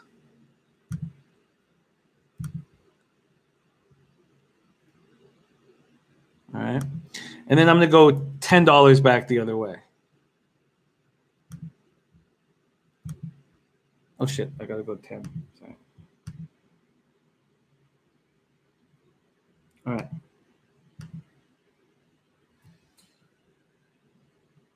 Okay. All right. We need a winner here. Yeah, I think the 8 would have won this race. Aaron said I'm baffled about what the stewards did in Tampa. I guess no change there.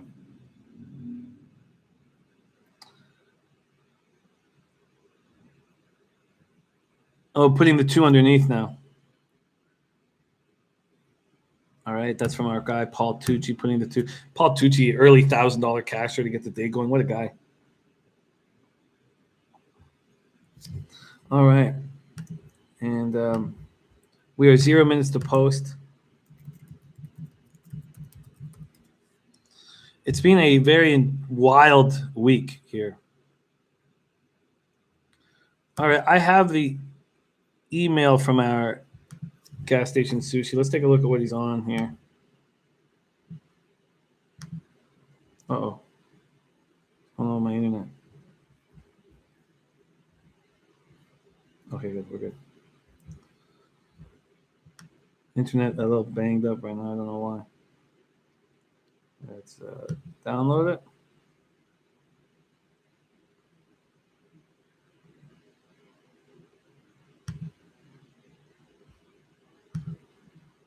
My internet's a little choppy here. All right, I have got gas station's looks.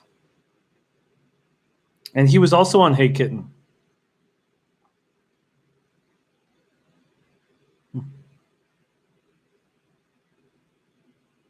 All right.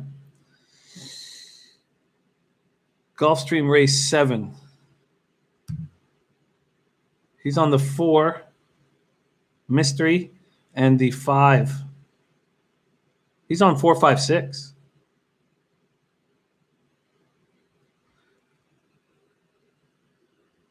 Oaklawn Park, he was.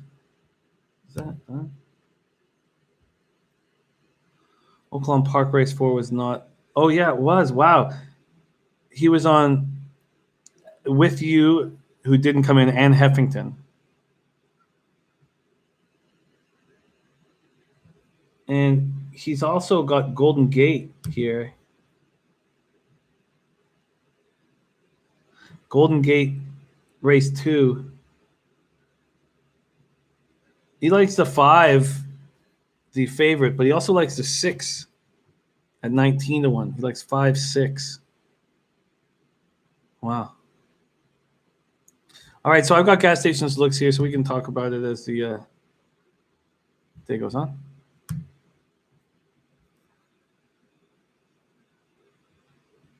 Elliot Blatt doing a 6-5 straight exact. We're about to lock in here at Gulfstream.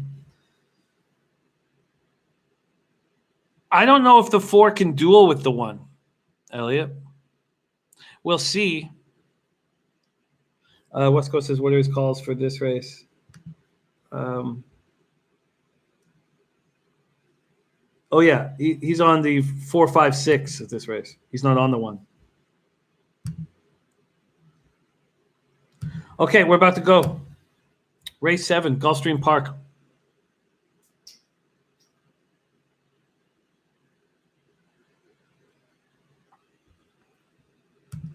We're going 1 mile on the turf, and we're off. A nice start for the 1. This is the 4's first race against winners. I mean, we'll see. The 4 is certainly trying to get up there. The 1 has the rail and is moving quickly. It's the 3, Coffee Bean, that's going to go to the lead. Very interesting, and push the 1. And the 1 just backed up on the 3. The 1 was making a conscious decision. Gaffalione wanted to be on the outside of this 3. That's a wildly interesting move by Gaffalione. Now he's blowing past the 3. Confusing stuff here by the 1, Blazing Desire. That 3, Coffee Bean, ran that opening quarter in 23-3. The 4 is in a dangerous spot in second. And here comes the 6 up into 4th place. We're going to see what the half is right now. Remember, we're going a full mile here on the turf. Coffee Bean, the 3, still holding the 4 in 1st place. And the 1, Blazing Desire, and Tyler Gaffalione on the outside with the target, which is what he wanted. And here comes the 4 starting to make its move. And here comes the 6 as well. I don't know if Blazing Desire has more in the gas tank. We're going to see right now. But the 3 looks to be running away at this point. The 3 looks to be running away. The 3 is running away. This 1 is now moving backwards. This Coffee Bean is going to run away with this win. Unbelievable. Coffee Bean runs the half in 46 and is not going to get tired. Wow. Unbelievable. Here comes the 6 and the 1. They're both moving, but no one's catching the 3 today. Wild. Coffee Bean cashes at 20-1. Unbelievable. 8-length lead, 9-length lead, 10-length lead. It's a 3-6 final. Wow. Unbelievable. Unbelievable. Oh.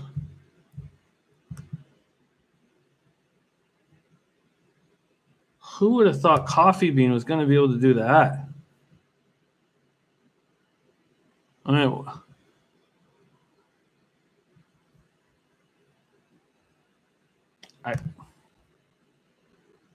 Nice job, Beach Boss. Great job. $10 on the 3.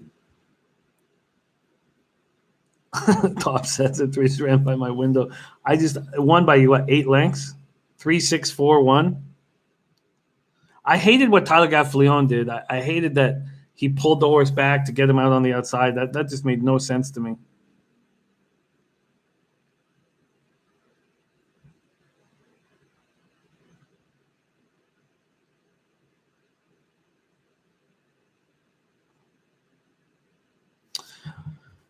Wow. And Sportskid got in on the pick 4. So his pick 5 didn't have the 3, but he did on the pick 4, and that could be huge. 1, 2, 3, 4, and 6 he had. And then he's got all in the second. Wow. Going for a score, and you're going to get it now. Great job.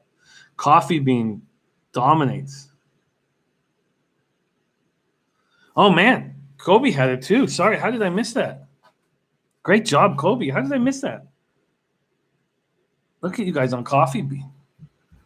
Wow, great job, you guys. Now I'm sitting here after looking so good there for a bit, and I'm only up $37.40. Tremendously disappointing. Let's get Tampa Bay off my screen. Okay. I love it. Kobe, great job. Let me find it here. Yeah, my long shot for race 7, Gulfstream, horse 3, Coffee Bean.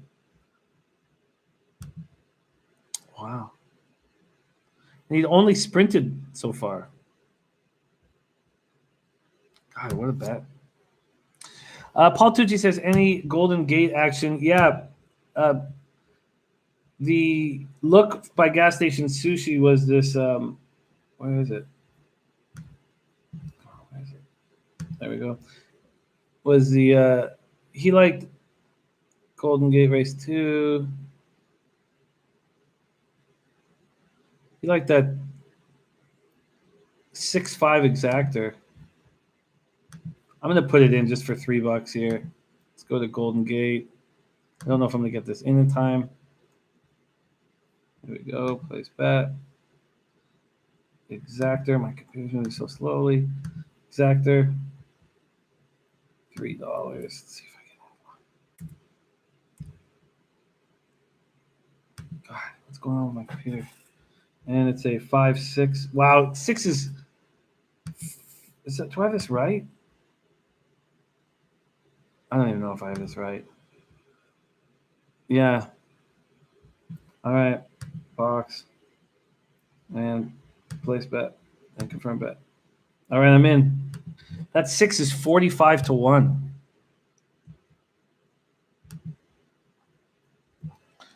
All right. Oh, and Kobe Valentine went with this 6.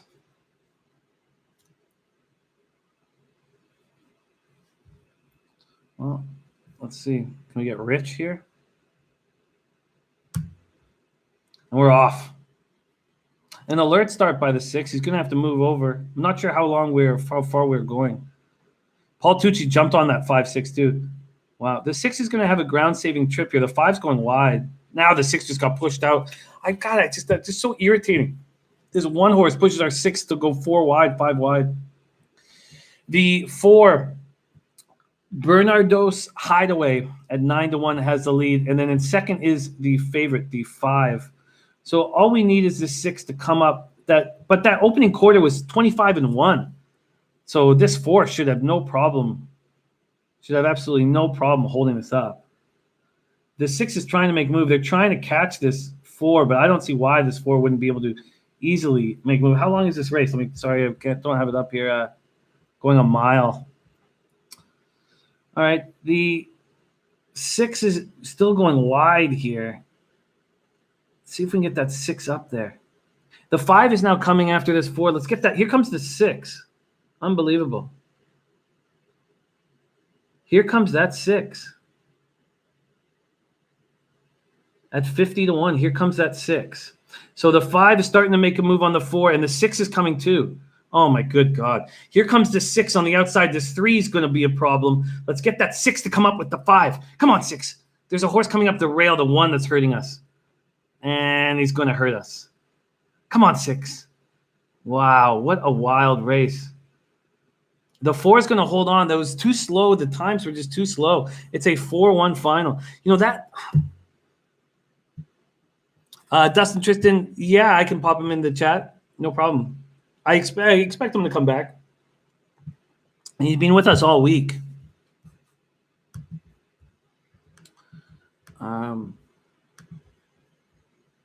It looked like we had a chance there. It really did. All right, so let's keep rolling here. Next up, we have the 8 at Gulfstream. I'm going to go over there right now. And we have Forever Mo in this race. Let me just peruse these notes. Okay. All right. Yeah, it's set up perfectly for that 4. I mean, you run a 25 in 1 opening quarter. I mean, you're going to be able to run. Okay. Let's move over to Gulfstream. I'll take a look and see what gas station has on this race. At Gulfstream, race 8. So he's got 3 horses in this race. He's got the over here. He's got the 11. He's got the 11 Westerly that was supposed to be 12-1 at 7-2. He's got the 2 WD. It's supposed to be at 20-1, I guess, because of these scratches, is at 7-1. And he's got the 4 Morocco, the favorite. So he's, I imagine, would be exactor boxing and win betting with this 11, 2, and 4 for Gulfstream race 8. 11, 2, and 4. We're going to have time to cap this. So, Oaklawn to Joe and Isi wanting to talk Oaklawn. We're going to do that. Gerardo Hernandez also like in this 4, the favorite Morocco. Let's move over it. Let's cap this race now here. We're going to start it going a mile and 16th on the turf here at Gulfstream Park, $50,000 claimer. And we have scratches here. Let's start with Forever Mo. I already cashed with a Uncle Mo horse today. Forever Mo was $140,000 at the Keeneland January sale. Just ran in the Gulfstream Park Mile, a Grade 2 event. This is a big race.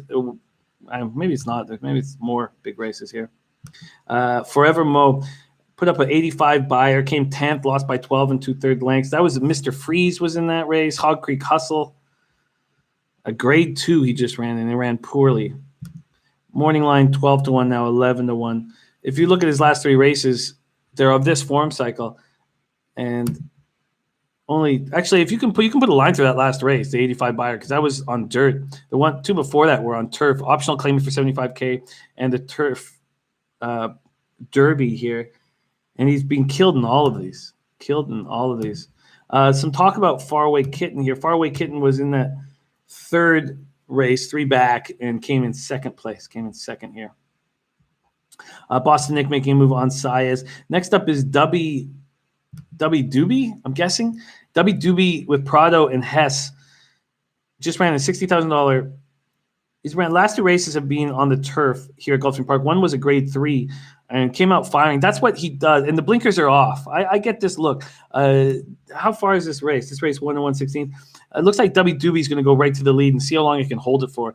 And being able to hold leads before.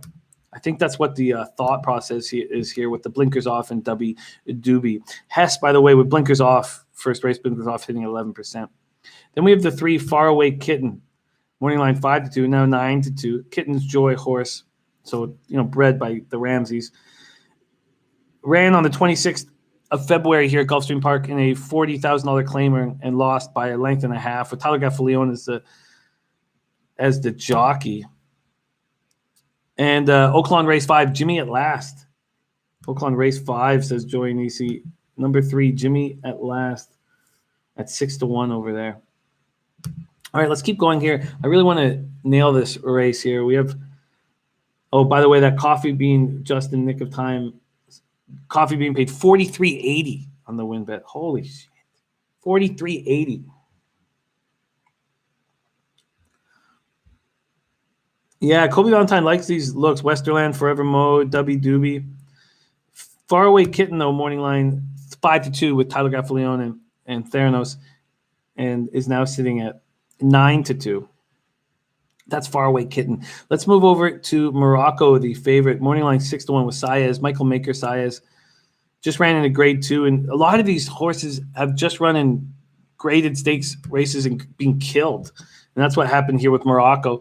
Ran in a grade 2 and, lost by 13 1/4 lengths. That was Zulu Alpha was in that race, admissions office. I mean, that was a big-time race. Went off at 52-1. That's Morocco. Then we have the 5, Vittori Kin from Brazil. 2 races in this form cycle. Both were taken off of the turf. So if you can put lines through those two and just count them as just like preps, then the last race on turf was a $98,000 stakes race. Was 3 3/4 lengths out. Is he in this race? Yeah, 8-1. It's the 6 that scratched. I find that 5-horse appealing. DJ Big Boss in the house at Exacta in Oaklawn, 8-4, and needs 2 more at Oaklawn. And we have 16 minutes before that race. I'll jump over there. I find Vittori King. Oh, but Dylan Davis is the jockey. Dylan Davis has not won a race.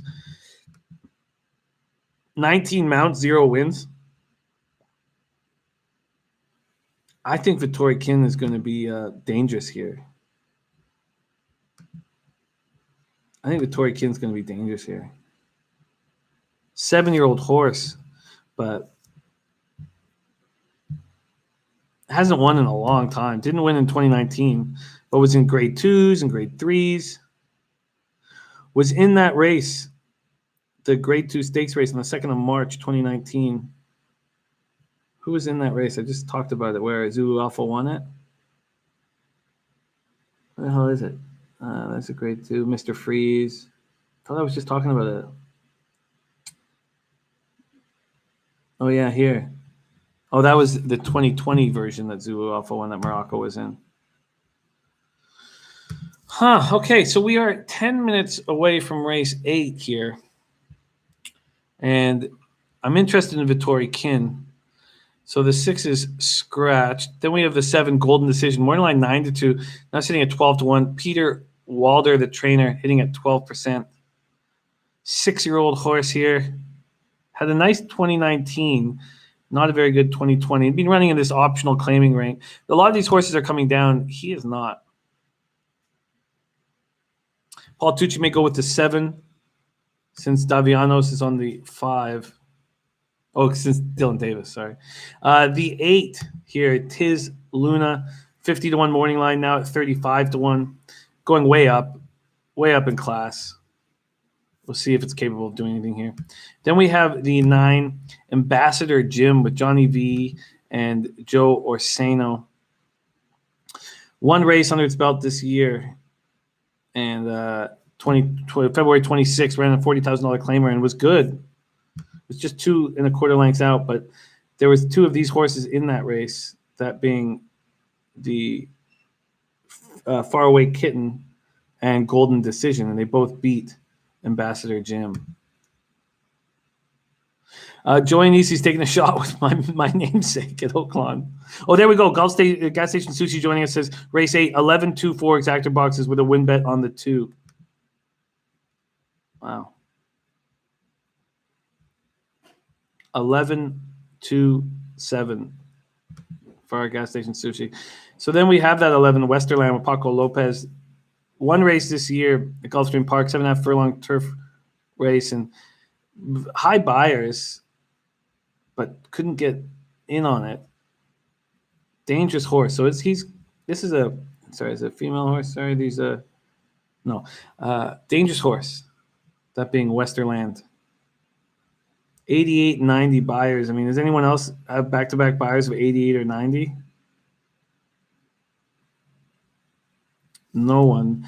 But if you go back to 2019 with Vittori Kin, it was putting up 90s, but now Vittori King's 7 years old.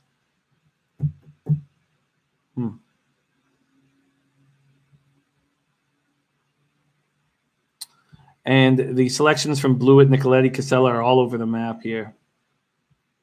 All over the map. And Kobe back in that win bet on the deuce. Dubby Doobie, who will go right to the lead here.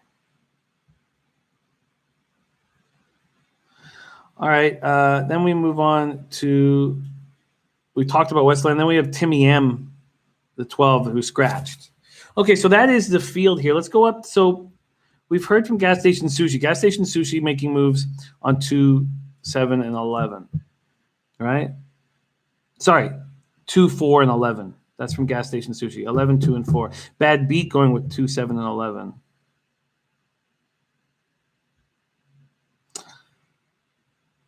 Yeah, Garrett says back down to where we started. Need some winners next. Viper MB said I lost all my profit too. Yeah, I have. Where am I at right now? I'm at $31.40 up. A $200 up is long gone. Spencer Penny G wanted to get that cash as well.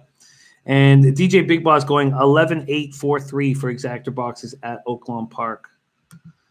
I'm going to go just take a look and see what the experts are on. I find that 5 quite interesting, Vittori Kin. And I'm close to making a move on it. Here we are, the 8. So Vittori Kin is picked by Kenny Peck. Michael Hammersley has Westerland, Golden Decision, and Faraway Kitten. And Chuck Kua says Timmy M, Westerland, and Forever Mo. So it's all over the board here. Nilo says gas is back. We will win now. Koken is on the 4 here at Gulfstream. That's said by our Steve Dodgy, and Koken is on the 4. That is the favorite, the 5-2 favorite, Morocco. I'm going to make a move on this 5, I think. I'm going to go back and go over it, but I'm very close to pulling the trigger on this 5. We are at race 8 here. Bet 365 likes Morocco 2. That's from our guy Nilo. Deer Slayer Ski playing the 8 at Oaklawn. Joshua Kuhn doing a 2-11 exactor box and 2 to win. Another one back into. Jason Blewett is on the 7 at 11 to 1 here. 7-4-3 is Jason Blewett. Let's get back to this. We have 5 minutes to post still, so we have lots of time. Let's go to this 8. So the 7, Golden Decision. Coming off a nice mile run. Put up an 87 buyer. Won by a length and a half and beat Faraway Kitten, excuse me. This race is a mile and the 16th, so we're going a little longer. See, I mean, sure, I can be wrong, of course. But I see Vittori Kin, because of these last 2 races that were on the dirt, 43 buyer, 66 buyer. Look, that's not the footing that this horse wants. Now it's getting the footing.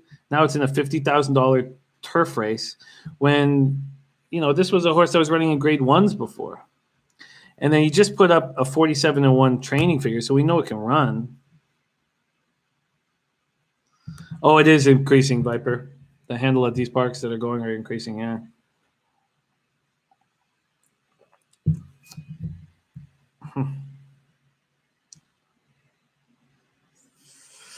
Boston Nick says Double D is going to shank us.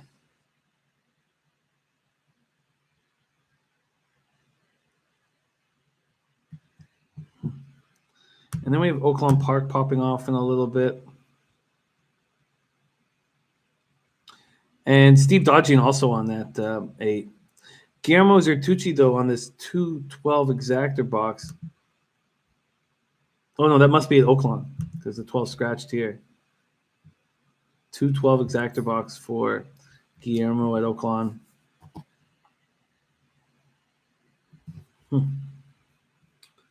All right, I think I know what I'm going to do at Gulfstream. I would like to quickly go over to Oaklawn and see what you guys are dealing with here. 2 minutes to pop off there.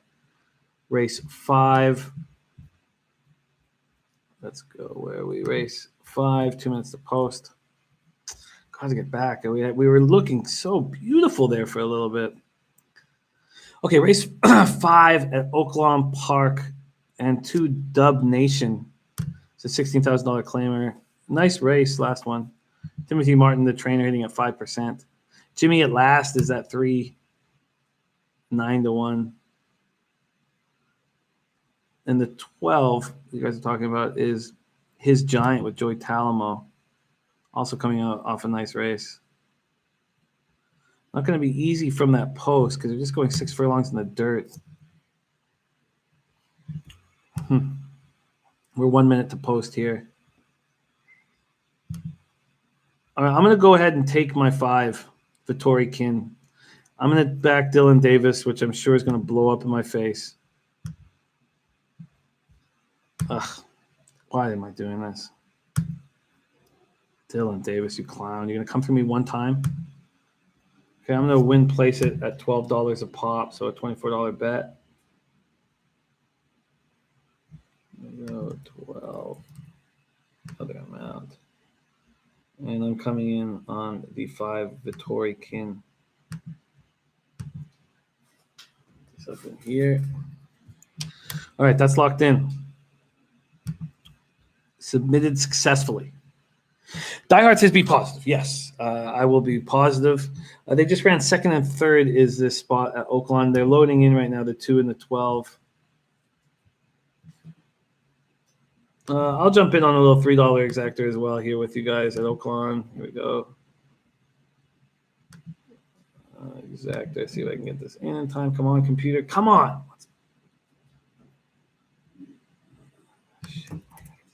$3 to 12 box. Place bet. Confirm bet. I'm in. Okay. I tailed you, Guillermo.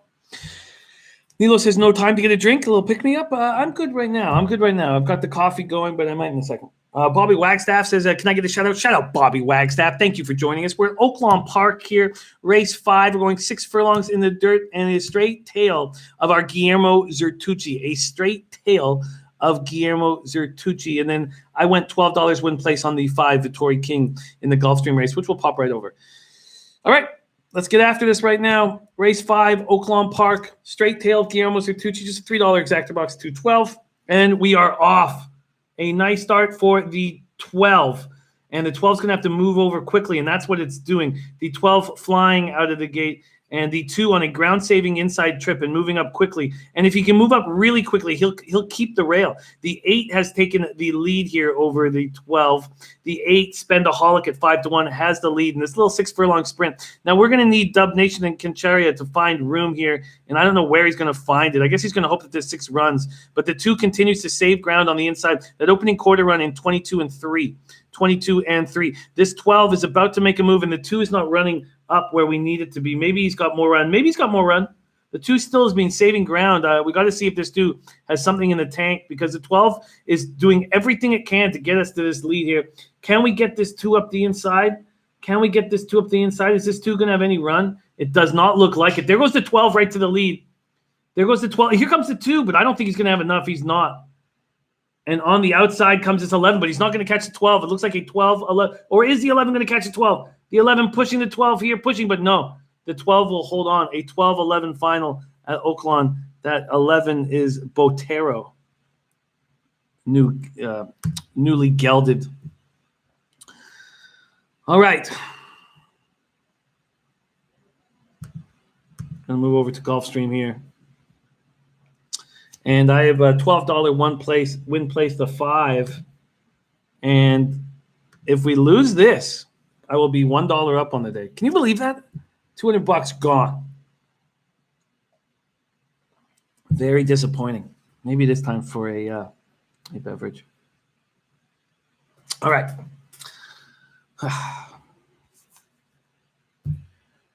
And DJ Big Boss, what were your exactor boxes there? Did our guy Walter get it? No, I didn't have the 11. Damn. What about oh wow, Walter Scott up 319 all of a sudden. Great hit, Walter. When you must have had a giant casher here. Here we go. The 3-5-11 2-4. Oh, that's over. Okay, Jose Felix at 3-8-12. All right. No problem, Guillermo. You never need to apologize. You put tons of winners on us. No need to apologize, my friend. All right, that was at Oaklawn Park. We are about to hit Gulfstream. I $12 win place the 7. So it's that spot where I'm not tailing our gas station sushi, which could easily blow up in my face. Let's go back to gas station's looks here. Gas station is on Kobe Valentine making a move on the 2 at 7-1. He's on 11-2-4 exactor box. All right. We are just about to load in here at Gulfstream. Let me move back over to Gulfstream. Okay. And you're right. I probably do need to get myself a beverage and liven up. I apologize, you guys. It's we've gone straight through Wednesday through Sunday. So and yesterday was just so wild, man. Yesterday we were live for 8 hours. 8 hours. Zero jokes, man. Okay. And we are going 1 mile and 1/16 on the turf. And Viper says, wow, wild swings. Okay, I'm going to Kevin Riley, we are on race 8 at Gulfstream Park here. Nilo says, last day of the week, what will I do for the next 2 days? Diehard MMA says, I'm loving these long stream days, Jimmy. So much fun. Yesterday was just the wildest. I mean, 8 hours. And I had hit such lows, such horrible lows. And then to get that giant casher at the end was so spectacularly enjoyable.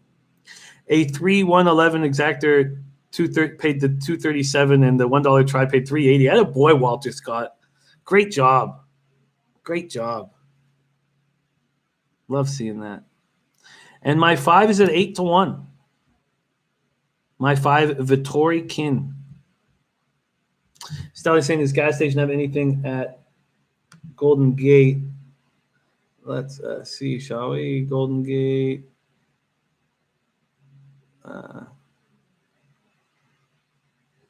No. Nothing at Golden Gate for a while.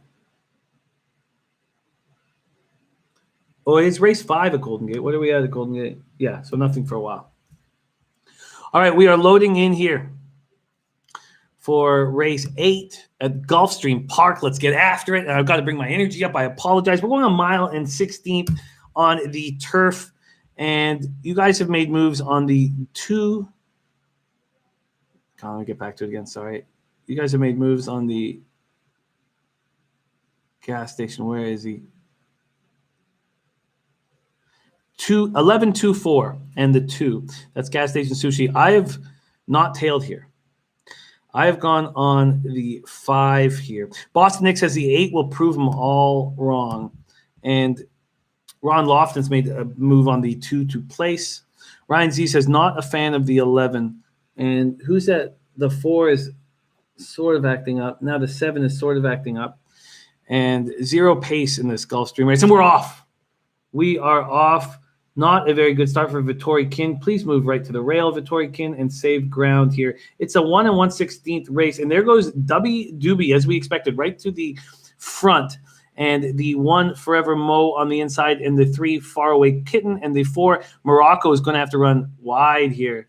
Do not like that. I like that Vittori Kin is doing a nice ground-saving trip here, but it's going to need racing luck to find space. The 1 Dubby Doobie opening quarter in 24-4. No reason why Dubby Doobie can't hold that. There's the 3 Faraway Kitten coming up on the outside, and my Vittori Kin I think is in a very dangerous spot, in about 6th or 7th place, but is saving ground on the rail, and I think there's going to be run from this 5. And I hope there's going to be run. But your 2 Dubby Doobie still leading the way and looking good doing it. The 2 Dubby Doobie ran that half in 49-1. There's no reason why Dubby Doobie can't keep that up. No reason why Dubby Doobie can't keep that up. Vittori Kin has no space to run. I need that 1 to make a move so that Vittori Kin might have a move to make. Vittori Kin coming up on the inside, but so is that 4 Morocco on the outside. I'm going to need a lot of late run here from Vittori Kin, and I don't know if he's got it. Try to come up the rail here. Is there room on the rail, Vittori Kin? I do not know. And here we go. We're tightly bunched here. Vittori Kin has a ton of horse, but does he have any room? No room. There goes Morocco. Can the 5 follow Morocco? Here comes the 5 coming up very fast. Come on, 5. Get up there. 5. Get up there. 5. For 3rd. Ugh. So that looks like a 4-1 final? Five had so much horse. Five had so much horse. It just Dylan Davis just screwing me every time. I don't even know why I bothered here.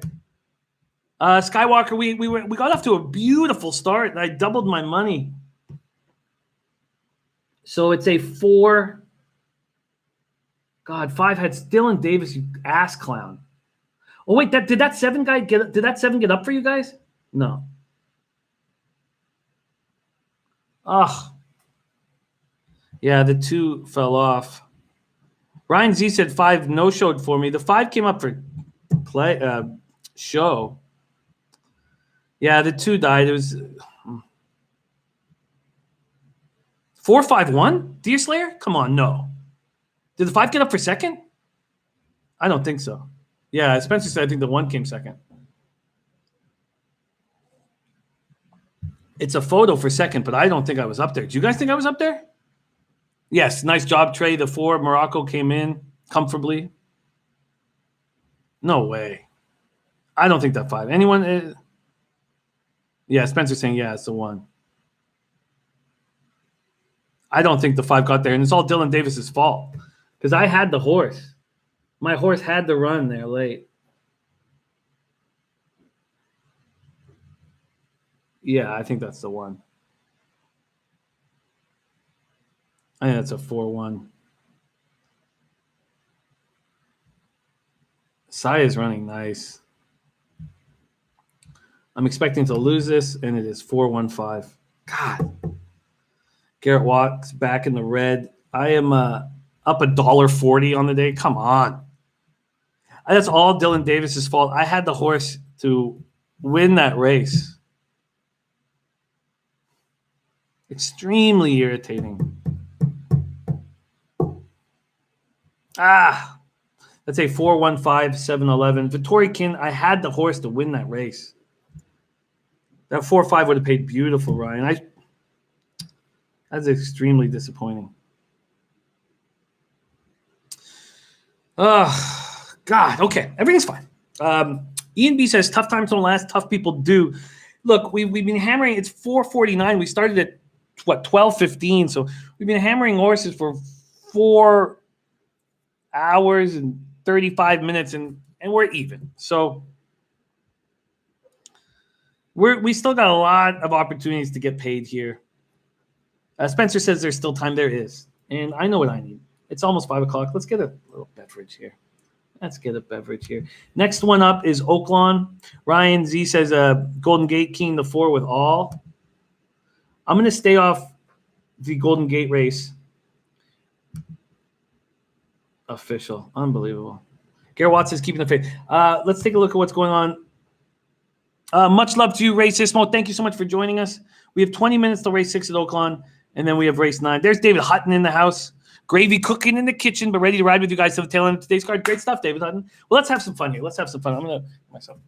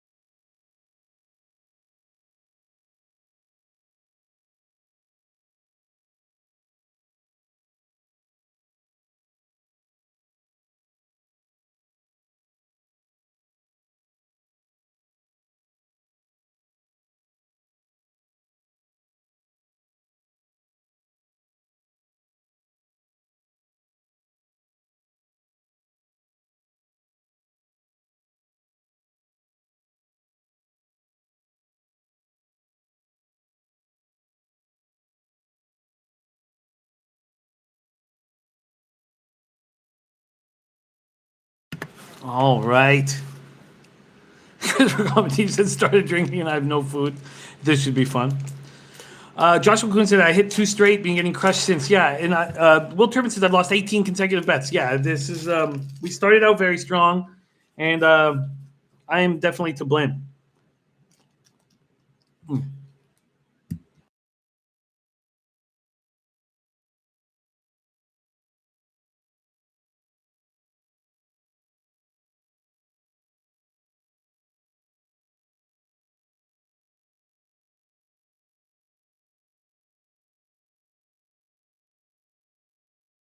An easy casher for those of you who are on the 4 at Golden Gate. Nice job.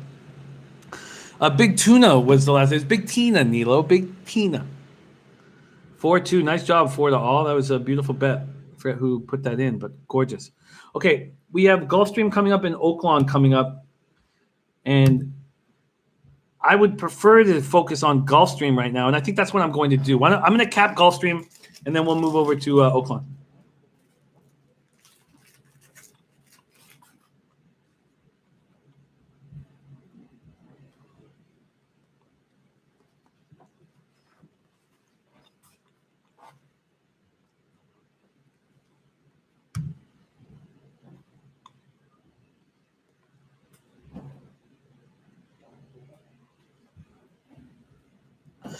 Okay. All right. I gotta big this up. Come on. All right. Big Tuna at gas station laughing. Okay. Let's sorry, just one second. Yes, I am eating those cheese strings again.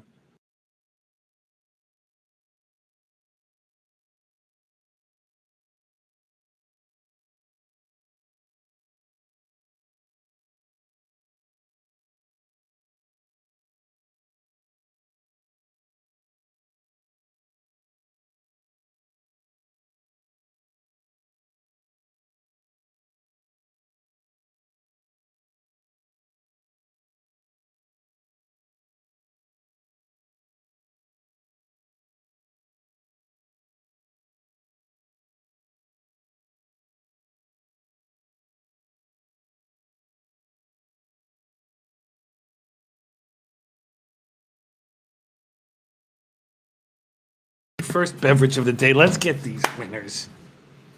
Let's go. 4:55 p.m. Let's get after it. Okay, we're going to talk Gulfstream Park right now. And then if there's time, we'll move over to Oaklawn Park. And cheers to everybody watching. Thank you guys for watching. Race 9. We're 16 minutes to post. We're going to start with the one Remarkable Soul. We're going a mile on the dirt. Optional claiming $35,000. Fillies and mares 4 years old and upwards. 4 years old and upwards. So Remarkable Soul is the one here. Yes, Nilo, much love to you. Garrett Watts says big fat blunt to de-stress. Ryan, see, Kobe Onside said, Jimmy, are you doing a stream for Will Rogers and Fonder tomorrow? I'm not. We're going to just go 5 days a week right now. And Will Rogers and Fonder, I don't have success at. And so I'm going to take tomorrow off, I plan at this point. Steve Dodgian saying Remarkable Soul coming off a career best buyer of 73, which was her season debut.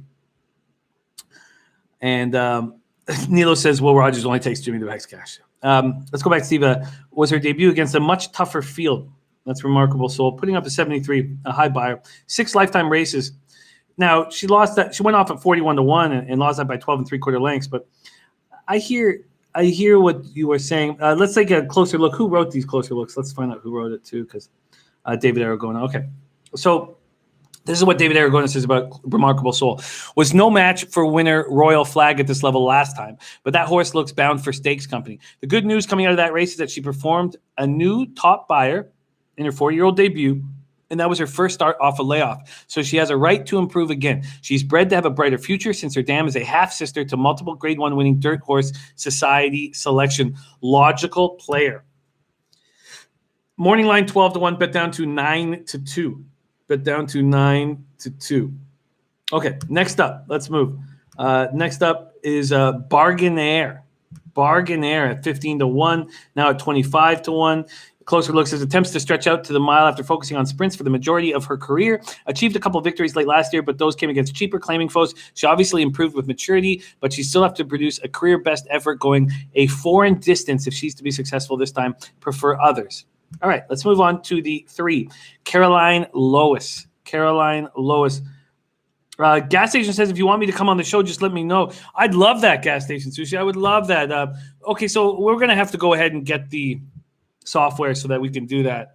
I'm going to figure that out, Gas Station Sushi. I will be in touch. We would absolutely love that. I just, I've been producing this show on my own, and so we don't have the software, but I watched Big Ragu and Don Ricci do it, so I'll definitely do that. I'll definitely Gas Station. I would absolutely love that. Okay, let's move on to 3, Caroline Lois. And Gas Station, are you making a move on this race 9 at Gulfstream Park? So we haven't seen Caroline Lois since 13th of March 2019. And 5 races in her life. Let's see what David says about it. It says, hasn't been seen in over a year. Last racing as a newly turned 3-year-old.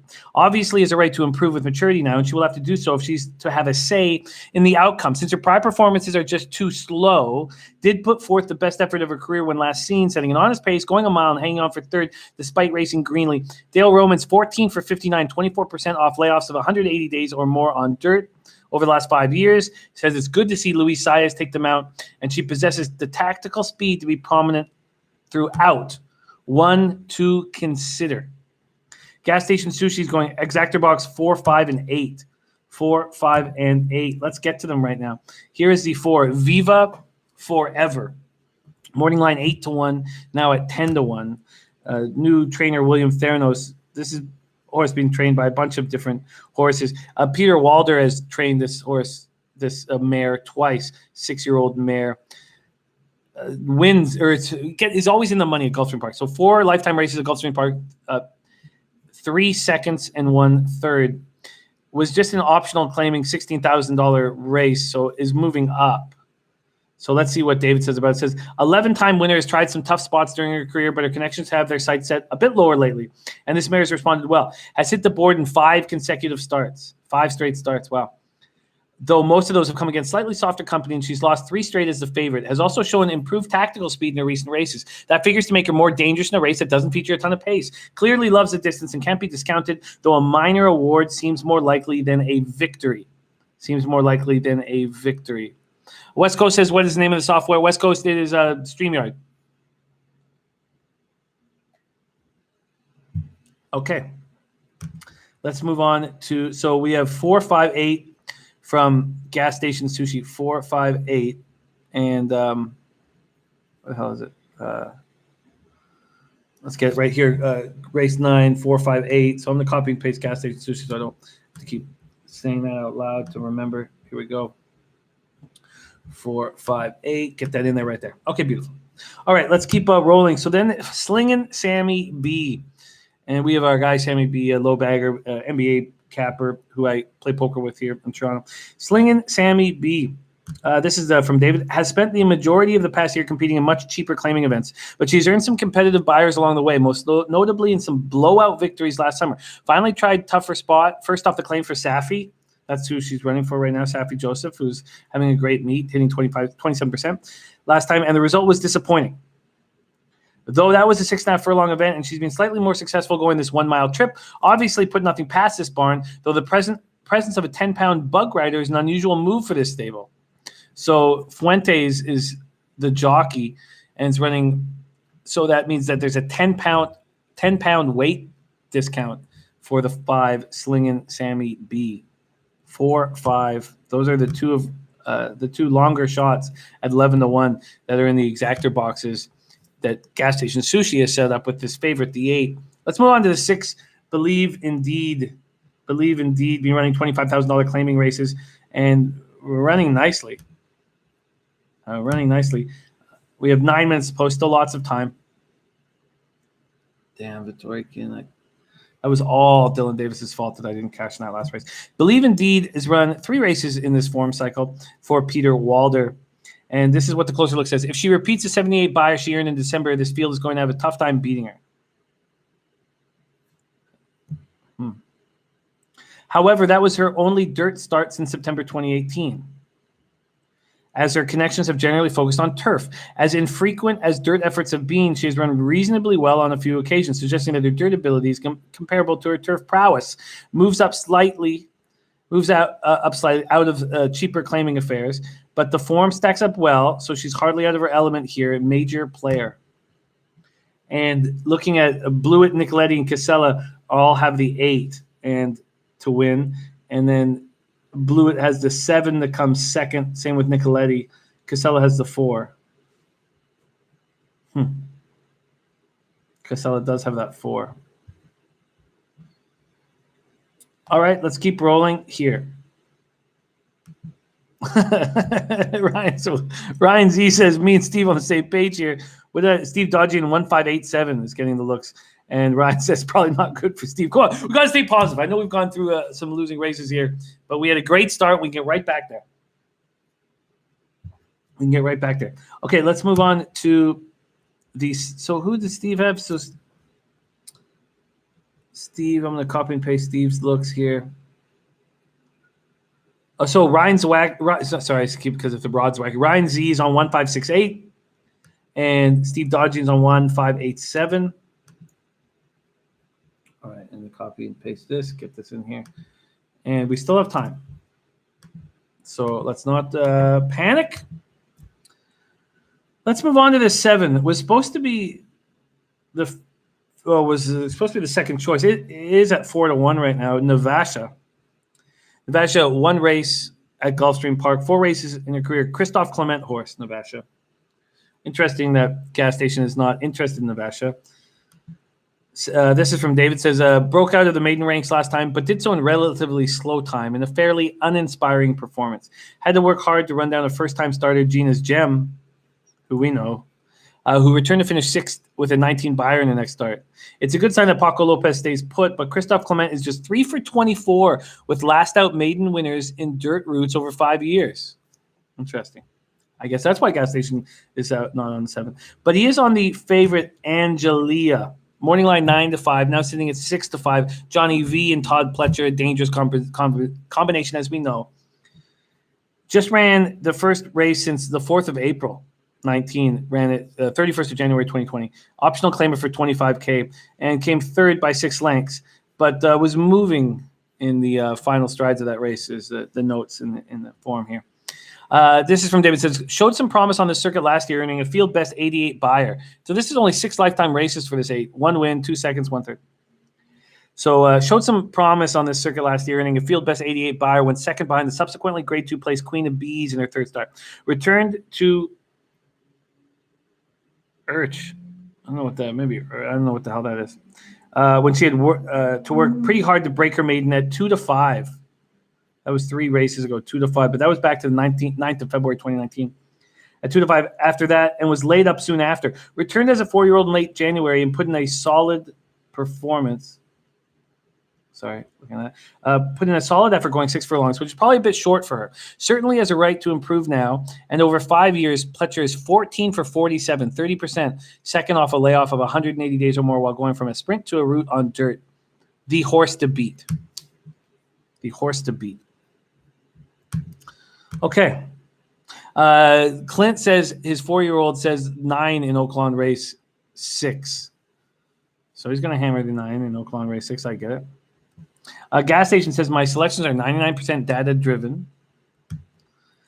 And that is the 8 with the 4 and the 5. So I like that gas station is not using Navasha.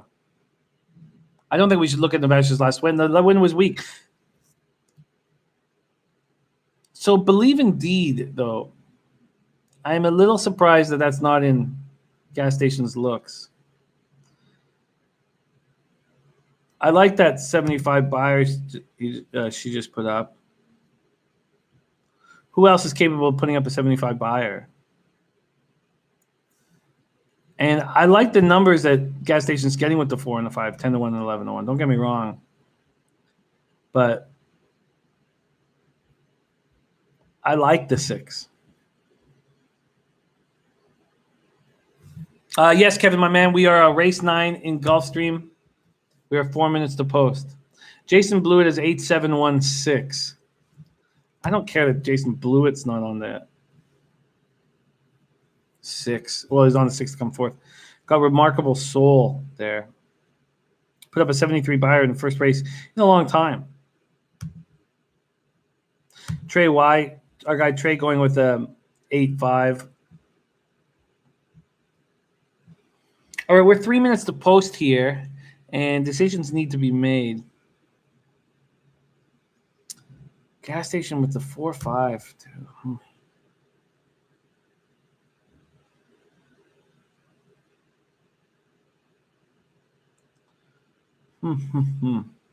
Sling and Sammy B gonna have the bug boy on. What's that a sign of? Weakness?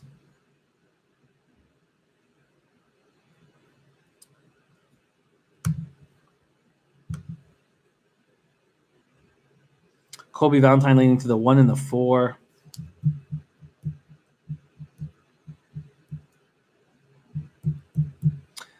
Beach Boss is on this 3 here.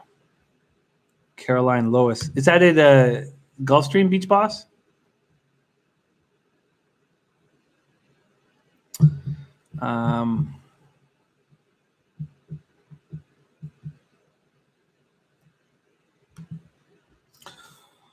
All right. It's such a luxury getting to go over gas stations looks. It helps us so much. Viva Forever. And then the 5 Sling and Sammy B. I'm going to do a Exactor Box 8.6. $10 Exactor Box 8.6.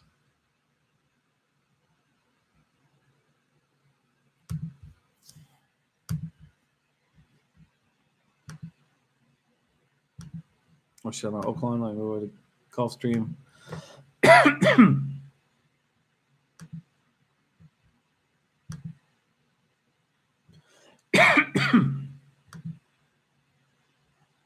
$10 8.6 box for 20. Place it, confirm it, lock it in. Okay. It's been a while since I've hammered anything well. Bad Beat says time for a pint, change luck. I hear that. Bad Beat. We were going so gloriously here. So gas station has nothing on Oaklawn. I really wanted the time just to focus on the Gulfstream race. I've not made a move, but I will be able to call the race for you guys with enormous joy. Thank you guys so much for joining us. We are race 6 at Oaklawn Park here. Move back to race 6.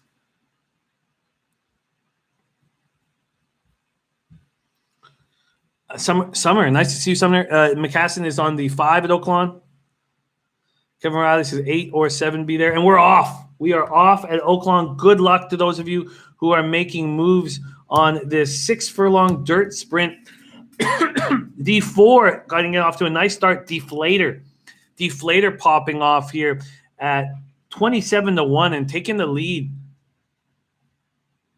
The 7 is going to have to run 3 wide, and it's not going to be easy for this 2-1 favorite. The 6, by the way, at 120-1, right up with these two. The 7 is now passing the 6, so I wonder if the 6 has more in the tank. Probably not. But the 4, Deflator, at 27-1 continues to be forwardly placed at opening quarter in 21-4. So I imagine that the 4, Deflator, is not going to be able to hold on. The 7 here, the favorite coming at the 4, and the 2 moving up quickly. 2 moving up quickly to try to get a piece of this. But the 4 is not going down without a fight. It is a 4-7 race, and the 4 is still keeping his nose in front at 27-1 here. The 7, the favorite, trying to run him down at the wire, but not going to be able to. Unbelievable. 27-1, the 4 cashes. It's a 4-5-7 final. The 5 comes up. Wicked Indeed. Wicked Indeed was 9-5 morning line. Wicked Indeed closing very quickly. Gets up ahead of the 7, Bump Bailey. Wow. 27-1 cashes. Oh, tell me you got that, Kevin. Did you get that? A Gulfstream race 9 for our Walter Scott, who's now up 319. Doing great job. Exactor box, the 8, 5, and the 6.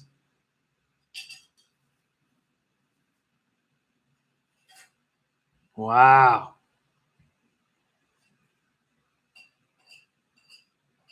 And the 5 came up just to get his nose ahead of that 7, right? Yeah. A 4, 5, 7 final. Tell me you got that, Kev. Oh, wait. You have 4, 7, 8, 5, 7, 8, 3, 7, 8. Kev, is that, where is that? Kev, you know what? We need to say where our, and Ryan says that 4 went off at 25 to 1. We need to say what track we are at first, just so we can keep everything clear. Wow. 4, 27 to 1. Also, that opening quarter was 21 and 4. That opening half is 45 and 3, and he has no problem finishing it off. Very impressive. Yeah, Clint's 4-year-old taking a lot of heat for that look on the 9. Give her another race. Is it a her? I think it's a her. Give her another race. Wow. 4-5 cash is nice. Okay. Well, if we lose this race, we are back in the red for the first time in like 3 hours. $10 exactor box. Let's move back over to Gulfstream. I have a $10 exactor box, 8-6. Let's move over there right now. 8-6. I believe gas station has to look on the next race at Oaklawn. We have 2 more races at Gulfstream before this card is said and done. All right, let's move over here.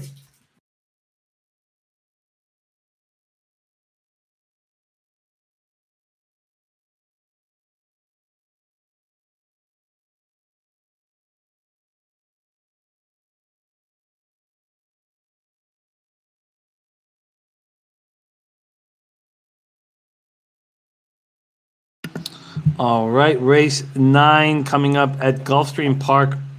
And let's review what everybody is on here. Steve Dodgy in 1587 and Ryan Z 1568.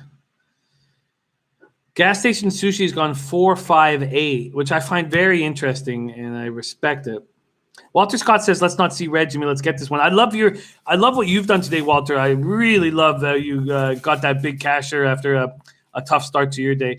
Top set, my guy Elio going 468. Beach Boss going 138. Trey going 8-5 straight.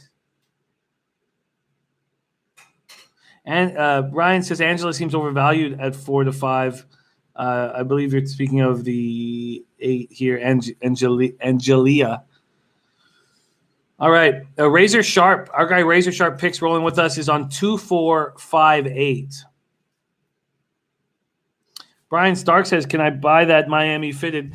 You've got to catch me when I'm losing, and then you can, Brian. Or Brand, sorry, Brand.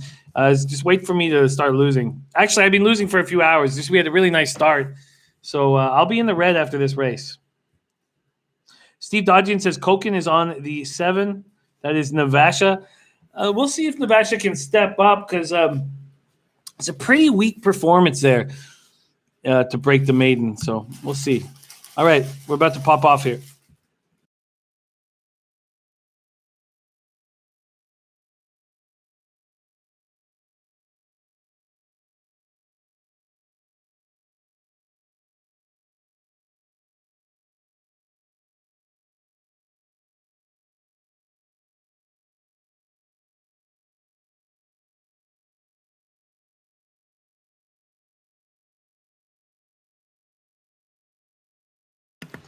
All right, we're popping off here at Gulfstream Race 9 right now.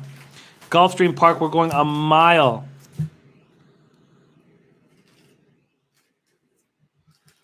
And sorry, I've taken in a couple felons here, and they're in the kitchen, so there's going to be some sounds here. We have gas stations looks on Oaklawn Race 7. We're going to pop right over there as soon as this is done.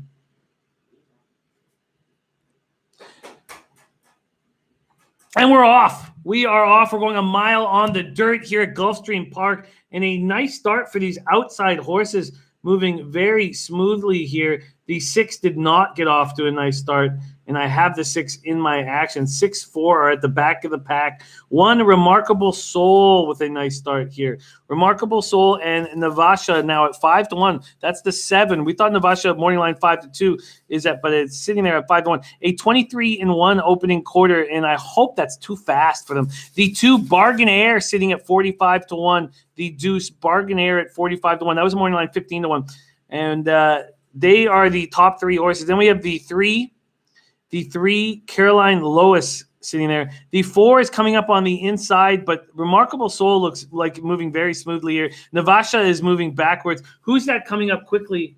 That is the 8. The 8 is making a big move, and with the 6. But they've got a lot of – I think they're going to be able to make this up, actually, if the 8 keeps moving, because that's a very fast opening quarter. Very fast opening half at 45. Let's see if this 8-6, the 8-6 have a ton of work to do. Are they capable of doing this work? Probably not. That 1 is just rolling right now. But here comes the 6 in the second. So the 6, the 2 is dying off. So look at this 1. This 1 is up by 10 lengths. Unbelievable. Remarkable Soul. This 1-6 is going to catch. So the 1 is up by 15 lengths. Unbelievable. The 6 might not even get second. The Deuce Bargain Air is holding on for second right now. The 1 wins by 10 lengths. The Deuce comes second, a 1-2-6 final. Wow. A 1-2-6 final. Jeez. Remarkable Soul did that so easily. And Steve Dodgian right off the hop said that. Right off the hop, Steve Dodgian said that. Elliot Blatt says 2 gets the place. Nice job. Elliot, did you make a move on the 2? Because that was a God. My guy Diehard says, why don't we smash another one, get back in the black? We are now officially in the red. Steve Dodgian, what a great call Steve had on this 1. I just hope he had the 2 with it. Boston Nick says, nothing is done. We are cashing. Die Hard says, yeah, it's my daughter. She's taking shots on big dogs. So many daddy proud. I love it. I love it. Where's Steve's action again?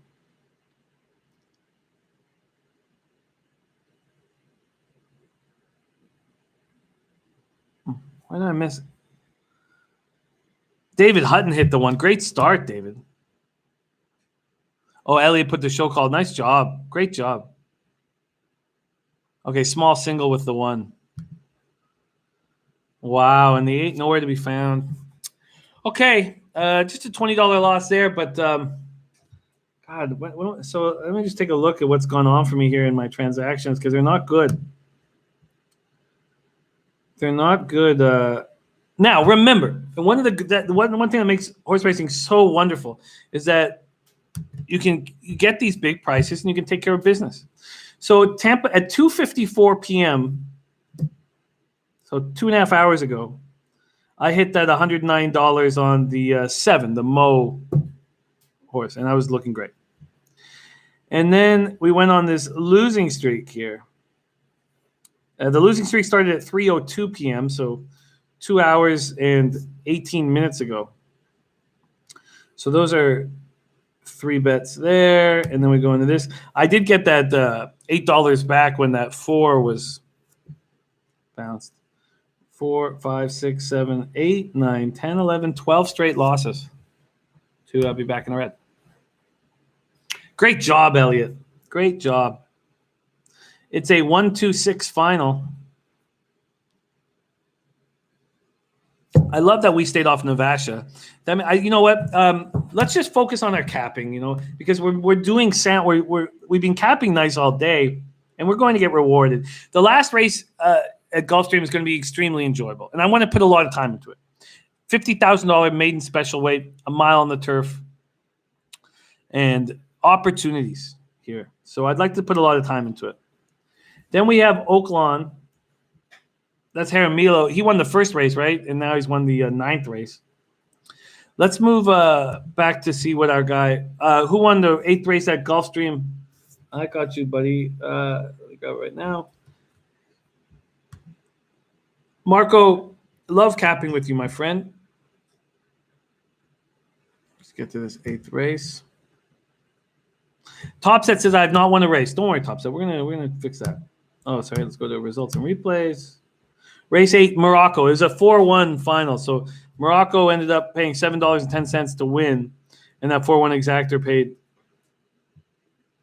The 4-1 exactor paid $20.70, so $1. And Ryan Z says I like the chalk. Says I think the 4 wins easily. Easily?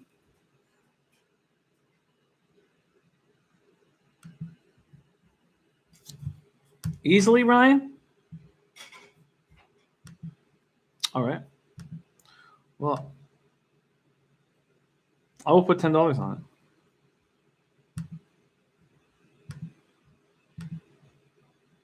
Runaway Indy. $10 to win. Straight tail of our Ryan Z or Z if you're up in Canada. And we're going to move over to Oaklawn in a second here, but let's let Ryan put money in my pocket. How about that?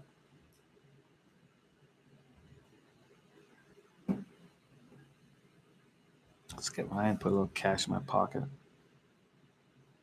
We're going to move over to Gulfstream here. I really want to focus on. I think we maybe just blind tail a gas station at Oaklawn and then really study this last race at Gulfstream. All right, Golden Gate, race 4, and we are on Runaway Indy.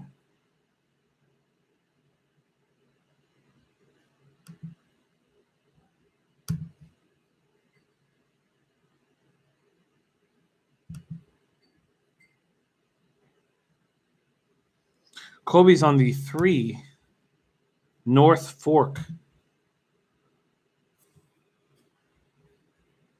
Look a little exactor.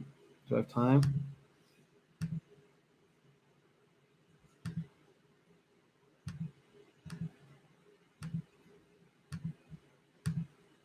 All right, I just exacted that, Kobe, with Ryan's 4, excuse me. Okay, let's see if some blind tailing works. We're off at Golden Gate. We are off at Golden Gate.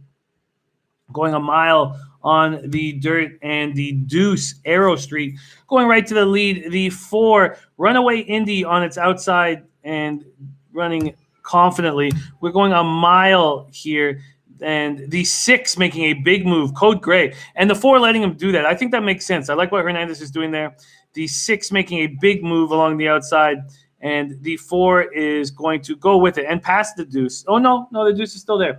That opening quarter in 24-2. And there's a lot of room. Code Gray is now 4 or 5 lengths into the lead. Now, we do have a mile, but that's a big lead here for this 6, Code Gray.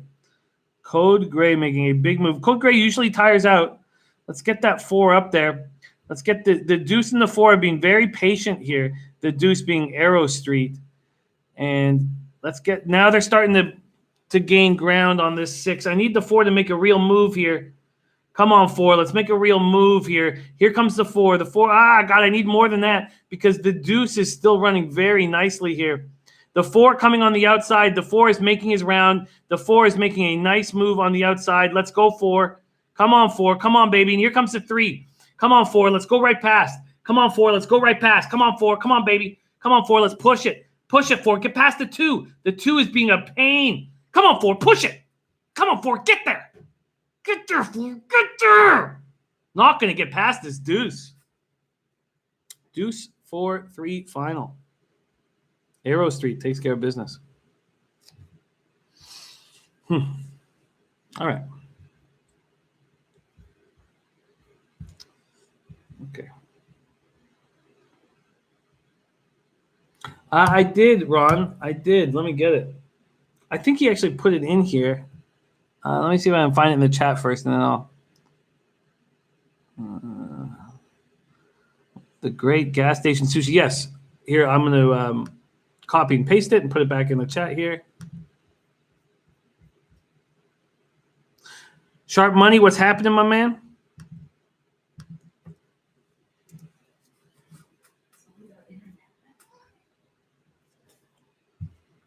All right.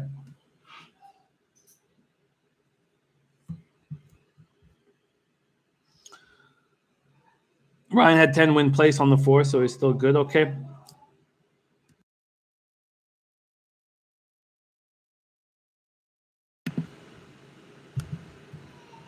The 2-year-old felon that I've taken in has awoken. I'm going to stay focused. But we do have a 2-year-old that's awoken.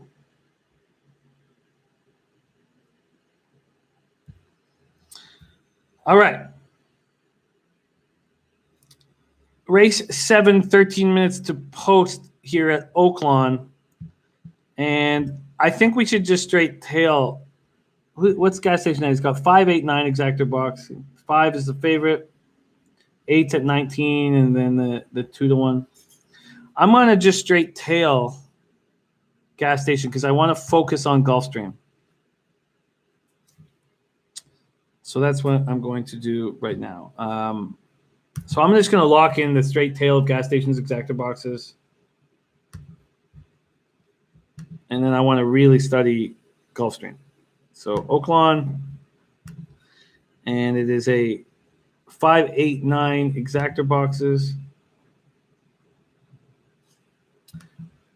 And I'm just going to straight tail this, exactor boxes. 5, 8, 9. I'm going to box them up. $3 exactor boxes costing me $18. We're in. Okay, and then I want to move over to Gulfstream, and I want to attack this last race. Ryan Z says Oaklawn 7 is super chalky. And we rarely see gas station on these favorites here. And the only way we really get paid out on what we just did is let me just move back to Oaklawn quickly here. The only way we get paid out is if that 8's in the mix. So I'm going to turn that I'm going to turn that 5, 9. I'm going to make that a $5 exactor box. So the others are 3. Okay. All right. Okay. Gas stations come in with Gulfstream race 10. This is the final at Gulfstream. And let's go over here. Hustle Wilson just cashed a daily double. Great job, Hustle Wilson. Love it. And we have 1, 3, 5, 10 exactor boxes from our Walter Scott here at Oaklawn Race 7. Keep an eye on Walter, man. Very sharp dude. And we have gas stations looks. So 3, 6, 8 win bets and 3, 6, 8 to 3, 6, 8, 9, 10 is the exactor plan. Let's attack this. I'm excited. I love, you guys know, I just love these maiden races. I really like them on turf because we can take some very exciting shots with horses that haven't run on turf or first-time Lasix and all that stuff. And I just feel like the capping really can come into play and can be extremely enjoyable. So let's move over there right now. Move over there right now. Here we go.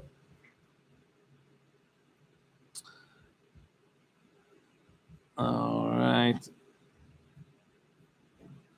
And okay, here we go. So we have the finale here at Gulfstream Park. We're going a mile on the turf. It's a maiden special weight, $50,000. First, let's talk about when I look at a daily racing form, what jumps out at you first? And the first thing I do with a maiden special weight, and I'd love to hear the first stuff that gas station does, and we all cap differently. The first thing I do is who is the most expensive yearling? First thing, let's see if that jumps out at me. And here we have Sconset, the 2, cost $900,000 in the Keeneland September sale out of Tappet. Also, interestingly enough, it's got the Fuentes Bug Boy on him.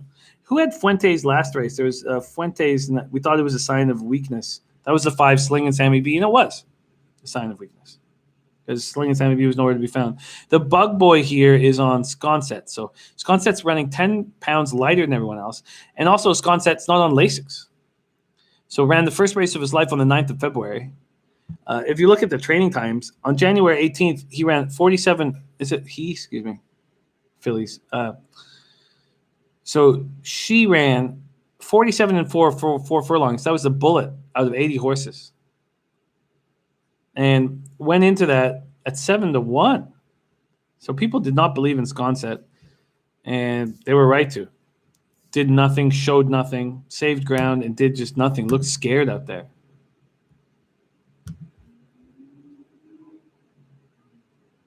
Let me try to do those right. Sorry, I was looking at these last bets. Yeah, 5, 8, 9, and then I added a little bit to the 5. Okay, that's Sconset, the 2. Very tricky horse to cap. Boston Nix at semi almost got 3rd. Okay. Kobe Valentine on the 3. Share the good times. A bet I really like, says Kobe. Share the good times, the 3. First race of his life, $285,000 at the Keeneland September sale out of the Candy Ride. Zayas is the jockey. The training times have been sound and fast. Fast, sure. Nice training times for Share the Good Times. Let's move over to Gulfstream right now. And that's your morning line 9-2. You're now getting 10-1. I agree, Kobe. I think that's a really good look at this point. And going back to gas stations looks 368. So gas station does believe in 368 and does believe in Share the Good Times. That's the 3. Certainly feels like an overlay at this point. We have 9 minutes to post, so nothing wrong. No reason for any concern. Predictions, guys, on the 8 horse, Linda Scret at Gulfstream. So we're going to get an unbelievable Gulfstream 6, 7, 8. Unbelievable 6, 7, 8, 7, 8. Okay, sorry. 6 Gulfstream. Unbelievable. Can you put that I can't quite understand. By the way, there's only 5 live tickets left at Gulfstream for the pick 6. Unbelievable. Okay, then we go into Bright Street, the next one. Dylan Davis on him. What a clown Dylan Davis is. Cost $460,000 as a yearling. First race of its lifetime. And the training is not sound. Graham Motion is the trainer, who's very sound. But even Graham Motion, first start, last 5 years, is only hitting 9%. That's the 4. Morning line 8-1. Now sitting at 15-1. Then we have Starship Malamar out of Union Rags. Morning line 30-1. Now sitting at 50-1. Vasquez in the reins. Has not shown much in 2 different maiden special weights. The 7 is taken by Nicoletti and Casella, and the 8 by Blewett. So we'll get over there very quick. Okay. Paul Tucci is on the 12 at Gulfstream Park. Get this stuff here. Sharp Money says I'm blind betting Remington Park. I need help. Okay. I'll copy and paste that. Okay, here we go. And let's see what Kevin Riley. Kevin Riley is 6-7 exactor box and 6-7-1, 6-7-8, 6-12, 3 tries. Wow. Okay, I'm going to copy and paste that. Thank you for sharing that with us, Kev. Get that locked in. All right. 8 minutes to post here. We're going to pop over to Oaklawn before this Gulfstream race jumps out. By the way, Nicoletti's long shot of the day is here. The 7, Key Biscayne. Nicoletti. The 6 is Urban Fairy Tale. Urban Fairy Tale opens at 4-1. It's now at 5-2. $250,000 at the Keeneland September sale out of Distorted Humor. Hasn't run since the 4th of October, 2019. So Ian Wilkes on 61 to 180 days in the last 5 years, hitting at 5%. And as I said, Landros has not won at the meet. 107 mounts, and he's 0 wins, 12 seconds, 15 thirds. I don't know if he's won today. I don't think he's won today. Hasn't run in a long time. So then we go to the training. The training's okay. And it's the 5-2 favorite.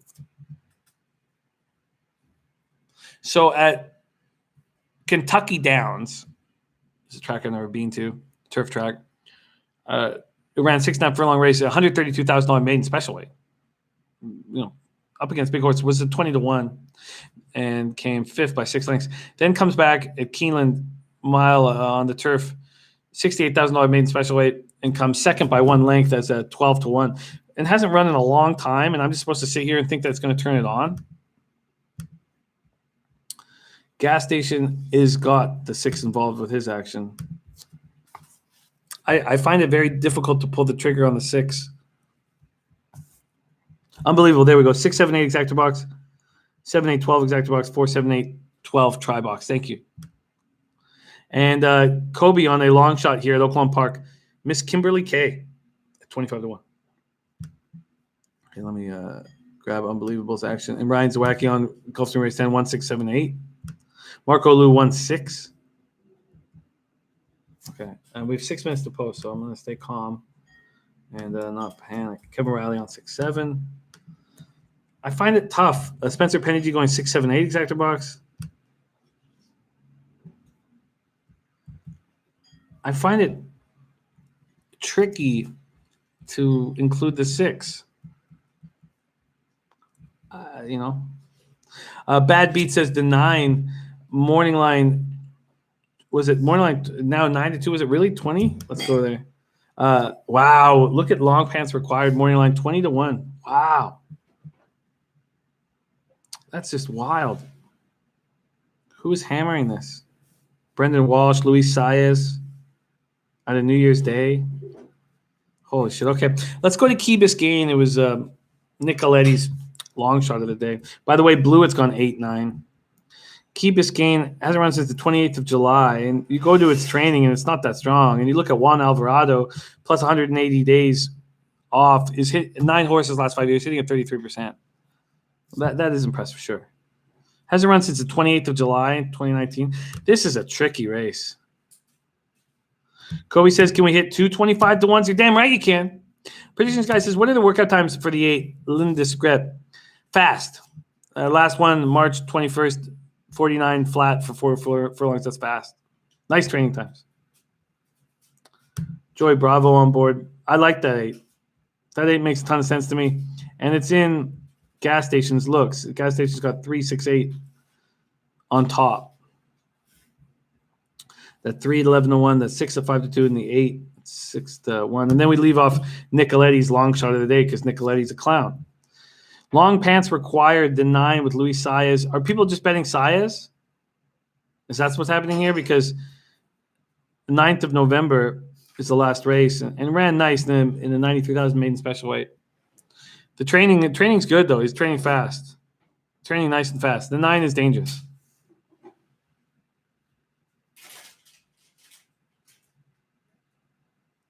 And that 3 would share the good times. Okay, sorry. I'm just trying to keep this all together. Sconset, who cost $900,000 cumulative September sales, getting no love. Then we have Renata, the 10, morning line 6 to 1, now 9 to 1 with Paco Lopez in the reins. A McPeak horse and very fast training. Renata's been training very fast. When Renata wants to turn on, she just turns it on.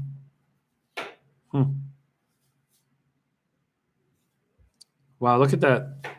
Renata's last training round, March 21st, 48-1. Then another 48-1 2 weeks prior to that. That's fast. Renata's supposed to be 6 to 1, now 10 to 1. I think that's very fast. I find that very appealing. All right, we got to go over to Oaklawn and see if we cash here. We haven't talked about the 11 and the 12.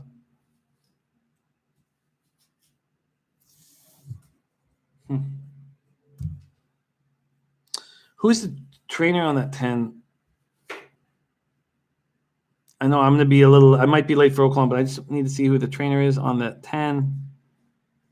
By the way, none of the experts have that 10. Come on, who's the trainer? Renata. Oh, no, sorry, I was looking at a different thing. Kenneth McPeak and Paco Lopez. McPeak, first start, last 5 years, 6%. All right, so Oaklawn Park, we did a tale of Gas Station Sushi, 5, 8, 9. Let's get over there right now. 5, 8, 9, tailing Gas Station Sushi, and then we're going to pop over to Gulfstream.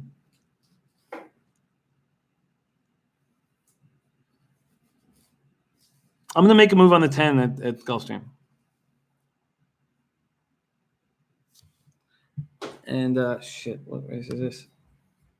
Oaklawn race 7.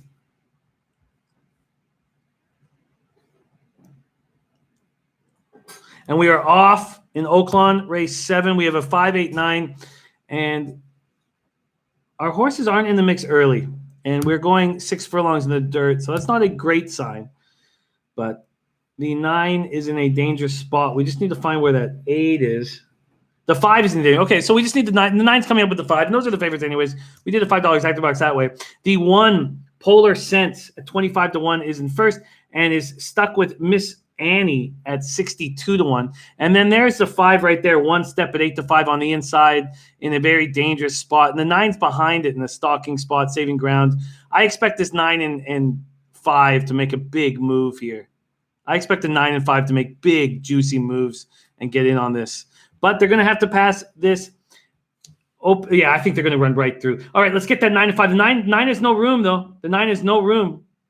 The 9's going to have to go out to the outside. I don't know if he's going to get there. The 5 is going there, but the 9's not going to. The 9 has no room. What terrible, terrible jockey work by the 9. And the 9's now trying to get to the outside. It's not going to get there. We're going to get a 5-3 final at Oaklawn. 5-3-1-9-8. What a terrible, terrible ride by the Cohen on the 9. What a clown. What a clown. 5-3 is your final.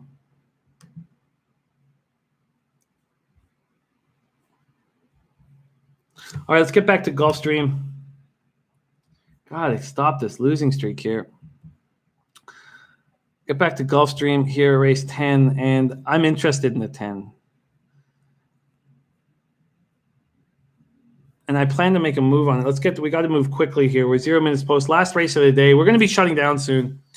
And it's been a wildly entertaining week. And I'm so thankful to cap with you guys. This is our final race at Gulfstream.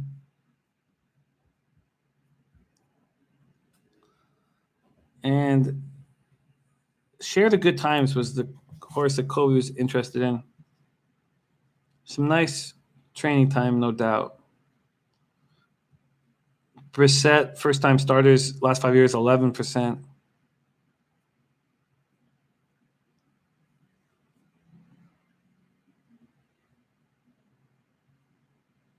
The 10, Renata.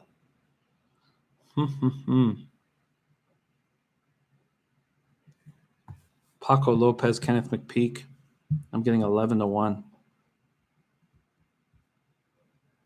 What finished third was the 1 finished third. It was a 5-3-1 final.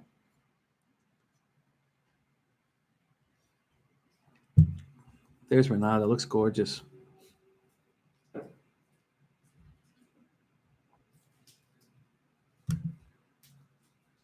What a gorgeous horse with Paco and Kenneth.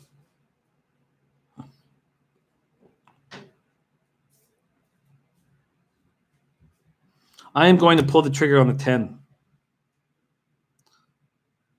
Damn, Gareth. Sorry, man. We got off to such a great start. I'm going to make a move on Renata here. I think Renata can run.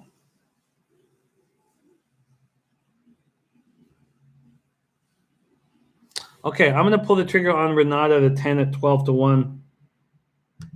I'm going to go $10 across the board here. And sadly, this may be my last look of the day. God, we were doing so well. Renata locking in, $10 across the board. Okay. Sharp Money, great to see you. Guillermo is going with this 7. Kobe Valentine says the 10 is scratched at Gulfstream. Did that just happen? Kobe? Because I just watching the 10 look beautiful. Are you saying that just happened?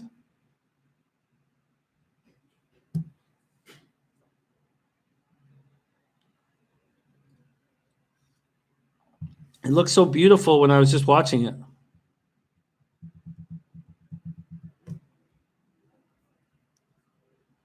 Is anybody else getting that? Because I've got this gorgeous 10 horse, Renata, 12 to 1. Golden Gate race 5 for gas station is on the 3. You know what? Let's we'll move over to we'll finish off at Golden Gate in 6 minutes. So we'll do the final race here at Gulfstream Park, and then we'll go over to Golden Gate and see if we can hit with gas stations number 3 here. I'm getting 12-1 right now on that 10. And then we'll move over to Golden Gate and we'll call it a day. What a spectacular week this has been. It's been so enjoyable with you guys. Okay, Kobe says no. Okay. All right. Rod Zawacki still rolling with us. Thank you, Rod. All you guys, man. You guys made this so enjoyable.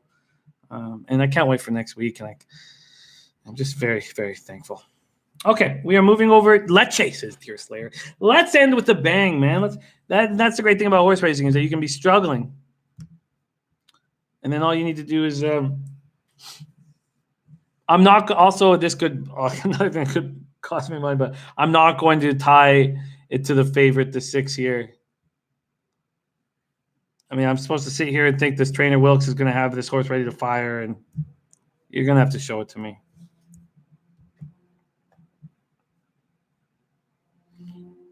Spencer Pennergy needs to hit it. This race, he's on. I've got everybody's looks here. We're loading in. Gas station is on 368 win bets, and he's exactor boxing 368 to 368 910. I love the price I'm getting on this 10, and I'm just going to run with it. We are going 1 mile on the turf, and I'm on the 10 Renata with Paco on board. Let's go. 1 hit. We're in the black, baby. And then we'll move over to the look that gas station's on the Golden Gate. It was the 3 or the 4? Did I copy and paste it? Tell me I did. I did not. Shit. Okay, we have time. I think it was the 3. Yes, the 3. Okay, I'm going to copy and paste that right now. Okay, I will do it in a second. It's a 3. And we got 4 minutes there. All right, we're just about. You need a nice start, but you remember you got a mile. You just want an alert start, I would say, at Gulfstream in a mile turf. Last one of the day here at Gulfstream. Those of you that have ridden with us since 12:30, thank you so much. It's been extremely fun. And yesterday was just so wild. Jesus. All right, let's finish with a banger, man. I got the 10 Renata with Paco on board. Let's get an alert start. 10. Look forward. Come on, baby. Come on, Paco. Come on, Renata. Get this filly going. Come on.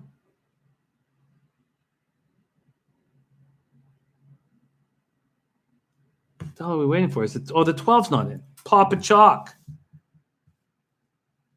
330 at the Keeneland September sale.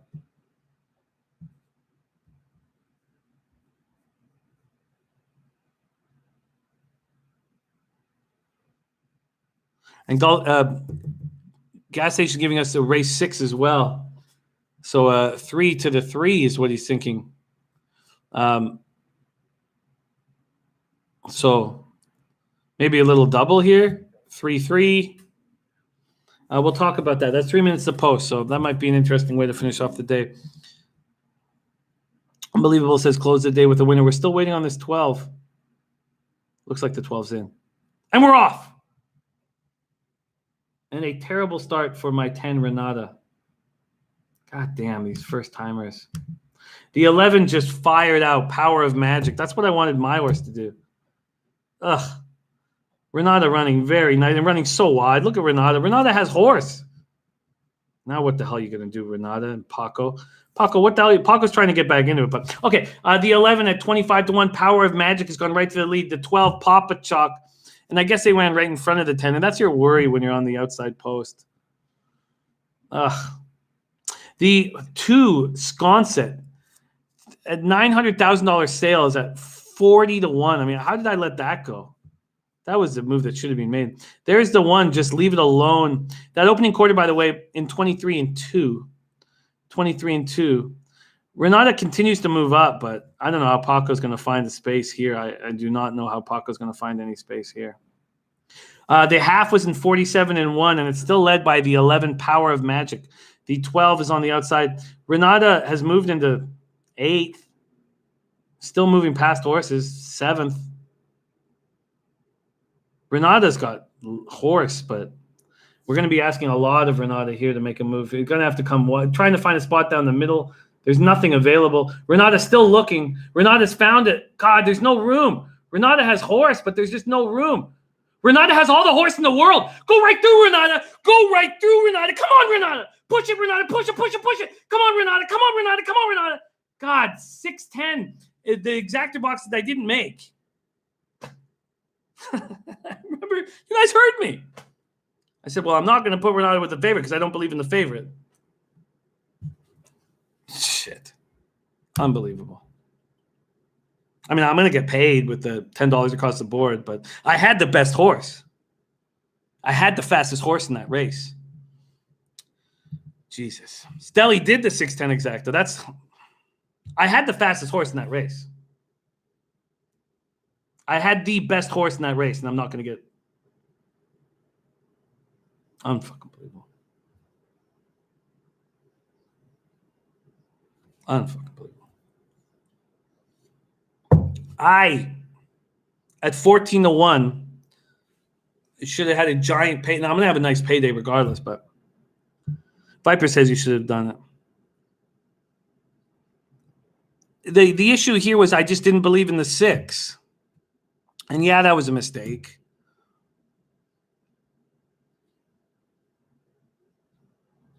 Oh, gas station did hit 610.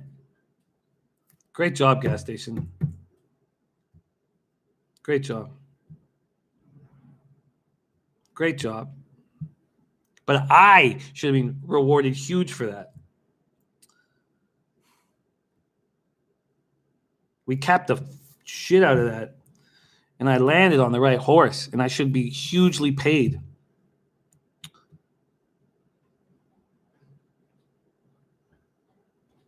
I should be rewarded for that capping.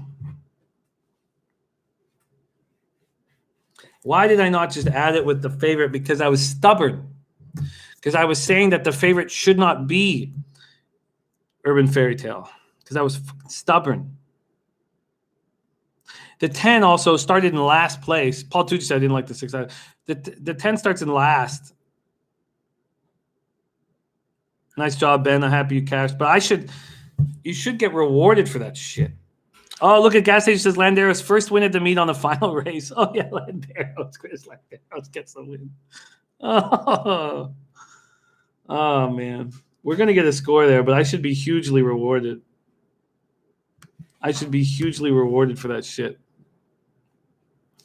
Okay, gas station like in the 3, and also the 3 in the next race. So this will be the final race. We're going off 0 minutes to post.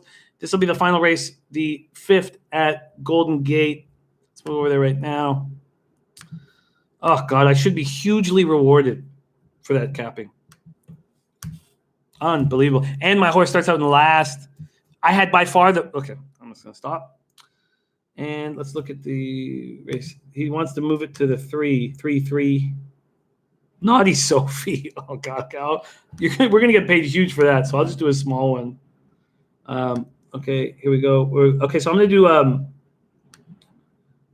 sorry. Okay, I'm going to do I'll do $10 to win. Oh shit, that's race 6. Go to race 5. I'm going to go $10 to win on his 3 here. Actually, let's go 15 to win on the 3. And then I'll do a $5 double 3-3. Oh shit! Sorry. Here we go. Double 3, 2, 3. All right, I'm in. Unbelievable. M-Fam, I should have been like hugely rewarded. What do we get for that, anyways? The 1080 to play, 740 to show, and what did that exactor pay? I'm afraid to know. Just put him with the favorite. Stop being so stubborn. I don't know why I had to be so stubborn there. Oh, we're off in Golden Gate. We're off in Golden Gate here. Last race of the day, and there goes our 3 right to the lead. And how long is sorry, I don't have the distance for this race, but the 3's gone right to the lead. Hopefully, this is a little 6 furlong sprint. Come on, take us home. Sigur Rose in first. The 4 is the 2-1. That's in second right now. That's a 21-4 opening quarter. I hope this is a short race because the 4 is trying to mount a comeback on our 3, Sigur Rose. But Sigur Rose has 3-length lead. Are we going to end with back-to-back? Come on. Let's go, Sigur Rose. Here they come. Here comes the cavalry. Come on, 3. You start pushing it now, baby. The 4 is coming very quickly. Come on, 3. Hold it. Hold it, Sigur. Come on, 3. Hold it, baby. They're coming very fast. Here's the deuce coming fast. Come on, 3. Hold it, baby. Come on, 3. Hold it for us. Come on, 3. Get there. 3. Find the wire. Get your nose to the wire. And that's a casher. Attaboy. Gas station sushi. $1 exacta paid $39. Would have got a quick $80. Sugar Ross. Thank you. Said I smashed some chick that was in love with them. Sugar Ross. Thank you, Jay. Oh, we're ending with a bang here. We are ending with a bang. All right, let's see. Oh, we're going to be in the black. Okay, we're going to end up in the black, barely. Oh, God. Is this not just the wildest shit? Nilo, double that up. Trey said, cost me bread. Oh, Trey, you're fun, man. I love rolling with you. Yeah, I did the $5 double. And it's going to pay huge because the gas station horse in the next race is not the favorite. Nilo says, are we good today? We're going to be in the black. So we live to fight another day, but we were up really nicely there. And we should have been huge. I should have not been so stubborn. David Hutton says, I joined the chat at the right time. You guys are making me drinking money. God, David Hutton, I love you, man. And Walter Scott ended the day plus 246. Great job. Great job, Walter Scott. Love capping with you. Keep an eye out for Walter in our chat because he's very sharp. Stelly says, great weekend. It was a great weekend. Back-to-back days in the black. So I'm free rolling on this double, $5 double. Gas station sushi just keeps doing it, man. What a spectacular capper he is. This $15 to win is going to put me in the black. It's official. Let's get the numbers up here. Choco Taco saying thanks. Isn't gas station spectacular? What a guy. Gas station on the 3. Viper says only lost 20 today. What a ride, though. Viper, love you, man. Kevin, you're a good man. You're a good man. Spencer Penny G bouncing. And we got 540 on that. So let me just hit refresh here. $224. So we're up $24.40. And that's including that $5 double we have. By the way, the $5 double 3-3. The $5 double, let's see what the $2 double. The $2 3-3 pays $17.80. I thought it'd be more than that. Oh no, shit! That's for the race 5. Sorry, let's move on to race 6. Okay, the $2 double. Wow. So look at the free ride. We have a naughty Sophie. So the $2 pays $52.20. So the $5 is going to pay about like $126, $128. So we got a free ride on the 5. Paul Tucci says rent paid. Great job, Paul Tucci. Deer Slayer ski up $236. Gas station says is there a reward from the authorities if you turn in your fugitive felons? I don't know. I don't know if there's a reward, but as I said, the one felon is a big-breasted 35-year-old, and I'm going to take good care of her tonight. And then the 2-year-old, difficult negotiator, is a pleasure to hang out with, and it's difficult to negotiate with the 2-year-old. And when you deal with 2-year-old felons, you're not going to get a lot of straight answers, but you do whatever it takes to get the kind of loving that you need. And if so that's what it is. Oh no, Will Turpin did not have a good day. I don't like hearing that. Paul Tucci says lots of indictments, no convictions. Trey says it's hard times. Sorry, God, Will. I hate that because it was an okay day. Trey says 2-year-old felon, so be it. You just work with what you got. Brad Thomas is still having fun. Boston Nick broke even. I'm up $24.40 regardless of what happens today. So we live to fight another day is what we do. We live to fight another day. Ryan Z saying that 2 looks easy at Oaklawn. I'm going to shut down here. I'm just going to go. West Coast said they were crimes of passion. Christopher commenting said having fun. Pink Eye Genie says shoplifting the booty from a single mother. You know, you do what you got to do. Pink Eye. You do what you got to do.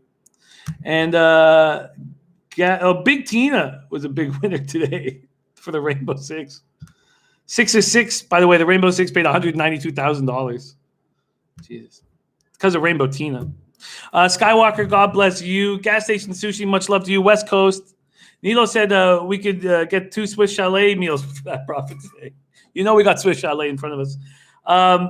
Goose says call the last. No, we got 19 minutes. We're gonna call it a day here. But that 3's down to 4-1 though, and it's gonna pay $125. So there's still a chance. Tony Brusher, all you guys, truly. I got nothing. Boston Nick says see you Tuesday. We're going to be back Wednesday. We're going 5 days a week, Nick, Mr. Fat Fist. Brian Lim, Gas Station Sushi. I'll put it here in the chat. Gas Station Sushi. You're damn right I am, Gas Station. It's Soccer Sucks. That's Gas Station's Twitter handle, our guy, Gas Station Sushi. He's done so much for us. God, I love you guys so much. Miss J says, great work. Thank you. Look, I'm so thankful. Neil says, Fat Fist loves sports now. It's just so enjoyable. And I'm just so thankful. And with all the madness that's going on outside, to know that I can come here 5 days a week and, you know, we're clearing like 30, 35 hours of live time. It's just so enjoyable. Paul Tucci says, betting on ping pong now. I hear you. But we'll be back here Wednesday morning. To hammer. So let's just hope that Trey says, "Oh, you cute." Oh, Trey. Oh, Trey. God, it's a treat to roll with you guys, man. Thank you. Another day's in the books. So that's 3 of the last 4 days in the black, and 2 of them were really healthy in the black. So we're moving in the right direction. Dustin Tristan, thank you. Brian Lim. Ian B's on Jalapa in this next race. I'm going to just leave as a slight winner today. Could be a big winner if our 3 hits at Golden Gate. Now 9-2. Christopher Comatini, I'm so happy that you came with me on that pick 3 yesterday. I so noticed that you have my back and you believe in me, and it just makes me want to succeed so badly. And so I'm so happy that you cashed on that big pick 3 after I was losing all day. Oh, God, this is a wild ride, and I'm so thankful to ride with you guys, man. Ride or die, son. Leche. Hey, loose bookmakers. Get that shit. Respect.